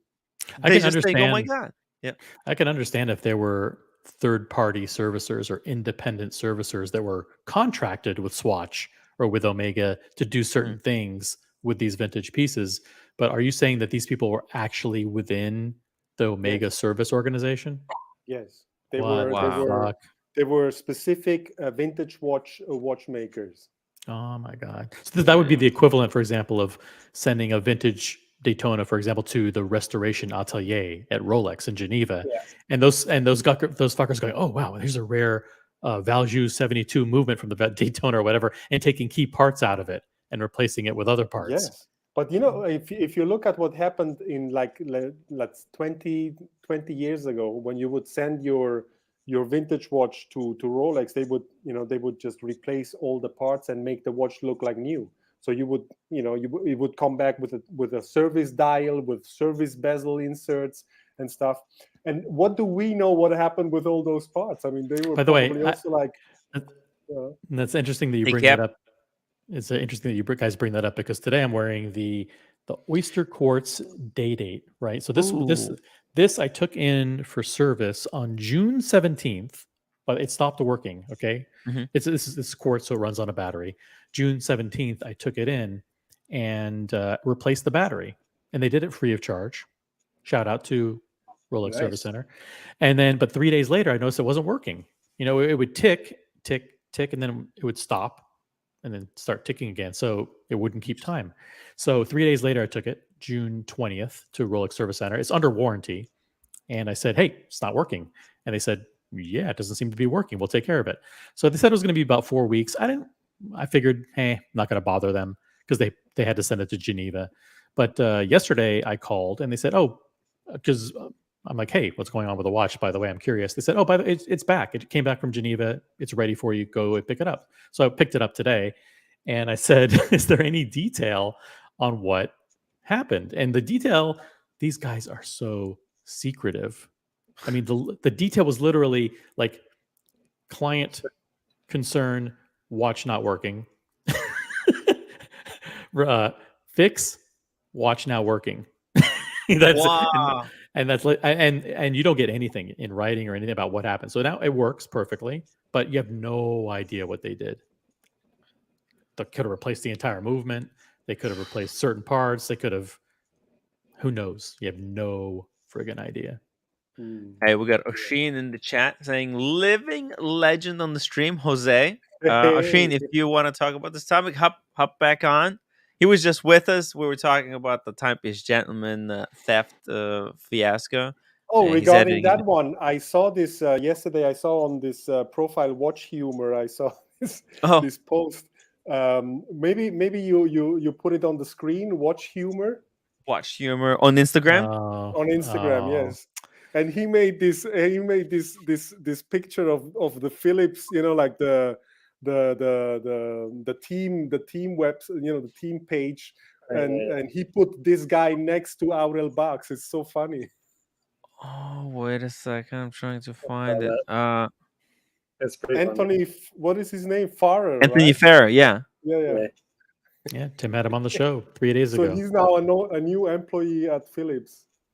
Watch Humor.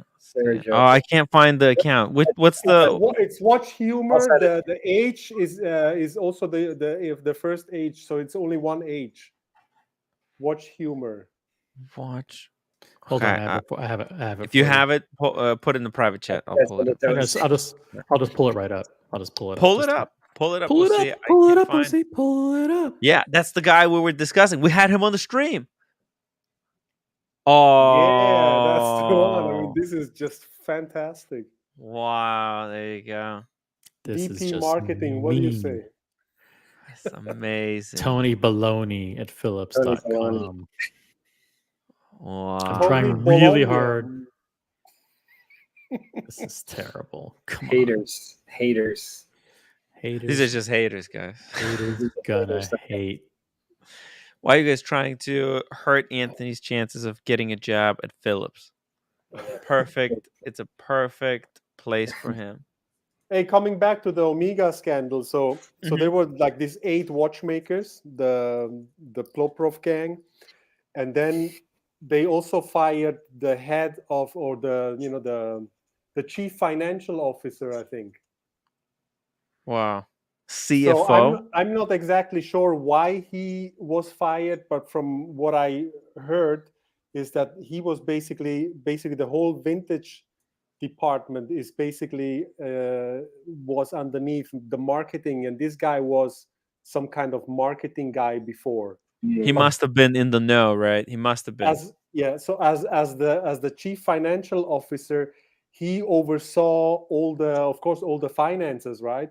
And so there are apparently more than 300 watches missing from the museum, which is under his responsibility because he never made any inventories or whatever, right? So I mean, imagine that. That's just crazy. More than Wow. 300 watches just missing, and like really important watches. What the hell? What did they think they're gonna get away with this forever? Well, I mean, I think the theft started with other museum directors. I mean, there's even in the Omega Museum, there's even fake watches that like the museum directors 3 generations ago was dealing with this Italian faker named Rinaldi, and Rinaldi basically unloaded a bunch of fake watches onto the museum and got in trade like really interesting prototype watches. Oh my gosh, that's so messed up. It's crazy. Oh my god, it's just terrible. What a disaster. And like that's the problem, you're working in an organization like that. You don't know what your employees might be, trying to pull in the Jose, background. do they not let you go to like Patek Philippe Museum, or like are you banned from these museums now because like they're afraid that you might find some of their watches, or I don't know. I should try to get in there and let's see what happens. Boston's afraid to show you his Daytona. That's how. I am afraid a little. Well, look, I mean, I think these things with the museums happen with all brands. I mean, I heard things about Rolex from the late 1990s, early 2000s, and the same, occurred at Patek Philippe. There's also like some archive extracts that are totally messed up because they had a guy at the archives who was basically, if you had a wish, like you changed, a dial on a watch, for instance, like instead of having a silver dial, you put in a black dial that is much more sought after and much more valuable. They would basically change the extract to black dial. That is very important. And so, I heard that there's a lot of things like that going on in the archives, Patek archives. And now, of course, they have to play along because otherwise all this thing would, just come up, just. I heard that, Jose, I heard that not that long ago, Patek actually changed the rules for the archives. It used to be that they'll give you any papers, like, for any watch, you just pay like $150 or something like that. But they clamped down. Now you can't ask for paper for the archive papers if it hasn't been like 8 years or something like that. They try to reduce the number of watches that go into the archive, probably because they were trying to clamp down on, like what you're saying, like they're trying to investigate like who's doing it, what's the it's possible, that there's because that's so valuable, a cleaning in process. Because it's like rewriting history. These people who are given the keys to the archives, by changing a number, they can go back and change the original dates. Think about it, right? Like they can change. Oh, there was actually they can make up a watch. Like they can take a modern piece and say this was made in the 60s. This was only one steel. They can take. I don't know. There's all kinds of stuff that you could do if you have that access. Exactly. Very dangerous. I mean, I myself in my database have a few cases where you see that there's an extract archives from, like, let's say from the early 1990s that says one type of dial, and then in the late 1990s there's another extract for the same watch, and it states a different dial. So I even have the proof for it. So this is not just not Oh, just so they hearsay. changed it. You could tell they were changing them. Wow. Yeah, because they had a guy there who was doing this for special VIP dealers, right? Mm. Interesting. Wow. So is that what tipped you off? Was it the actual, you noticed some references were being changed, or was it the actual Phillips auction kind of flyer? You mean now regarding the Omega Speedmaster? Yeah. No, the Omega Speedmaster was like, when it was sold for this Right. like insane amount of money, everybody was like, what's going on here with with this watch? And then a few days later, I received pictures of of how it looked, of how the watch or whatever that it was, the dial was in a different watch or whatever. How that I received those pictures from that condition. Wow. And then you started digging deeper based on that Exactly. one suspicion, right? Yes. One thing, like, oh wait, someone found out that this dial was in a different case that was sent to you, and then you found out everything, all the rest, right? Like all the Yeah, with I the even movement talked to shenanigans. the museum director at the time. I think that was like maybe 3-4 days after the auction. I talked personally to the museum director, and he told me all these stories that he was allowed to, that he basically bid on the watch until 600,000, and then he dropped off. Of course, I mean, because he couldn't tell the real story. Wow. Yeah, it's crazy stuff. Crazy I mean, stuff. this is just a very interesting case, right? I mean, yeah, it just shows what's going on perfectly, and I think because of all the other investigations that went on with the newspaper that talked to the different parties and stuff, we have a very clear case, right? That can be proven that that there was like a lot of shenanigans going on here, and even to the extent of having complaints filed with the authorities now, and people facing real charges. And so many people involved within Omega. I mean, that's crazy. A vice president and head of product development, the museum director, the son of the vice president, 8 watchmakers, the chief financial officer. I mean, it's just crazy. It's like a conspiracy. Yeah, and the So CEO crazy. is still in charge. I mean, in a case like this where all the guys underneath the CEO make whatever they want, he should take the responsibility, take the head, and just say bye-bye, right? Yeah. Right. Instead, I mean, it's done actually very, very quietly, right? Like there's very little media surrounding what's happening on the inside of Omega. Right. Very little. Yeah. You don't see any of the news outlets saying anything. Everybody's just keeping it very quiet. So. Well, I mean, the watch media had to report on this at some point, because all the all the newspapers and like proper news media reported on it, like Bloomberg, CNN reported on it, and a lot of high-end newspapers. But I mean, now it's quiet. I mean, they were all invited to Mykonos to the presentation of the 75th anniversary of the what was it, the 70th? I don't remember. 75th Seamaster, I think, like, right? Seamaster 75th of the Seamaster. anniversary. So they invited all these guys from the watch media outlets to Mykonos to have the party there and enjoy the Greek sun, and then everything was forgotten. Yeah. Oh my God, that's such a good point. They put on a party for everyone. Just, hey, be cool. Be cool. Yeah. Very clever. Yeah. Yeah, that was a big. I was like kind of thrown off, like why Omega is throwing such a big event. The Greece thing. Yeah, because there was everyone was there. The revolution, right? They were all touching the watches, going through every single one. Yeah. Okay, so that's just kind of, yeah, you're right.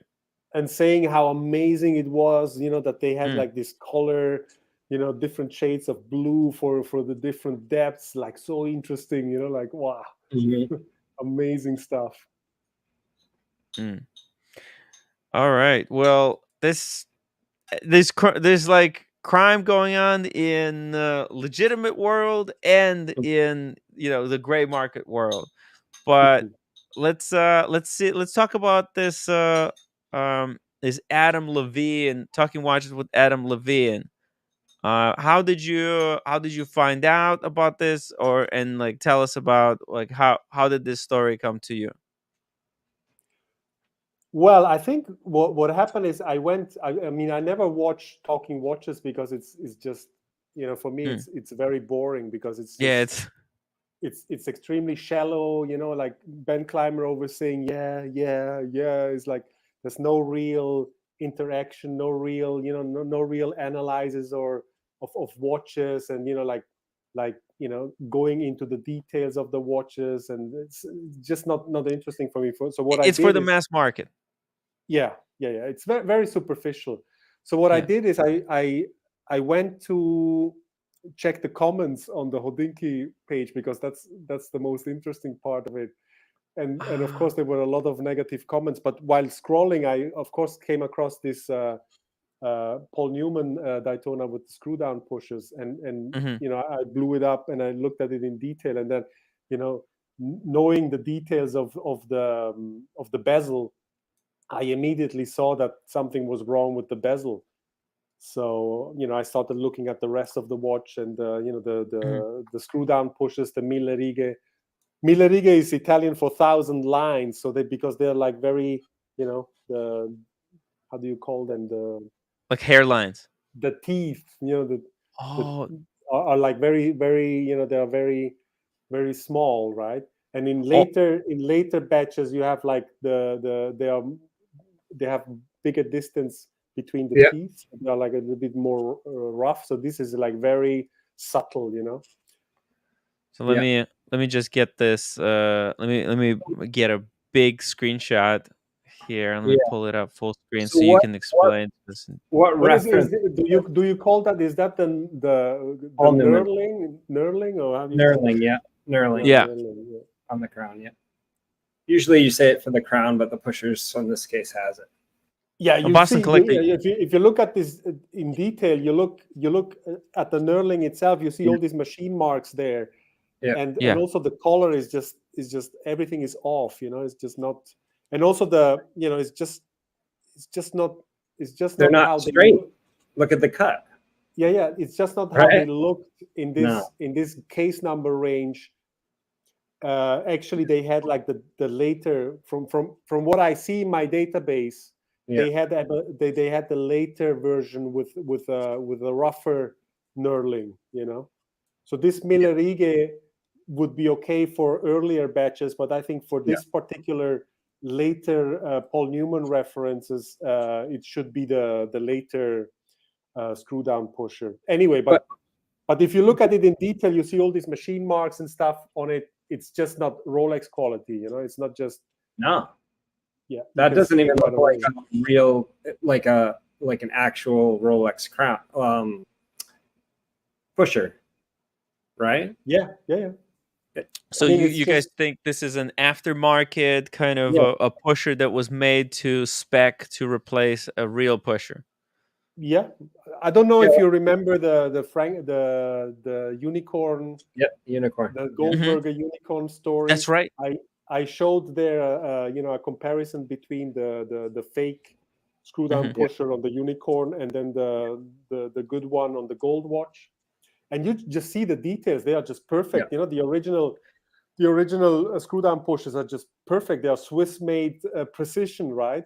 And this is an Italian made, on demand. The steel doesn't even match. To me, it feels like you can see this is a white metal, and then this just has a different shade. I mean, there's I think the earliest pushers, they were plated, so they were actually made of brass, and then they were plated. and some of the plating came off over time, so you can see that that they are the real ones. And then, but I think with the 62, 63, they already started making them in stainless steel, So Yeah. this is some kind of a weird thing, because I think it's actually plated. If you look in certain pictures, you can see that there's brass color coming through the plating. So even if they were real, they would be completely period not correct. Yeah. You see in this picture, you see it, but maybe it's just a reflection of the if you of the wooden background, but you see a little bit of like a little bit of brass color coming through. Oh, It's you not mean very here clear. because some of this surface is reflective, then the other part is not reflective. Yeah, that does seem a little bit yellowish here. Let me try to compared to screenshot. the crown, which is similar light. Yeah. Let's see here. It's a lot whiter. Hold this up. Yeah. It's hard to tell. It's not, this area is not very in focus, but there is a different shades. There's really no reason why these reflections could be different. But yeah, I think you're right. There is some kind of a coating here. But then even beyond the pusher. In my eyes, they are fake, But I'm sure there would be people who say, "Oh no, they are actually real for whatever reason." So that's why I said actually in my post, I said highly likely fake. Okay. Highly likely fake. I didn't want to, but in my opinion, they are. There's no question that they are not. Well, they're not even correct. They're not time period correct. That's the biggest giveaway. So they're not even they're from the different watch that would be in different area. That's the biggest and the most significant takeaway here, that they can't be original because they're not time period correct. It's like getting a car and the rims are incorrect. They're not the original spec that this type of car released in that year would come with. So now this would probably be done to increase the value of a watch, right? Like, for example, this watch originally it could have come with, because there is Paul Newman's without the screw down and with screw down, correct? Yes. Could they have took the non-damaged, non-screw down ones and replaced it with the ones that are screw down, or they're different? No, this is a 6263, which is like a screw down pusher. Oh, okay. So it's a different. Okay, so this is the one that says Oyster on the case back. So with the Daytonas, the watch basically received the Oyster designation only in combination with the screw down pushers. That's right. Wow. But the Daytonas were always an Oyster case. That's right. But the problem was that you could underwater accidentally, activate press the button, and then you would have a water intrusion, right? It's not the screwing down action that makes the watch water resistant. It's the fact that once you screw screw it down, you will no longer be able to press the pusher. Right. Exactly. A lot of people seem to think that if you unscrew the pushers and go into the water, it will get in. No, that's not what happens. So the water resistance stayed the same, 165 feet, 50 meters, with both versions of the pushers. So there you see that it was basically just a locking mechanism so that you couldn't accidentally, activate the pusher underwater. Right. Now you sent me this image. Yeah, so I've been researching further because I wanted to see whether I can find the dial and prove that the dial has been reloomed, because I think I suspect it has been reloomed. So I found this other watch that has the same type of dial, and I found the hands look extremely similar. Like with like these stains at the exact same spot. Yeah. It's just very peculiar. I mean, I cannot say this is 100% the same hand. Yeah. But it's just very strange that it looks like almost identical. Wow. Hey, just 1 second here. We got a guest joining. Hey, Andy, listen. Let us finish with Jose, and then I'll talk to you. Okay, so just hang in. Okay, hang in there. Yeah, cool. Cool. Yeah, because we had a little bit of a fight there. He had a fight with Asheen, and I don't know. He wants to say something, but let's finish this, and then we'll have that conversation. Oh yeah. So you suspect that? So that was the hands. So this is you closed. Oh, I understand. Okay. So let me zoom in on that as well. So you're suggesting that because there are these different spots in the loom, that there's a chance, like, why is this loom aging at different rates, right? Like this hand, because there's a little bit of yellow, a little bit of brown, a little bit of yellow, right? Yeah. Means there's a possibility someone went and with the dripper and dabbed a little bit more loom to kind of compensate for I know, some that may have been lost. but for me, it looks very unnatural because I Mhm. mean, when you look at, I have this database where I basically documented all watches that ever appeared on the market. Mhm. So if I put them all next to each other, this is like the outlier, That this loom is like unnatural on the hands. So you compared this loom to all the other hands you've seen, and then you found a match that was a little bit funky.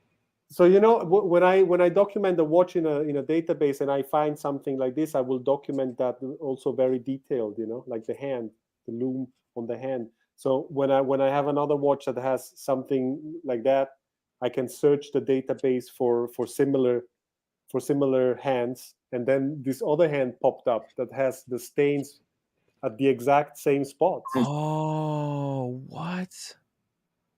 Wait. This is a different watch.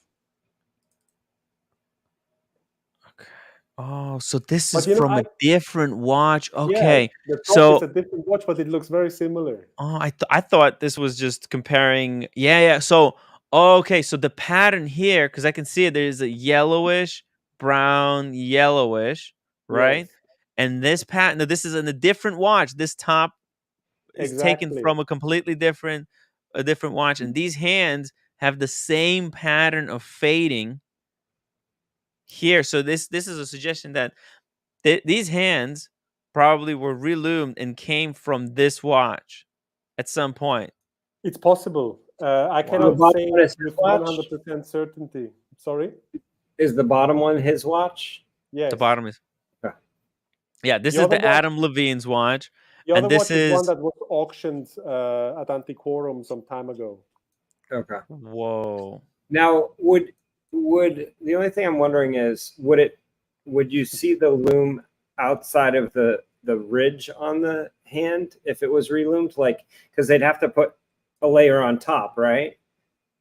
Mhm. Is that a telltale sign that it has been reloomed when the Well, when they you- remove the remove the the loom. loom. Normally, they remove the loom. Sometimes the loom, this tritium loom is like, it will, parts will break off because Yeah, it's like it's it becomes brittle, like.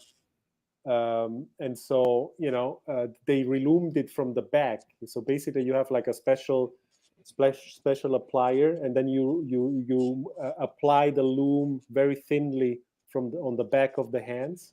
Mhm. And you can actually tell, by the way that this has been applied, whether the loom is original or not. Yeah. But anyway, I mean, this is just a peculiarity. Yeah, I yeah. cannot say with 100% certainty Right. that this is the same Good. hand, but it certainly is very, very peculiar that it's almost identical. And I mean, one picture is of course very low quality. I mean, the Antiquorum watch is blown up. It's not very focused, so you don't see the hard lines. Maybe if the picture would be better, you could see that it's the exact same. But like this is very difficult to tell. It's almost like it's telling you, oh, the better the condition, the more chances that it's a fake, or somehow put together. Yeah, I mean, it's just a weird, for me, it's just a weird loom on the hands, and also the rest of the loom. The loom plots on the dial. If you look at them, if you blow them up, you can see that they are all perfectly round, perfectly the same size. Yes, it looks so beautiful. almost exactly to be true. And then this nice cream color. Yeah. When you look at other watches from the same range, you will see that the lume is like some lume plots are completely asymmetrical. You know, like and not, some are smaller, some are smaller. That are You know, broken. I have some that are broken off on mine. yes. Oh, exactly. do you have a close up, or can you show us to? Okay, so one caveat. Don't worry. The resolution is very bad. Okay. Don't He tell me won't it's be able fake. to tell you if it's fake. I'm joking. I'm not that worried. I've had some people look at it. But so it's hard to tell, but this one down here is missing the lume. You know, it's broken off. So some of them, most of them are good, but some of them have been broken off. But you can see on the pushers, I mean, this is what he's talking about, like the knurling on them. Yeah. Oh, the later wow. ones, And there's the 200. Oh, wait, hold it there, because actually I'm gonna put them side by side. Like, wait, Can I ask like this. What serial range is this? What? This is 1985. I have the original receipt, so I know. Okay, 1985. Yeah. Okay, so this is a very late one then. Yeah. Yeah, and the bezel looks like a Mark II bezel. Everything looks okay. Good. What Thank I can you. see. I mean, Appreciate it's a fantastic watch. Congratulations. Nice. Oh, thank you. Yeah, I actually got it from the original owner and have all the paperwork in the box and everything in the original receipt for it. Yeah. So that helps, obviously. But I've had like Eric Wind look at it, which helps. Nice. Yeah. Wow. I mean, tell him a story how you got that watch. I mean, yeah, I basically through a family friend, I came across it, and he was friends with the original owner who had kept it in a safe. It's the 18 karat gold, which the 14 there's 14 and 18, right? On these watches, and the 14 is mostly American, but this was actually sold in Ohio, and it's an 18. So I guess some of them came over and were sold. I don't know if they had to order the gold at that time or not. And then yeah, it's in good condition because it's been kept in a safe, and then it has the rivet bracelet, obviously, you know, like the. Very nice. And so show me the bracelet from the side, please. Yeah, it's got the rivets. Sorry. Is that better? Can you see the rivet? Yeah, it's an American rivet bracelet. You can tell because the rivets, they have holes in it. So the European bracelets have like full rivets. Yep. And the American bracelets have these holes in it. Yep. Very nice. But I think in later batches they stopped doing the 14K. Yes. Watches. Yeah, it was only available in 18K. You know. Yes. So this probably all of them at this point were maybe 18K. That's probably why it was sold in the US. But I just know that I was looking on the auctions when I was looking into it that there was some 14K and 18K, and they said that 14K was the American version. They didn't make that many though of the gold ones, right? No. If you look at the database, you have always in between all the steel ones, you have certain batches, and but not in crazy numbers. No. Yeah. Do you know how many for like 1985 in your database, or? I would have to check. I don't know it from memory. Yeah. Okay. I'd be interested to know, how many were actually produced that year, because I know. Yeah, I can look it up for you and then let you know. Thank you. Yeah. Maybe you send me a message somewhere on and Instagram? then I can send on Instagram. I can give you the WhatsApp. Boston. You guys want to connect on WhatsApp? I think Instagram's fine. Instagram is okay. Okay, I'll send you his Instagram. I appreciate it, Jose. Yeah, sure. I'll send you Jose's mailboxes, etc. You can ship the watch to him. and you'll Yeah. get it back in 6 to 9 months after a very thorough investigation. You probably know you Boston. You have Jose's Instagram, right? So Yeah. I'm friends with him, but he's not friends with me. oh, really? he's a little Boston Collector. It's a Boston Collector on Instagram. I'm actually Boston I'll Collector. I'm send gonna drop your and Jose's Instagram accounts in the chat so that everybody can follow everyone. Yeah. So Boston Collector. I think you blocked me. Did I? No, I got No. you. Is it the Boston Collector? There's The two. Boston Collector, yeah. The Boston Collector, yeah. Luxury watches, AP, Patek Philippe. There you go. Rolex. You got it. Voila, following you now. Perfect. I've blocked Boston Collector indefinitely. Thank you, OC. Too many good-looking watches. Oh, by the way, I checked I realized the other day that I think HODINKEE blocked me, but I don't Really? understand. I don't understand the reason, because No. this must have happened after they published the article about the Omega Speedmaster, where they mentioned me, which was quite interesting. And I think after that article, and I never interacted with them because I don't, I never followed them on Preemptive block. They Instagram. don't want you to tag them. I don't know. I was thinking maybe they blocked me when they introduced the Hublot, the Hublot special edition, because they That's thought that I would. vindictive as fuck. Yeah. It is. It's pretty bad. Who do you think controls that Instagram account? Is it No idea. who's got passwords to block you? Like that's actually revenge. I feel like maybe someone passed a message to someone, like But Philip's contact. it's just weird because I never went on HODINKEE and commented or created havoc there. Not at all. I didn't even follow them. Wow, just preemptive blocking. By the way, just talking about HODINKEE, I just want to mention for the audience's sake that the mass exodus at HODINKEE continues. What? Continues. HODINKEE Executive Vice President of Content moves to Sotheby's. This is from about a month and a half ago. So Nick Marino moved from HODINKEE to Sotheby's. And then news this week is that HODINKEE's chief operating officer has left the company, Russell Kelly, and is now working for California-based Fortane.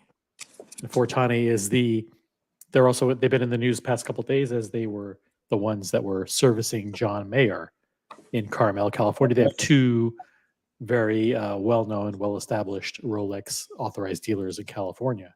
So the mass exodus at HODINKEE. You know what? This continues. somehow reminds me of in the after 9/11, Swissair, who was a very reputable airline, went bankrupt.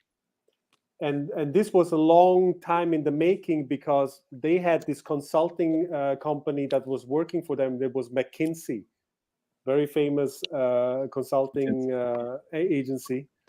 And so the guys from McKinsey would go and work for Swissair, and guys from Swissair would go and work for McKinsey. And at the end, they managed to basically kill Swissair. And I think this is what is happening with HODINKEE. Is like all these HODINKEEs they are working for Philips now. I mean, you see there's already two guys that work for Philips, and now this other guy goes to Sotheby's. This guy goes to Fortane. It's just very interesting development. Jack Forrester was. Yeah, Jack Forrester maybe saw the writing on the wall. I'm sorry. Went to Watchbox, right? Okay. Or something like that. He did go to Watchbox. By the way, I did have someone on the inside of HODINKEE who basically told me that they were going under. They already filed to liquidate their stuff, and then they were saved at the last second by infusion of cash by John Mayer and what was the other guy? They probably were filing for bankruptcy because their purchase of the Grand, the Caliber, the Crown, what was it, Crown and Caliber? Crown and Caliber. Yeah, Wait a they minute. bought it at the top of the market, and that stuff was worthless. So Those watches were when nothing. was this? This was just a couple, like a month ago. Oh, that recently. Yeah. I'm just so mindless. I thought that HODINKEE was doing really well. Maybe they were until they went and thought they were really big, too big, and tried to swallow too big a fish with the Crown and Caliber. I just think they bit off more than they Yeah, could that's chew. the phrase. Yeah, they expanded too quickly, and the market suddenly collapsed. Like on the gray market collapsed, and also like the general interest in watches have actually waned. It has shrunk. It's gone way up. Yeah. You know what was interesting is that, you know, as I mentioned, you know, when they published the article about the Omega Speedmaster, that they had to, because, you know, it was already in the public domain, and so the watch media had to react as well. So they basically linked my article, but you know, I noticed that I was expecting much more traffic coming from HODINKEE, and there was a very little traffic actually, you know, compared to, for instance, Fratello Watches wrote the article before HODINKEE, and from Fratello I received a lot of traffic, but from HODINKEE it was like really very little. You know what? People have lost respect in HODINKEE. Nobody reads I don't think a lot of people even read their stuff anymore. Well, I'll tell you something that happened with that. 1 second, Daniel. Remember they used to have that like app that had all of the different articles. It was by HODINKEE, but it was, I forget the name of it. Watch something. Oh yeah, I remember that. Yeah, that would put monochrome and them and Fratello and, you know, other things in the same like feed. It was a news aggregator. Yeah. Right. It was like a news aggregator, and I think that when they stopped that, it really hurt because, you know, I know I went and signed up for like monochrome and Fratello and those to be emailed blast to you now, but there wasn't like that HODINKEE part of those. You have to go to HODINKEE separately now, and I don't know. I felt like maybe that hurt them. What was I going to say? Ariel Adams. Watchville. It's called Watchville. Yes. Ariel Adams thought they were going way off in the wrong direction years ago, but that maybe he's just looking at it from a journalistic point of view. A competing site, maybe it was just a little envious of where they were going or growing too fast, or maybe he had a point. I don't know. Jack Forster left early, maybe because it was a better job, or he saw the writing on the wall where it was going. I don't know. Yeah, I mean, for me, I think HODINKEE went from like doing the vintage stuff that Ben Clymer was interested in and actually was interesting to people, to more like, you know, watch releases from all these brands they're selling all of a sudden that are new watches, and it you kind of lost the actual like vintage stuff, I think. Was Ben still the head of the company, or did he still is? He's still involved, but he has other investors, like a CEO or something. Okay. Yeah, he has other investors, but he actually has a golf company too, Ben Clymer. Casey Jones Brooklyn, $2 super chat. HODINKEE and the Timepiece Gentleman are both victims of the tanking market. Johnny O, $2 super chat. Jose is a fantastic guest. Thank you, Johnny O. I really appreciate the super chat. He's also fascinating, by the way, Tim, too. Yeah, that's my opinion. The guy's amazing. I mean, he's doing a really important service here for the watch community. Just like identifying, you know, this type of insane fraud. I mean, this is the equivalent. Like, this is bigger, in my opinion, than the Timepiece Gentleman, because like there's just it's so much involved, and it's involving the industry that everyone respects so much. So yeah, I mean, there's so many players involved, right? I mean, you have, for instance, all these artisans in Italy that produce all these fake parts. You know, that they are like, actually they are real artists. You know. Yeah. You know, and I'm playing with the idea of trying to bring them more into the spotlight, these people, because they deserve it. I mean, some of these guys who restore dials and reapply loom, like radium loom and stuff, I mean, they do really perfect work, and some watches need restoration, and the thing is, right now all these restorations happens under the cover of the night, so to say, Right. and then these watches are then offered as all original, which in my opinion is just, not only my opinion, it is actually fraud if you don't disclose a restoration. So if I understand that, so the artisans are kind of the innocent, they're innocent, but they're involved with the project. Like they're just restoring, they're given assignments, they do the work, or they're contracted out, but And they then they don't know zip what the final it. product is. What? Of course, they have to zip it. They Yeah. cannot talk Yeah, they know. about. Can happen. And I find this, if you look at the art world, you have all this, very important artworks that are being restored because they need restorations. And the guys who actually restore these paintings, they are very famous. And like people, when you have an own painting, you want to have it restored by the very best, right? And so the same should be happening in the world of watches, Agreed. But all these guys are working in the dark, right? Because for some reason in watches you cannot disclose that something has been restored, because otherwise the value will just drop considerably, implode. It could be you know what, this whole thing could be a different type of a Ponzi scheme. We just have to wait until it plays out, see what it goes. This is unbelievable. Big Meech, $100 super chat, just out of the blue. Thank you. Hey man, I really appreciate it. Welcome back. He's a mega donor. Why the hell did you say thank you and put my emoji? What is that? What? Because that I mean, you're mean? probably surprised. He hates your guts, I think. I am surprised. I'm elated, but it wasn't because of me. It was in spite of me, probably, like you said. Yeah, but I think he hates you out of love. I actually love Big Meech. By the way, when we did a community show together, I heard nothing but rave reviews. I He's heard a legend. And they said, "Listen, you and Meech have a really good chemistry on air. Mm-hmm. Be careful. Be careful. Meech, come back. Meech, come back. He's really good on air.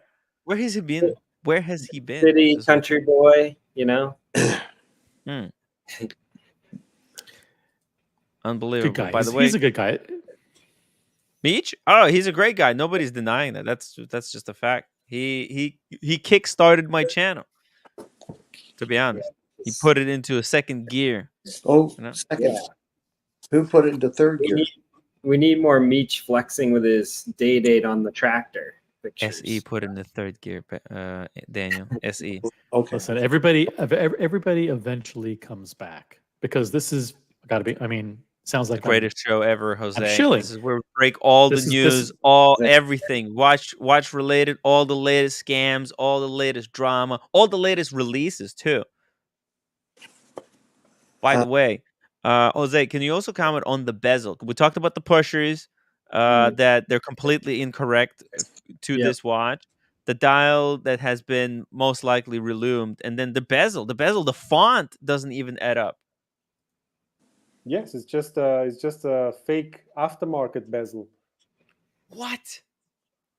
So I mean, bezels on for these watches, they are quite expensive. I mean, we are talking about depending on the condition, but let's say like a perfect condition Mark I bezel for a for a screw down pusher, or even for a there's also the 6241 that has the same bezel with the pump pushers, but we are talking about 20,000 and more.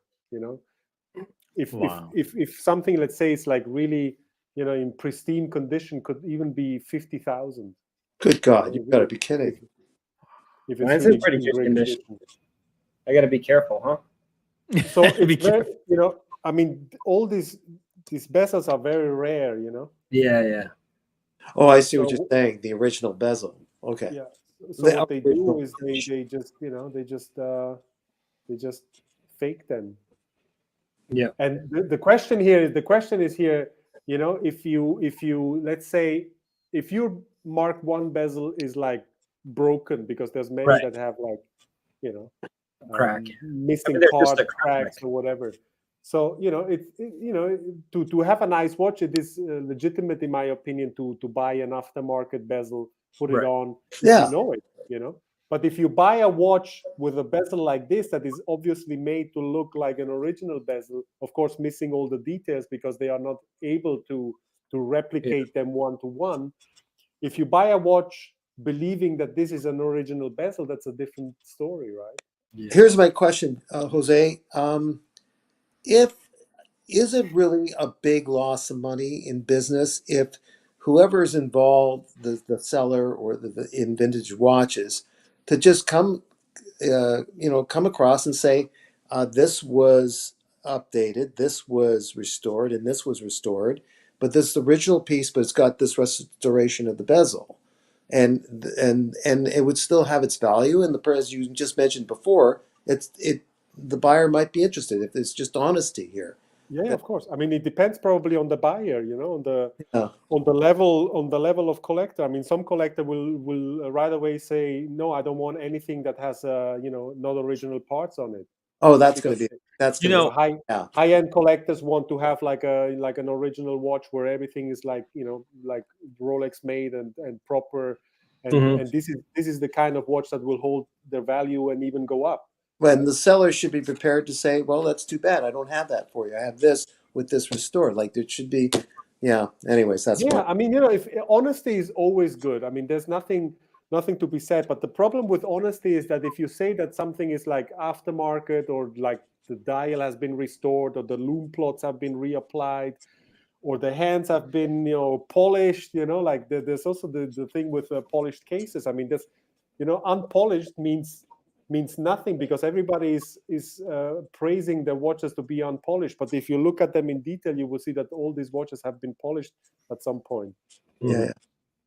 So if a watch is not new old stock that was found, unsold somewhere and never touched, chances that they are really, unpolished are very small.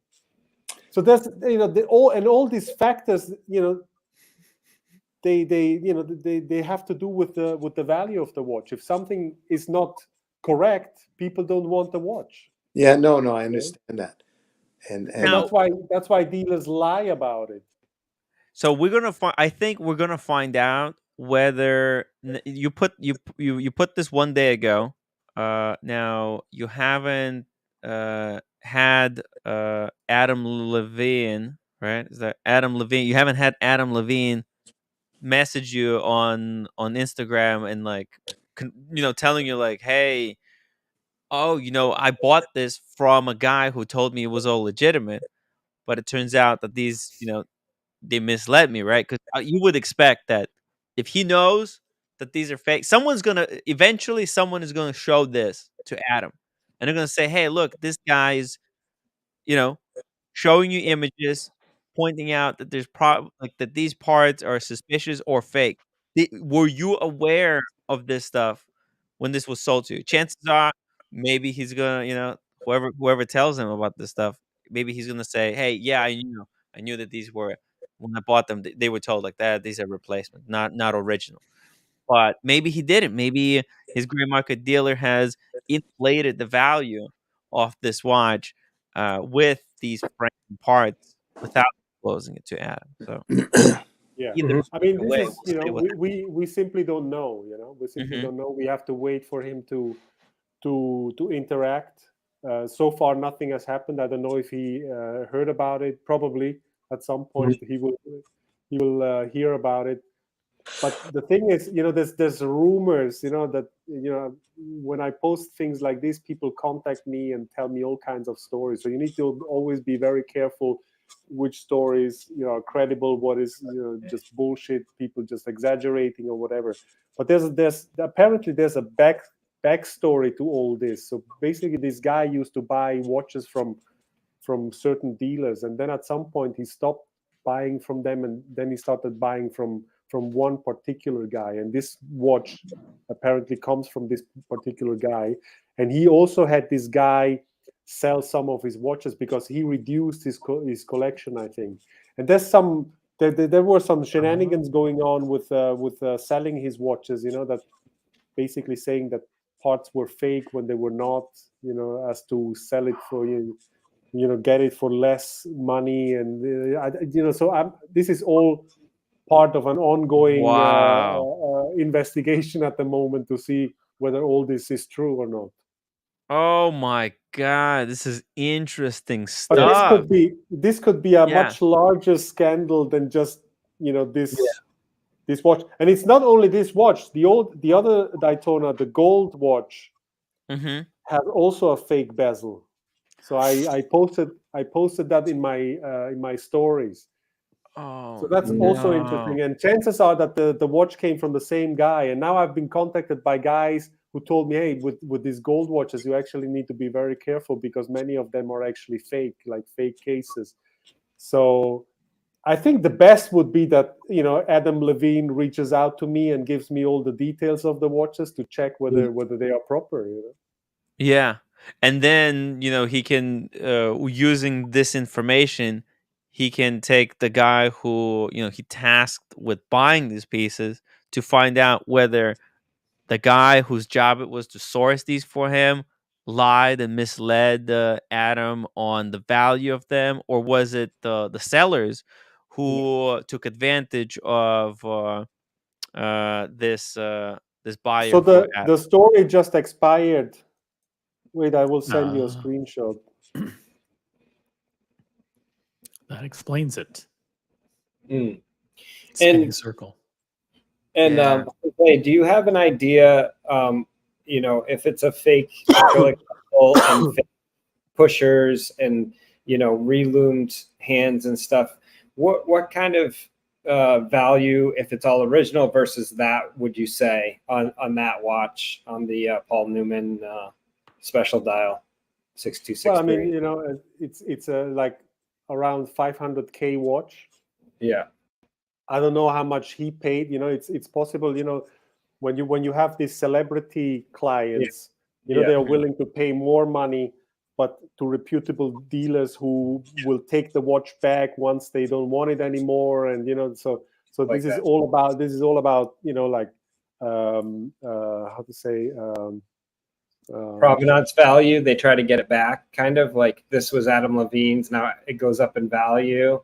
No, if you look at the at the best dealers in the world, they have their clientele, right? So and they sell them watches, but sometimes they will take them back. So it's really like a very fair thing. And also, if something is wrong, with the watch, there's a lifetime guarantee that you can give the watch back. They will take it back. But with certain dealers, that's of course obviously not the case. So the thing is, if a watch has like all these parts that are not okay, it immediately drops the value to much less, maybe half. And Boston Collector is looking at his bezel, is freaking out. No, I was just looking at because he's got the gold one up. I was just looking. So this is a lot of people ask me, oh, could it not be that it's a service bezel? No, it's not a service bezel. It's just a fake Mark II bezel. Yeah. Because service bezels used by Rolex at the time, they look different. They have like, basically every era or every mark of this type of bezel has a different shape of the two, for instance. That's where you actually can see it very well. And so this is just a fake Mark II bezel. Basically, they got it right. The 200, the 2 in 200, they got it like almost identical like the Mark II, but the 2 in 120 is just completely wrong if you look at it. So you can see here, instead of let me just get the pencil. So here, the 2 on the fake one, 2 kind of goes out and then goes down, whereas on the real one, it goes straight down. Yes, exactly. Like a wrong font. This fake bezel is basically a hybrid between Mark I and Mark II fake bezel. So basically it's one fits all, probably was the thinking behind it. Oh my God! Because exactly. So you take the chances. They basically made the fake that would fit most cases. If somebody's looking whether it's a fake or a real deal, what they do, they're probably looking at like, I don't know, like a 70 or like they're looking at certain. They're not going to check everything, and like here they basically took the easiest chances. Like, okay, if they look at this part, they're going to get it right. Chances are very high with this type of bezel that it's going to go unnoticed. There is one detail on these bezels, one particular detail that's enough for me to see and understand whether the bezel is original or not. But I'm not gonna disclose what that detail is. I'm always showing the other details to show that that it's because it's not identical. the fakers, they will adapt to course, your of course, exact. You can't disclose this publicly. It's May- like kind of when you're maybe doing, they will get the shape of the numbers correct, even with the serifs and stuff. But that one detail is just something that needs to stay hidden from them, because otherwise it's going to be very difficult. So it's a detail that the counterfeits have that they haven't detected is different from the original, but you know it is there, but you don't want them to know that you know it's there. Exactly. Got it. So when I looked at the Paul Newman, the first one we discussed, Adam Levine's watch, I only looked at that one particular detail, and I already knew that the bezel is fake. Wow. And then you only have to go to the rest and just compare and show. But those are really the intricate details. This other detail is just very simple. You see it, it's fake. I see. It's probably something more complex. There's something somewhere that even the people who are faking, they disregarded when they were faking it. They didn't even know that this played a role. But huge shout out to Big Meech, who super chatted another $100. Wow. He says, "Man, one more for reminding that I was the OG." He was. On that day, he sent $400 in super chats, and he exploded this channel. It was ridiculous. Nothing was the same after that day. That's Big Meech. He's an impactful character. When he does something, it changes the trajectory of the channel. It says still won't come back. What? Until you part ways with the cranium monster OC and drunk O'Malley. What? Meech, come back. I never did anything to Big Meech. Never did What anything. did you do to Big Meech? What did you do, OC? Absolutely He's my nothing. super mega donor. I rely on it. I can't lose mega donors like this. Well, he was mega donor to the hate streams for months. So now that the hate streams are gone, he's back. Jose, what did this celebrity know? Was he in on it, or was he completely fooled by all this? The owner, was it Levine? We don't know yet. Levine now Jose has sent posted these. These are now public images. Hopefully, people will reach out to Adam or someone close to Adam, or people on the gram or somewhere. If someone who knows or knows someone close to Adam could help and forward these images to him, I'm sure he would appreciate knowing this information, and maybe even getting in touch with Jose, for more work. I'm 100% sure someone like someone like Adam, who has a collection like this, it's a little bit HODINKEE recommended ish. I bet like Ben Clymer had a collection then. Huh? The thing with these celebrities and who collect watches is that they rely on watch dealers. They're a target for sure. And I mean, there's watch dealers that are absolutely trustworthy, of course. I mean, some people I trust 100%, but when vintage. Just to make a funny comparison, like trust in a watch dealer is like letting your dog guard a sausage. You need to be always very, very careful what's going on. So yeah, the thing is, you know, for celebrity collectors, it would be good, you know, if they had someone independent who is not trying to sell them something, but just you know, just checking whether everything is all right. So you know, I would love to help Adam Levine check his watches, 100%. And I also need to say something, because there were like, you know, 2-3 people who commented on my post saying, "Oh, why didn't you reach out to him personally, you know, privately, and tell him, why did you have to embarrass him, you know, in public?" And the thing is, you know, before I made the post, I went to his Instagram account, and I actually he posted about these talking watches, because obviously he loves, you know. He loves watches, and he loves that his fans see that he's in talking watches. So I wanted actually to leave a comment there telling him, "Hey, something wrong with your watch, please reach out to me," or something like that. But there's only, you know, the comments are, you know, are deactivated for normal people. You know, I think he allows only a handful of people to comment on his stuff, actually.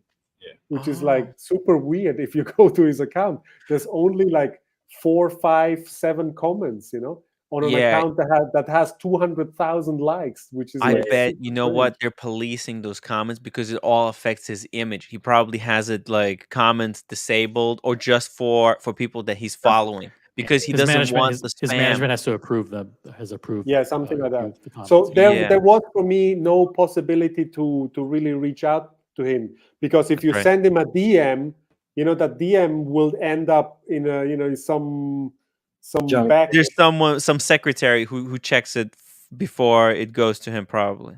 Yeah, exactly. I mean, I receive sometimes DMs from guys, you know, and I never see them. I see them like after half a year. I see that someone sent me a message, because they end up, I mean, there's like, you know, in the DMs you have this thing where you have like requests, right? Yeah, they're buried in the requests. And it's hidden. And then you have the hidden requests as well. Yeah, hidden ones. Yeah.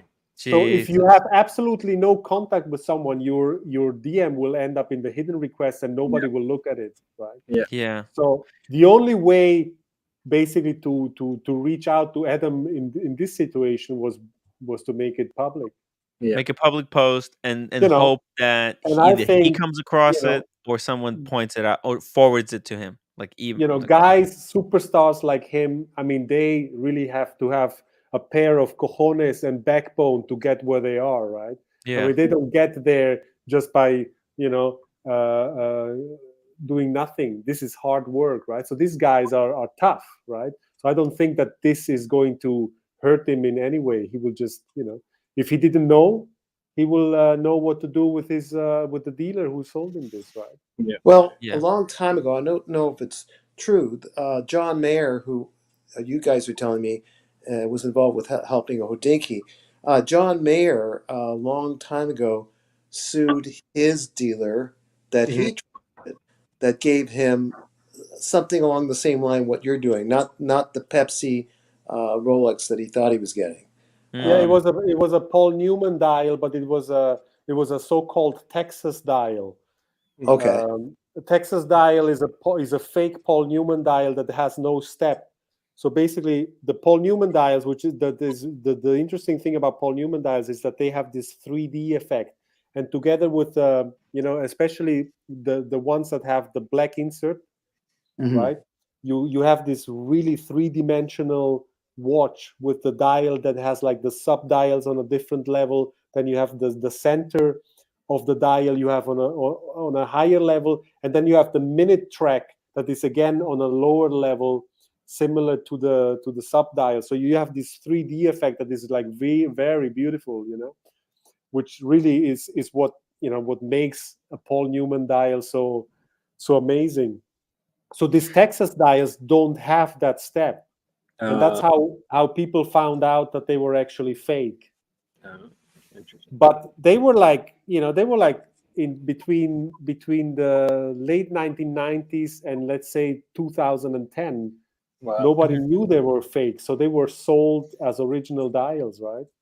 Wow. And so what happened is that John Mayer bought a watch from Bob Maron at the time, and then this was exactly in around the time when it became known that these dials were fake. Oh, and so no. people were telling him they are fake. And then John Mayer went on the Vintage Rolex forum and he wrote a very long post about why this dial was original. Then everybody was telling him like, hey, dude, dial is fake.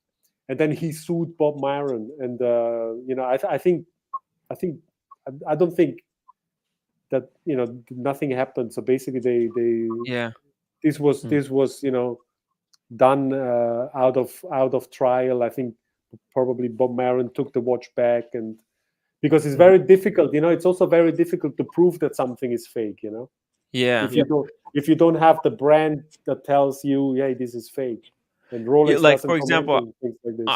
I have one of the viewers. He's asking like, how do you know? Like, you have the reason you can identify because you have all the different variants that these watches came out with from the factory. Like, you got all the original. Like, you have an archive, so you know what an original setup. What are all the different versions of these original setups would be like, right?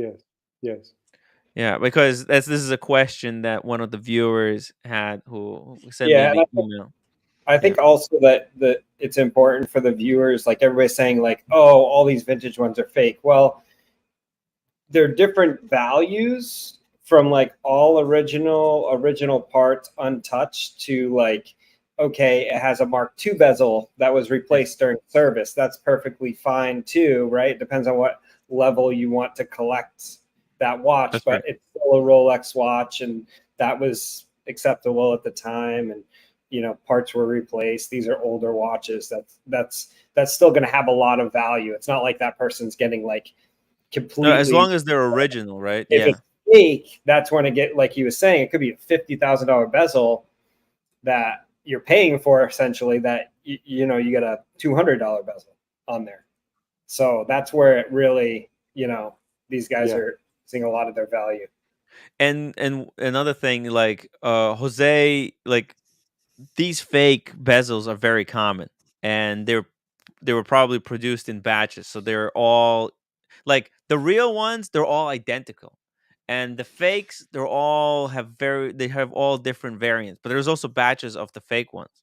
Yeah, so well, they are made by different people, right? So yeah, every bezel looks a little bit different. exactly. And you have archive of the real ones and the fakes. And you can look what the real ones are, and like you can probably spot, oh, these are the similar fakes. Yes. Yeah, and So then I'm not trying to create an order with fakes. I mean, the fake is fake for me. I'm not trying to find the guys who make no, that's them impossible. in any way. I mean, for me, it's just important to so that people who basically buy these watches, they know what they are buying into, right? And they're not taking advantage of. But those were made, those counterfeits were made in predominantly Europe. And when did they start making them? In the 1970s, or did they wait till the 80s? When did the Daytona start? Those early Daytonas, the 60s and 70s Daytonas, start getting so collectible that the people wanted to start counterfeiting bezels for them? Daytonas became popular in Italy, and that was in the late 1980s. And so, the Italians really hyped this up. And I think, from that point on, I think in the mid 1990s, all these fake parts started appearing on the market because these watches had become already so valuable. So, for instance, the fake Texas dials, I think they were probably produced in the second half of the 1990s, right? And it's a very interesting story. I'm working on an article about the true provenance of those dials, because there's a lot of stories out there. So they are called Texas dials because most of them came from a Rolex dealer in Texas, a guy named DeMessi. And so I think like around 200 of these dials came from him. But then there's another guy who went bankrupt because he misappropriated. But this is just a fantastic story. And the guy is like one of the most respected Patek scholars on the planet, you know. And the guy had this scheme where basically he had this bank account, and all these American dealers and stuff like this who were dealing in watches in Europe, to avoid taxes, they would leave the money in his bank account in Switzerland.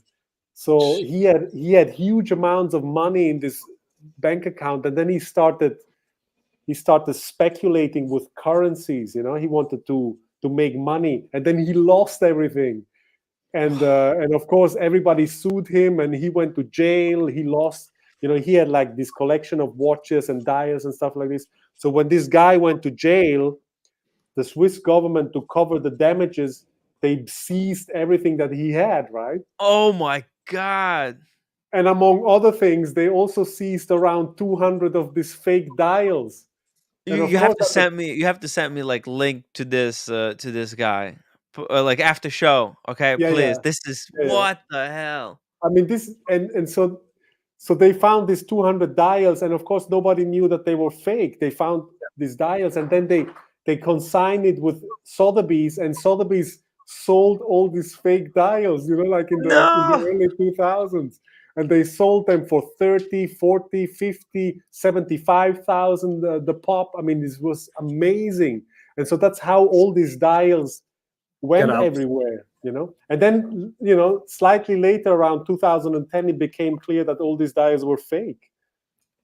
Now, would those dials still have like some value versus like a fake dial that somebody produced this year? Do you know what I'm saying? Because like it's in a batch almost, and it has that story behind it. Do you think that they have? No, I don't think from a collecting point of view, they don't have any value. But there's also like the red Paul Newman dials. I don't know if you ever heard of them.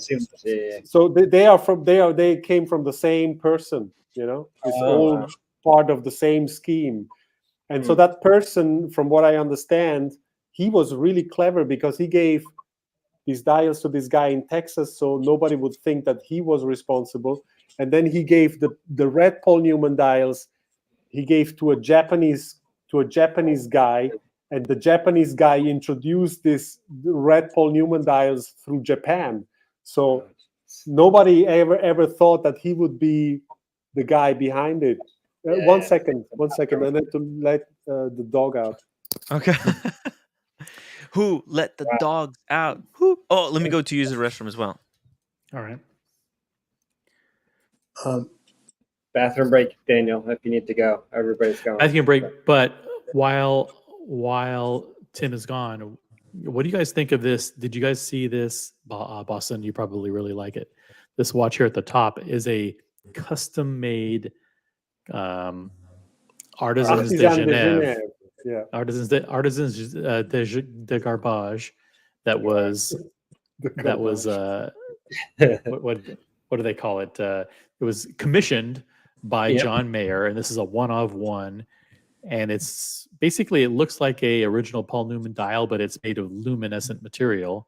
And then it's got a skeletonized, I would zoom in, but this is Tim's computer. And it's got a skeletonized dial. And then it also has a luminescent bezel. And the whole thing kind of glows green in the dark. This is Adam Levine, one of one, right? I said John Mayer by accident. It's Adam Levine, one of one. Now, which is it? A 6263 reference case that he took, or is it like it's a modern. Yeah, you can tell by the Genève, they customize contemporary Rolex Daytonas and other models as well. Jose, if a bezel had to be replaced with another original bezel, that's no worse for wear, right? It'd be fine. Like if it was an original. Yeah. You know, the thing is, I'm playing with the idea of making an article about, like a certain set of rules. What is okay? What is not okay? What needs to be disclosed? What is okay not to be disclosed? I mean, of course, it would be nice that every replacement, if anything was done, would be disclosed. But over time, information gets lost, so it's very difficult. But I think if you replace something with an original part with the exact same part, that doesn't add up to the value, I think it's something that is okay to do and nobody needs to know about it, Except if they're presenting it like it's an untouched, barn find piece, right? I mean, well, yes, but I think that there needs to be some leeway, something, because you cannot force people to disclose really everything, right? So I think, for instance, look, I mean, a good example is, for instance, this one. So you have like a screw down pusher Paul Newman Daytona, and then you have one with a Panda dial, and then you have like an Oyster Soto that is like a very special and rare dial, the black dial instead of the white dial, and where basically the dial maker added Oyster underneath Rolex Cosmograph. So that's why they are called Soto, because Soto in Italian means underneath. So the Oyster is underneath the Cosmograph. And so those are very rare and special watches that were made, in very small numbers. So if you take a regular, like a $500,000 screw down pusher Panda Paul Newman, and you replace the dial with an Oyster Soto, you make a $1 million watch. So in my opinion, that's something that shouldn't be done. And if it's done, it needs to be disclosed, because it changes the value of the watch.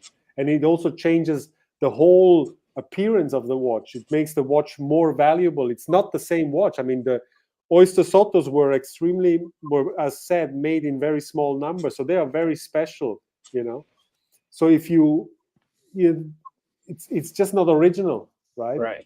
Right. So in my opinion, it's just the wrong thing to do. If you want to do it for yourself because you have a Soto dial, it's your thing. But as soon as you try to sell that watch as an original Oyster Soto, it is just not an original watch.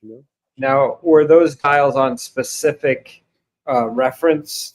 Not reference, serial numbers, so you could check against that. Yes. There's like 3 or 4 ranges where they were used. But even within those ranges, and then say, at the dial, they might look for one in that range, and then if they have the dial separate, they can add it to it, right? Yeah, of course. I mean, if you want to do that, is your thing. But then selling it as an original Oyster Soto is just not the right thing to do. I wrote a few years ago. I wrote an article about an Oyster Soto that came up at auction in Hong Kong with Christie's, and that watch belonged to a famous Hong Kong actor, and also like a watch collector, loves watches, a lot. And so I exposed that watch because it had been, I had in my database, I had pictures that it actually was originally a Panda dial. And then the Italians, an Italian dealer changed it to Oyster Soto and sold it to this guy for probably a lot of money. And then at some point he wanted to sell it. And so it was quite interesting. So that article was very successful, and it led that to there was not a single bid on the watch when it was auctioned. Not a single bid, Yeah. So there you see also, people understand, if a watch wasn't born like this, it's just not worth investing in it. Right. Yeah. Hey, I'm back, guys. Sorry. I just woke up. Not a single bid, because the knowledgeable bidders just knew that it was something off with the piece. I'm at Jose. You were saying there was a single bid. Sorry, can you repeat, please? Yeah, like you were saying, there was not a single bid on that watch because there was something on there that was off. Is that my? Yeah, because I could prove that the watch was was Franken. sold a few years earlier with a Panda dial, and then all of a sudden the same watch had a very valuable Oyster Soto dial. Okay, I got it. I could demonstrate that it was the exact same watch. The bezel was the same with the same damages and irregularities, and they also put some some comical Miller-Righe screw down pushes on it that had like this faded plating where you could see through the brass to make it, to jazz it up a little bit. It was just a comical watch afterwards. Make it look even more kind of special than it already was. Like make it one in a billion. Yeah, but I think if you see watches like that are like red flags should be going off.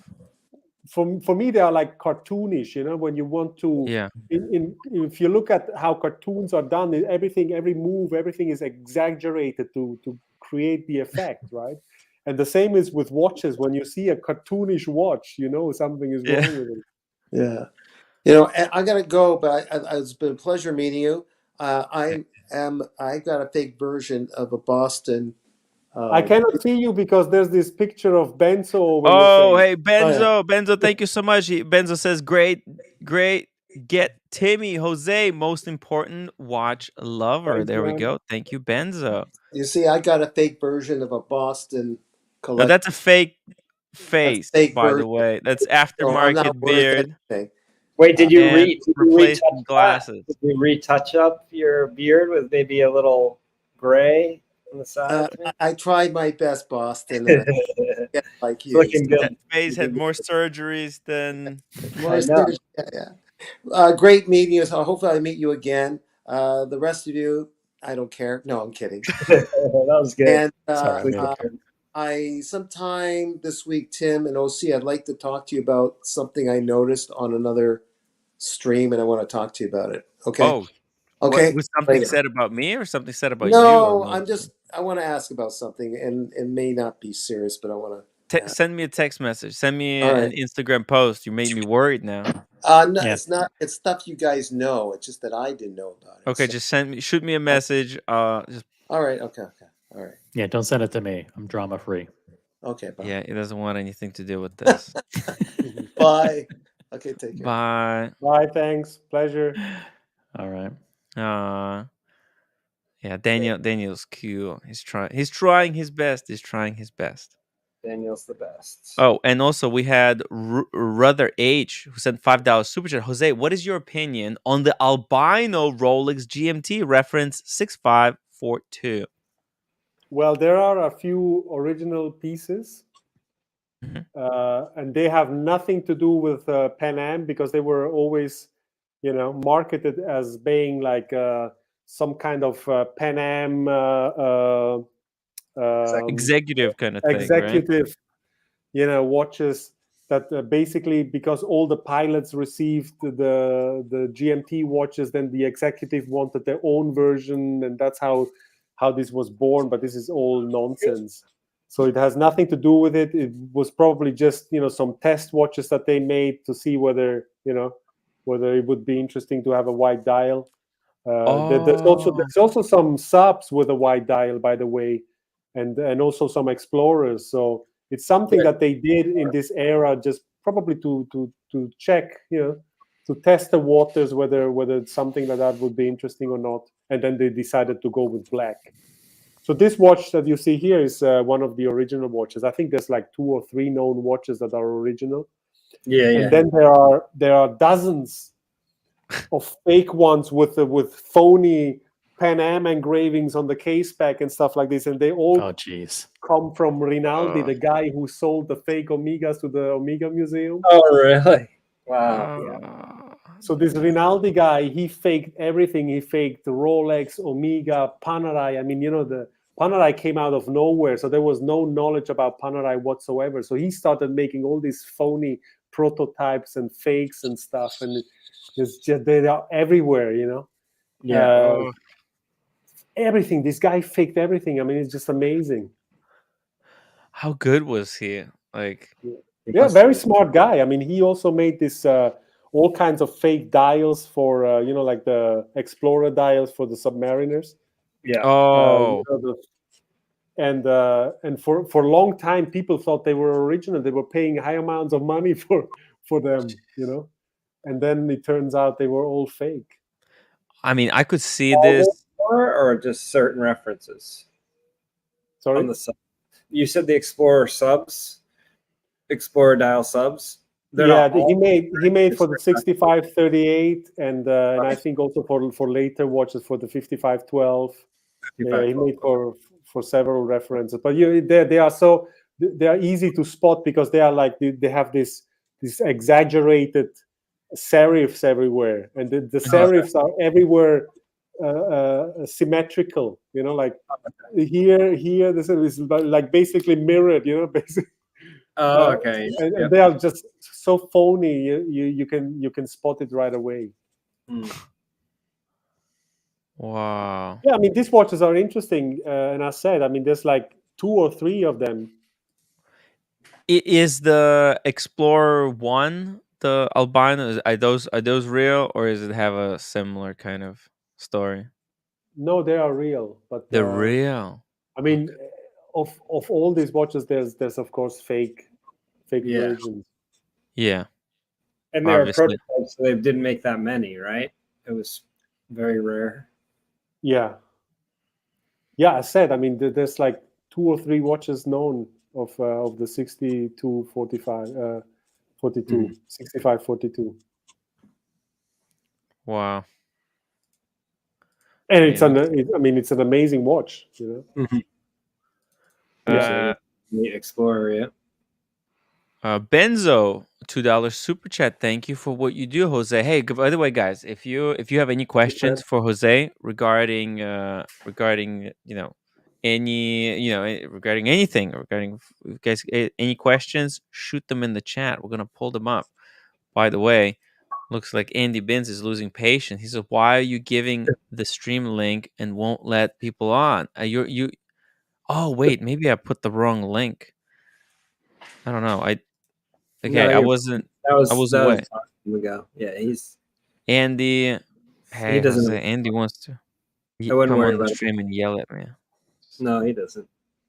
He doesn't? Okay. He doesn't want to go on the stream. Oh, okay.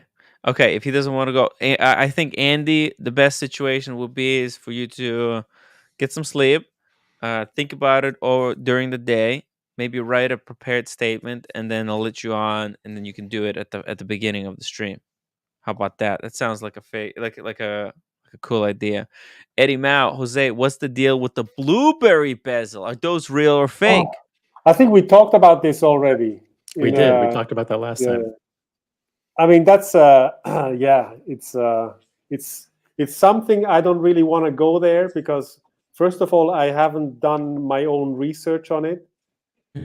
Simply for the fact that the GMT never spoke to me. I'm not a GMT guy at all. For some reason, never.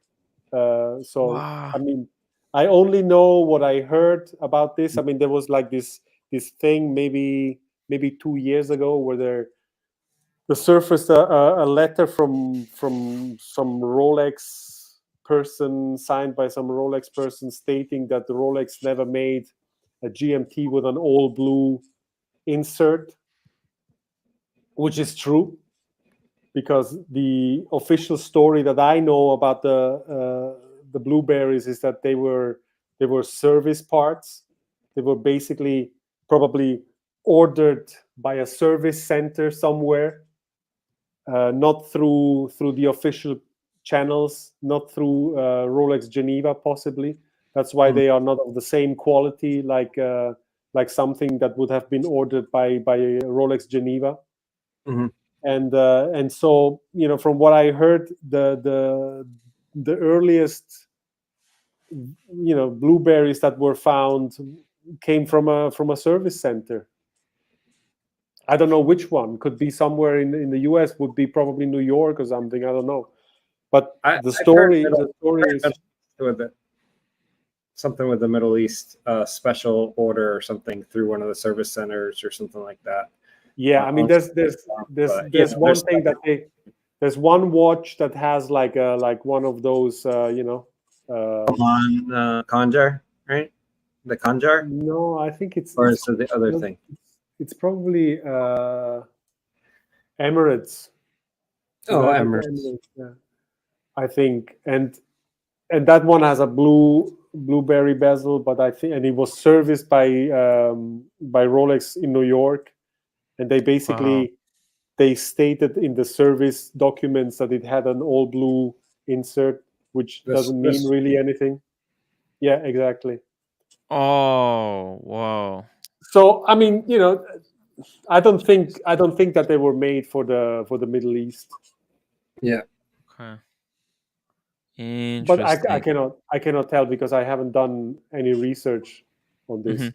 I know that this letter surfaced 2 years ago, and then the account who published it, disappeared. What? Like 2 days later, it was like some Hamburg vintage specialist or something, from what I remember. And he posted that on Instagram, and then he vanished. The account was deleted. Oh my And God.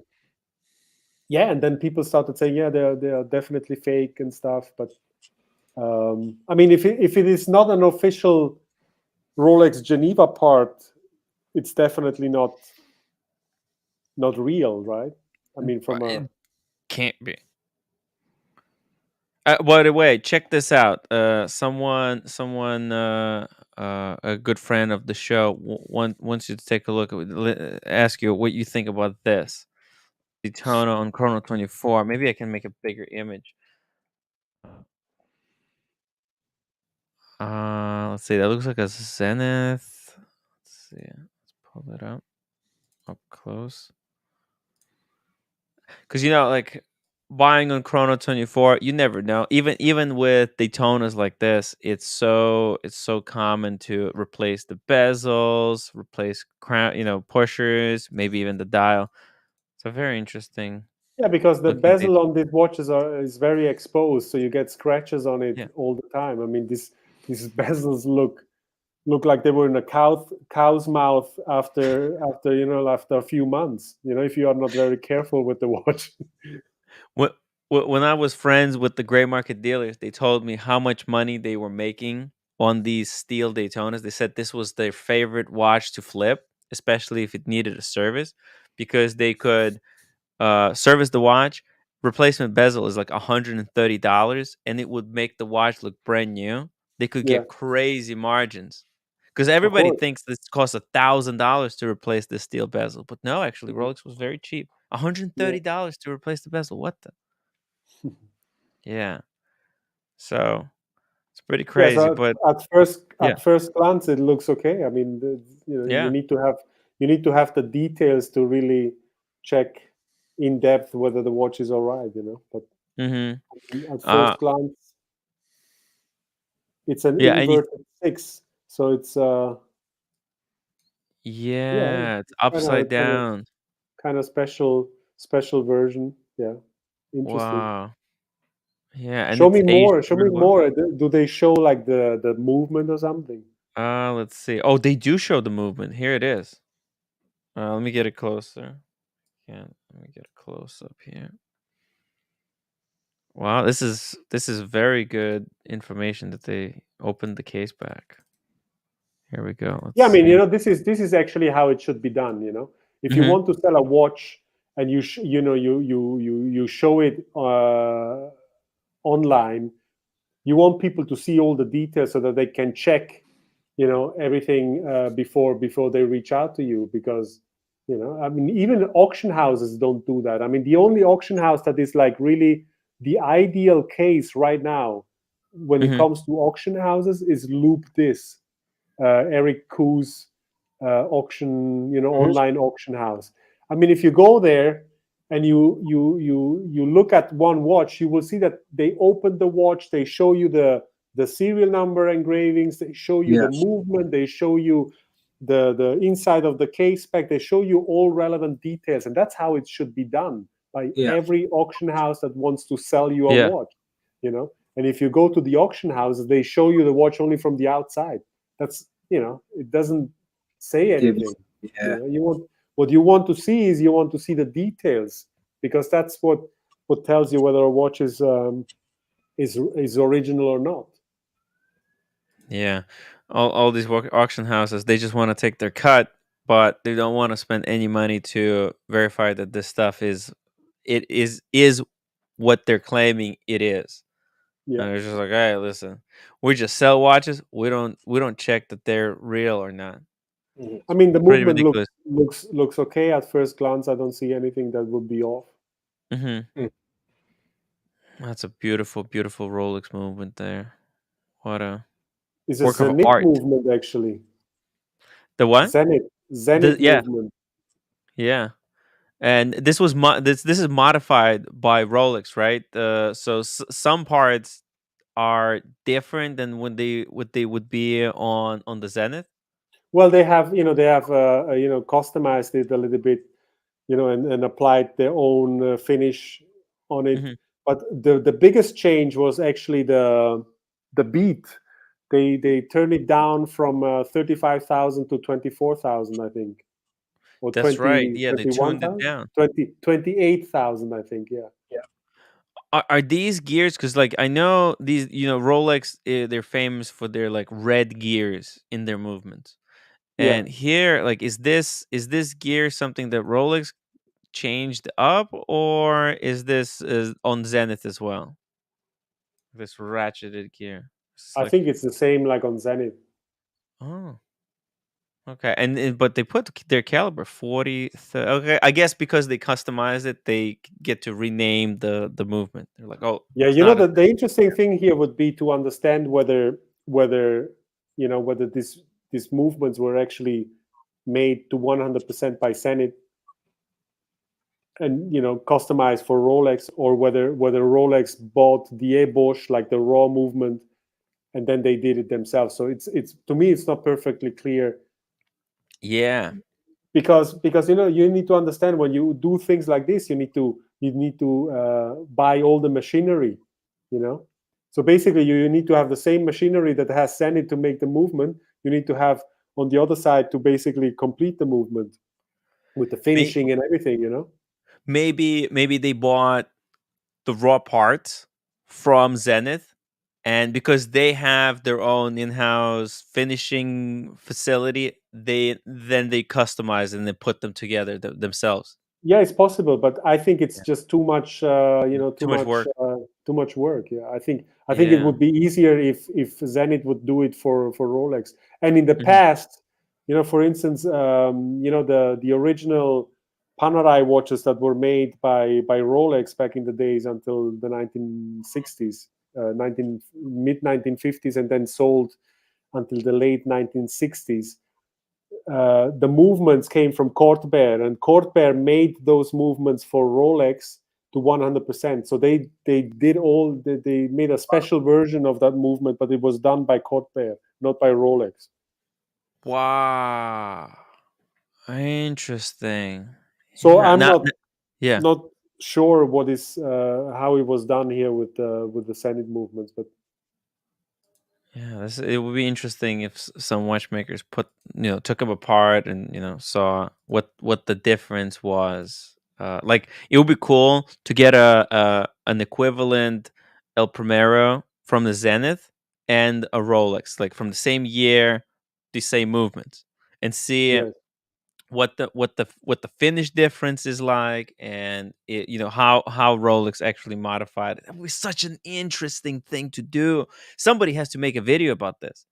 That's what everybody wants. Let's be real. Let's see the case back. Here we go. This is the case back. No, there's the inside of the case. Oh, on the inside of the. Oh, sorry. This right? Yeah. Monterey, Rolex, SA Genève, Switzerland, stainless steel, 16500. Yeah, everything looks all right. So looks very good. Oh, they also show but of course they always cover Yeah. the serial numbers. That's a funny thing with covering up the serial numbers. Dealers say, "Oh, we cover it up because someone could claim that the watch was stolen, and then we could get in trouble." But the real reason, I believe, is that you could basically research the case number and then find out that something was done with the watch, and that's you they can don't track want, right? down the case if they eventually take it out and put it into a different, right? Like if people try to Exactly. Yeah. Frankenstein it. It's a I think double-edged sword. that's the real reason behind not wanting to publish the full case number. But if you look at Loop This, always everything fully disclosed. It's fantastic. Yeah. I have a question, Jose, for people in the community that are looking at vintage. What are some things that as a buyer that they can kind of look for with a vintage watch that's kind of like maybe helpful things about a watch that you're like, okay, if it has this, I have a little more certainty that it's real, or these are the checks that somebody should go through when they purchase a watch to make sure it's authentic. Like, can you go over a little bit of that for people? Yeah, I mean, for starters, I think the dealer should send a prospective buyer all the details of the watch. He should open the watch, and send pictures of all the details, and disclose the case number so that the person can go and search the internet for the case number to see whether the watch was sold at auction at some point, or just to research the watch, and other things to check is, of course, like the loom, for instance. You need, there's certain details of the loom that you can tell that it was reloomed. I mean, this is all knowledge that should be out there for every watch collector. And I mean, it's a lot of work to do like a specific article about this, but it's also something that is in the back of my mind to do, to show people what to look for. Mm-hmm. Well, actually, sometimes there's like the loom on the hands is flush with the top side of the hand, and that's a sign that it was reloomed, because as I explained earlier, the hands are loomed from the back, and it's very thinly applied. So you always have like a 3D effect basically from the top in the scuttle, where the opening is for the loom. And the loom will sit lower, if the whole thing is filled flush with loom, it's reloomed. Yeah, because they did it from the top, most likely. Right? Or they applied too much loom, and then it pressed through, And also, loom plots, for instance, loom plots should be, it depends on which period, but in some periods the loom was very thinly applied, very flat. And then you have puffy loom on those dials. It's reloomed, things like that. Wow. And also, the case. You need to check the case for whether it's where it could have been lasered. Where they are laser filled, like laser welding. Yes. You can see sometimes there's it's very porous. Because it hasn't been applied properly. So you have to check a case for like these little tiny holes on the surface, like this. It's porous, and you can see it. You can tell that it has been laser welded, Because over time, like metal will, even like the most resistant metal, it will rust. And I've seen kind of, especially at like parts where it's thin, like where there's less material, metal start to break down, and like you say, create almost like pores. It looks like Swiss cheese. Yeah, it's called pitting, and what happens? It's what does that happen? It's actually, I think it's from salt water. When you use your watch in salt water, you should always rinse it afterwards in sweet water, in clear water, because there's like these salt crystals will go everywhere, and then they will be like in between the gasket and the metal and stuff, and then it will start rust to create these holes, I can show you a picture that I just found recently. It's like extreme pitting. It's crazy.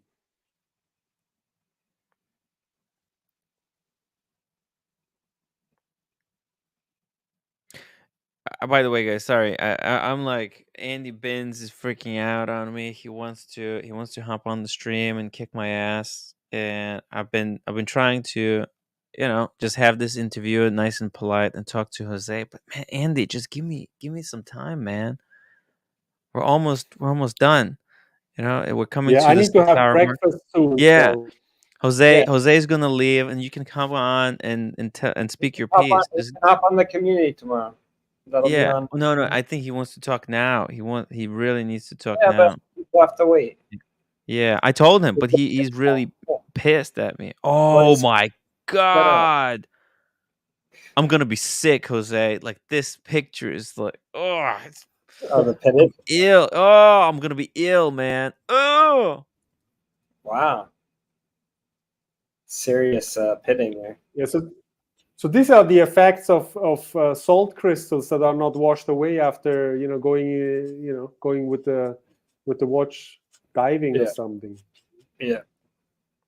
And look at the hole there, on the right hand side. I mean, that's just wow. Look at how deep that hole is. I know. Look at the crown on that too. That thing's been worn. Oh. This is what you call like case cancer. Yeah, case cancer. Yeah. Now they can repair that though, right? With I have laser. a picture here. Look, I have here a picture of how it's repaired, and it looks like new afterwards. I know, it's crazy what they can do now with the technology.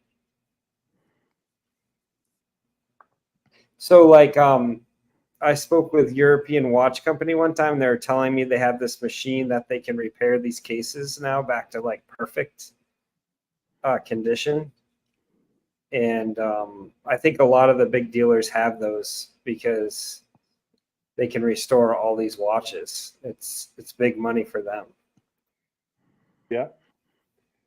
I mean, so many watches have been polished. They lost their original case shape. Yeah. And polished badly, and sometimes the lugs are very thin. Because they have been polished and polished and polished and polished until you cannot polish anymore. It's like thin like a toothpick. I think it's okay to repair a case like that. I mean, it's great to have this service, right? Yeah. But of course, if you sell a watch like that, it would be nice to disclose it. Right? To disclose it. Yeah. I mean, look, if someone showed me a picture of what was before, and then they showed me how it was fixed, and then they didn't lie, like, oh no, it was never deteriorated like this. Because if I look at the watch like this, it's like, I don't mind if this gets laser welded, because like this is cancer. This watch looks like it has cancer. Wear it like that. You can't wear it. Yeah. It won't be waterproof in it. It won't be waterproof, exactly. And it looks like, I don't even know, so the salt water got underneath the case, because I think the threads are over here, right underneath. Yeah. If I get this right, let's see. The threads are here on the inside. So this portion is where the case back comes over, covers, but there is an air gap allowing a lot of the salt water seep in underneath the case. Now it can't get past the gasket, because the gasket, I think, sits in this chamber here. So it gets all collected here. It rusts and rots the case, into itself. Mm-hmm. Yeah, I send you the pictures of the repaired case. It's interesting. Oh my god, it's like magic. I mean, it's not this particular case. It's a different case. Yeah, it'd be interesting. It'd be interesting, Jose, to kind of come up with those kind of levels that are acceptable. Yes, exactly. I think the market needs this. And then there's something where you have to compromise with certain things. As I said, you need to give them some leeway. But I think it's important to have a certain set of rules where everybody adheres to, you know, and you know, over time maybe people will accept it. Yeah, yeah. This is the Yeah. laser welding. You see, all the holes have been filled with metal. Yeah. Yeah, I wish I think that there's too much emphasis sometimes on, like, with watches, it's like all original from the original owner, right? Is like the ideal, and they'll bump. It's almost like they'll bump up for every little thing, where it should be like, this is an all original watch. That like should be the whole top tier. However that is, you know, unless it's like there's a specific person, or you can get the direct provenance of it. Obviously that should be, you know, more valuable, but like an all original part watch should be at the same level. And I think sometimes they try to make that into 5 different tiers and add value with, oh, this little thing, or like, oh, that has the original receipt, so then it's better than this. But it's like, it's the same watch, you know, whether it's... Yeah, well, I mean, if you happen to have a full set example, first owner, untouched, you know, like, but it's also untouched. I mean, you know, that owner probably sent it for service at some point. And, you know, in the old days, they always polished watches. Where you would send a watch to Rolex, they would send it back like new. Yep. Look at this amazing job. You cannot see anything. Wow. Yeah. And they use brilliant. I've heard that they use links so that they get the actual right steel, if they're doing it correctly, to fill in these laser welds.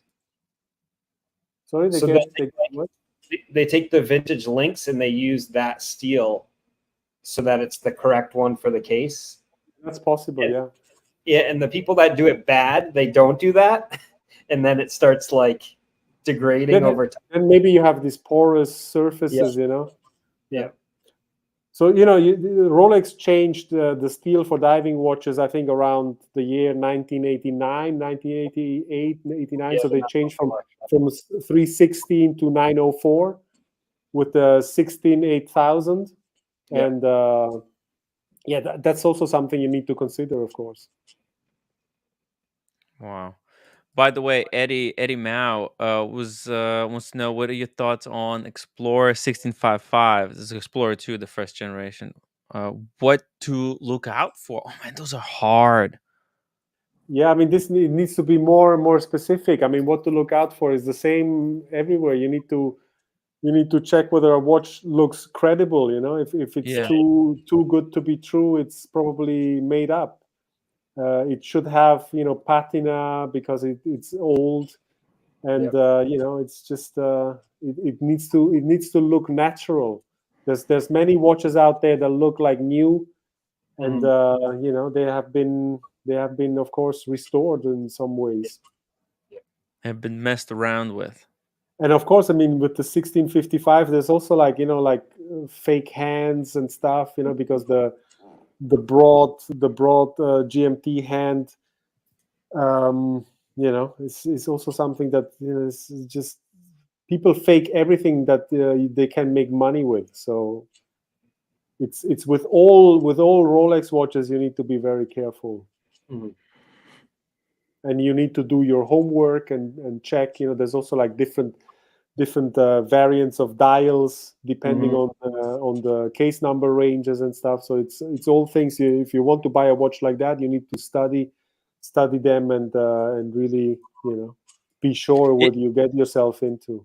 The best advice, I think, for Eddie Mao, I mean, he hasn't ventured into vintages yet, but buy it from really, really trusted source. No one, like, no wankers online that have not been verified. I'm talking about, you probably should go to people like Vintage, pay a little bit more, but you know you're gonna get the real deal. Maybe Marco from Grand Caliber can help out. Yeah, it's you gotta be pay more, get, like, don't get fooled by too good to be true. Chrono 24 listing or eBay listings. No way it's possible to figure it out. So yeah, of course, it's always better to pay a bit more and know that the watch is okay. And if something wouldn't be okay, that you can always give it back, because that dealer has a reputation to lose. Right. Yes. So buy from known people, because if something is not all right, you always get the chance to give it back. By the way, Jose, do you provide like a verification services, for, if people come to you with the piece that they really want, and, if I do. Oh yeah? Yes, How can people contact you regarding your verification services? Well, they can contact me on, via email, jose@periscope.com, or on Instagram. I'm going to drop the link one more time here. 1 second. Guys, Jose Perestroika of periscope.com, right? That's right. We're gonna wrap it up. We hit the 6-hour mark. Jose, I want to really, really thank you for coming on the stream. Really appreciate your time here with us. Hopefully it was just as enjoyable for you as it is for us. You're always welcome. And by the way, I want to try to get you in touch with one of my friends. He might need your advice and maybe your services. Okay? All right. Hey, it's always fun to be with you guys, so thank you very much. Yeah. Always feel free to, like, if you got something to say, if you want to hop on, or listen, and I'm going to be following your story very closely, how this develops, and we would love to have you return, and we're going to see how does Adam Levine react to this news. Yeah, let's see. OC, thank you so much for coming on the stream. Thank you for having me. Your services, Boston Collector. The LA trip was amazing. And guys, hit the upvote button. Let's get to 200 upvotes. And we'll see you tomorrow. Okay, everybody? All right. Bye-bye. Take care, guys. See you tomorrow.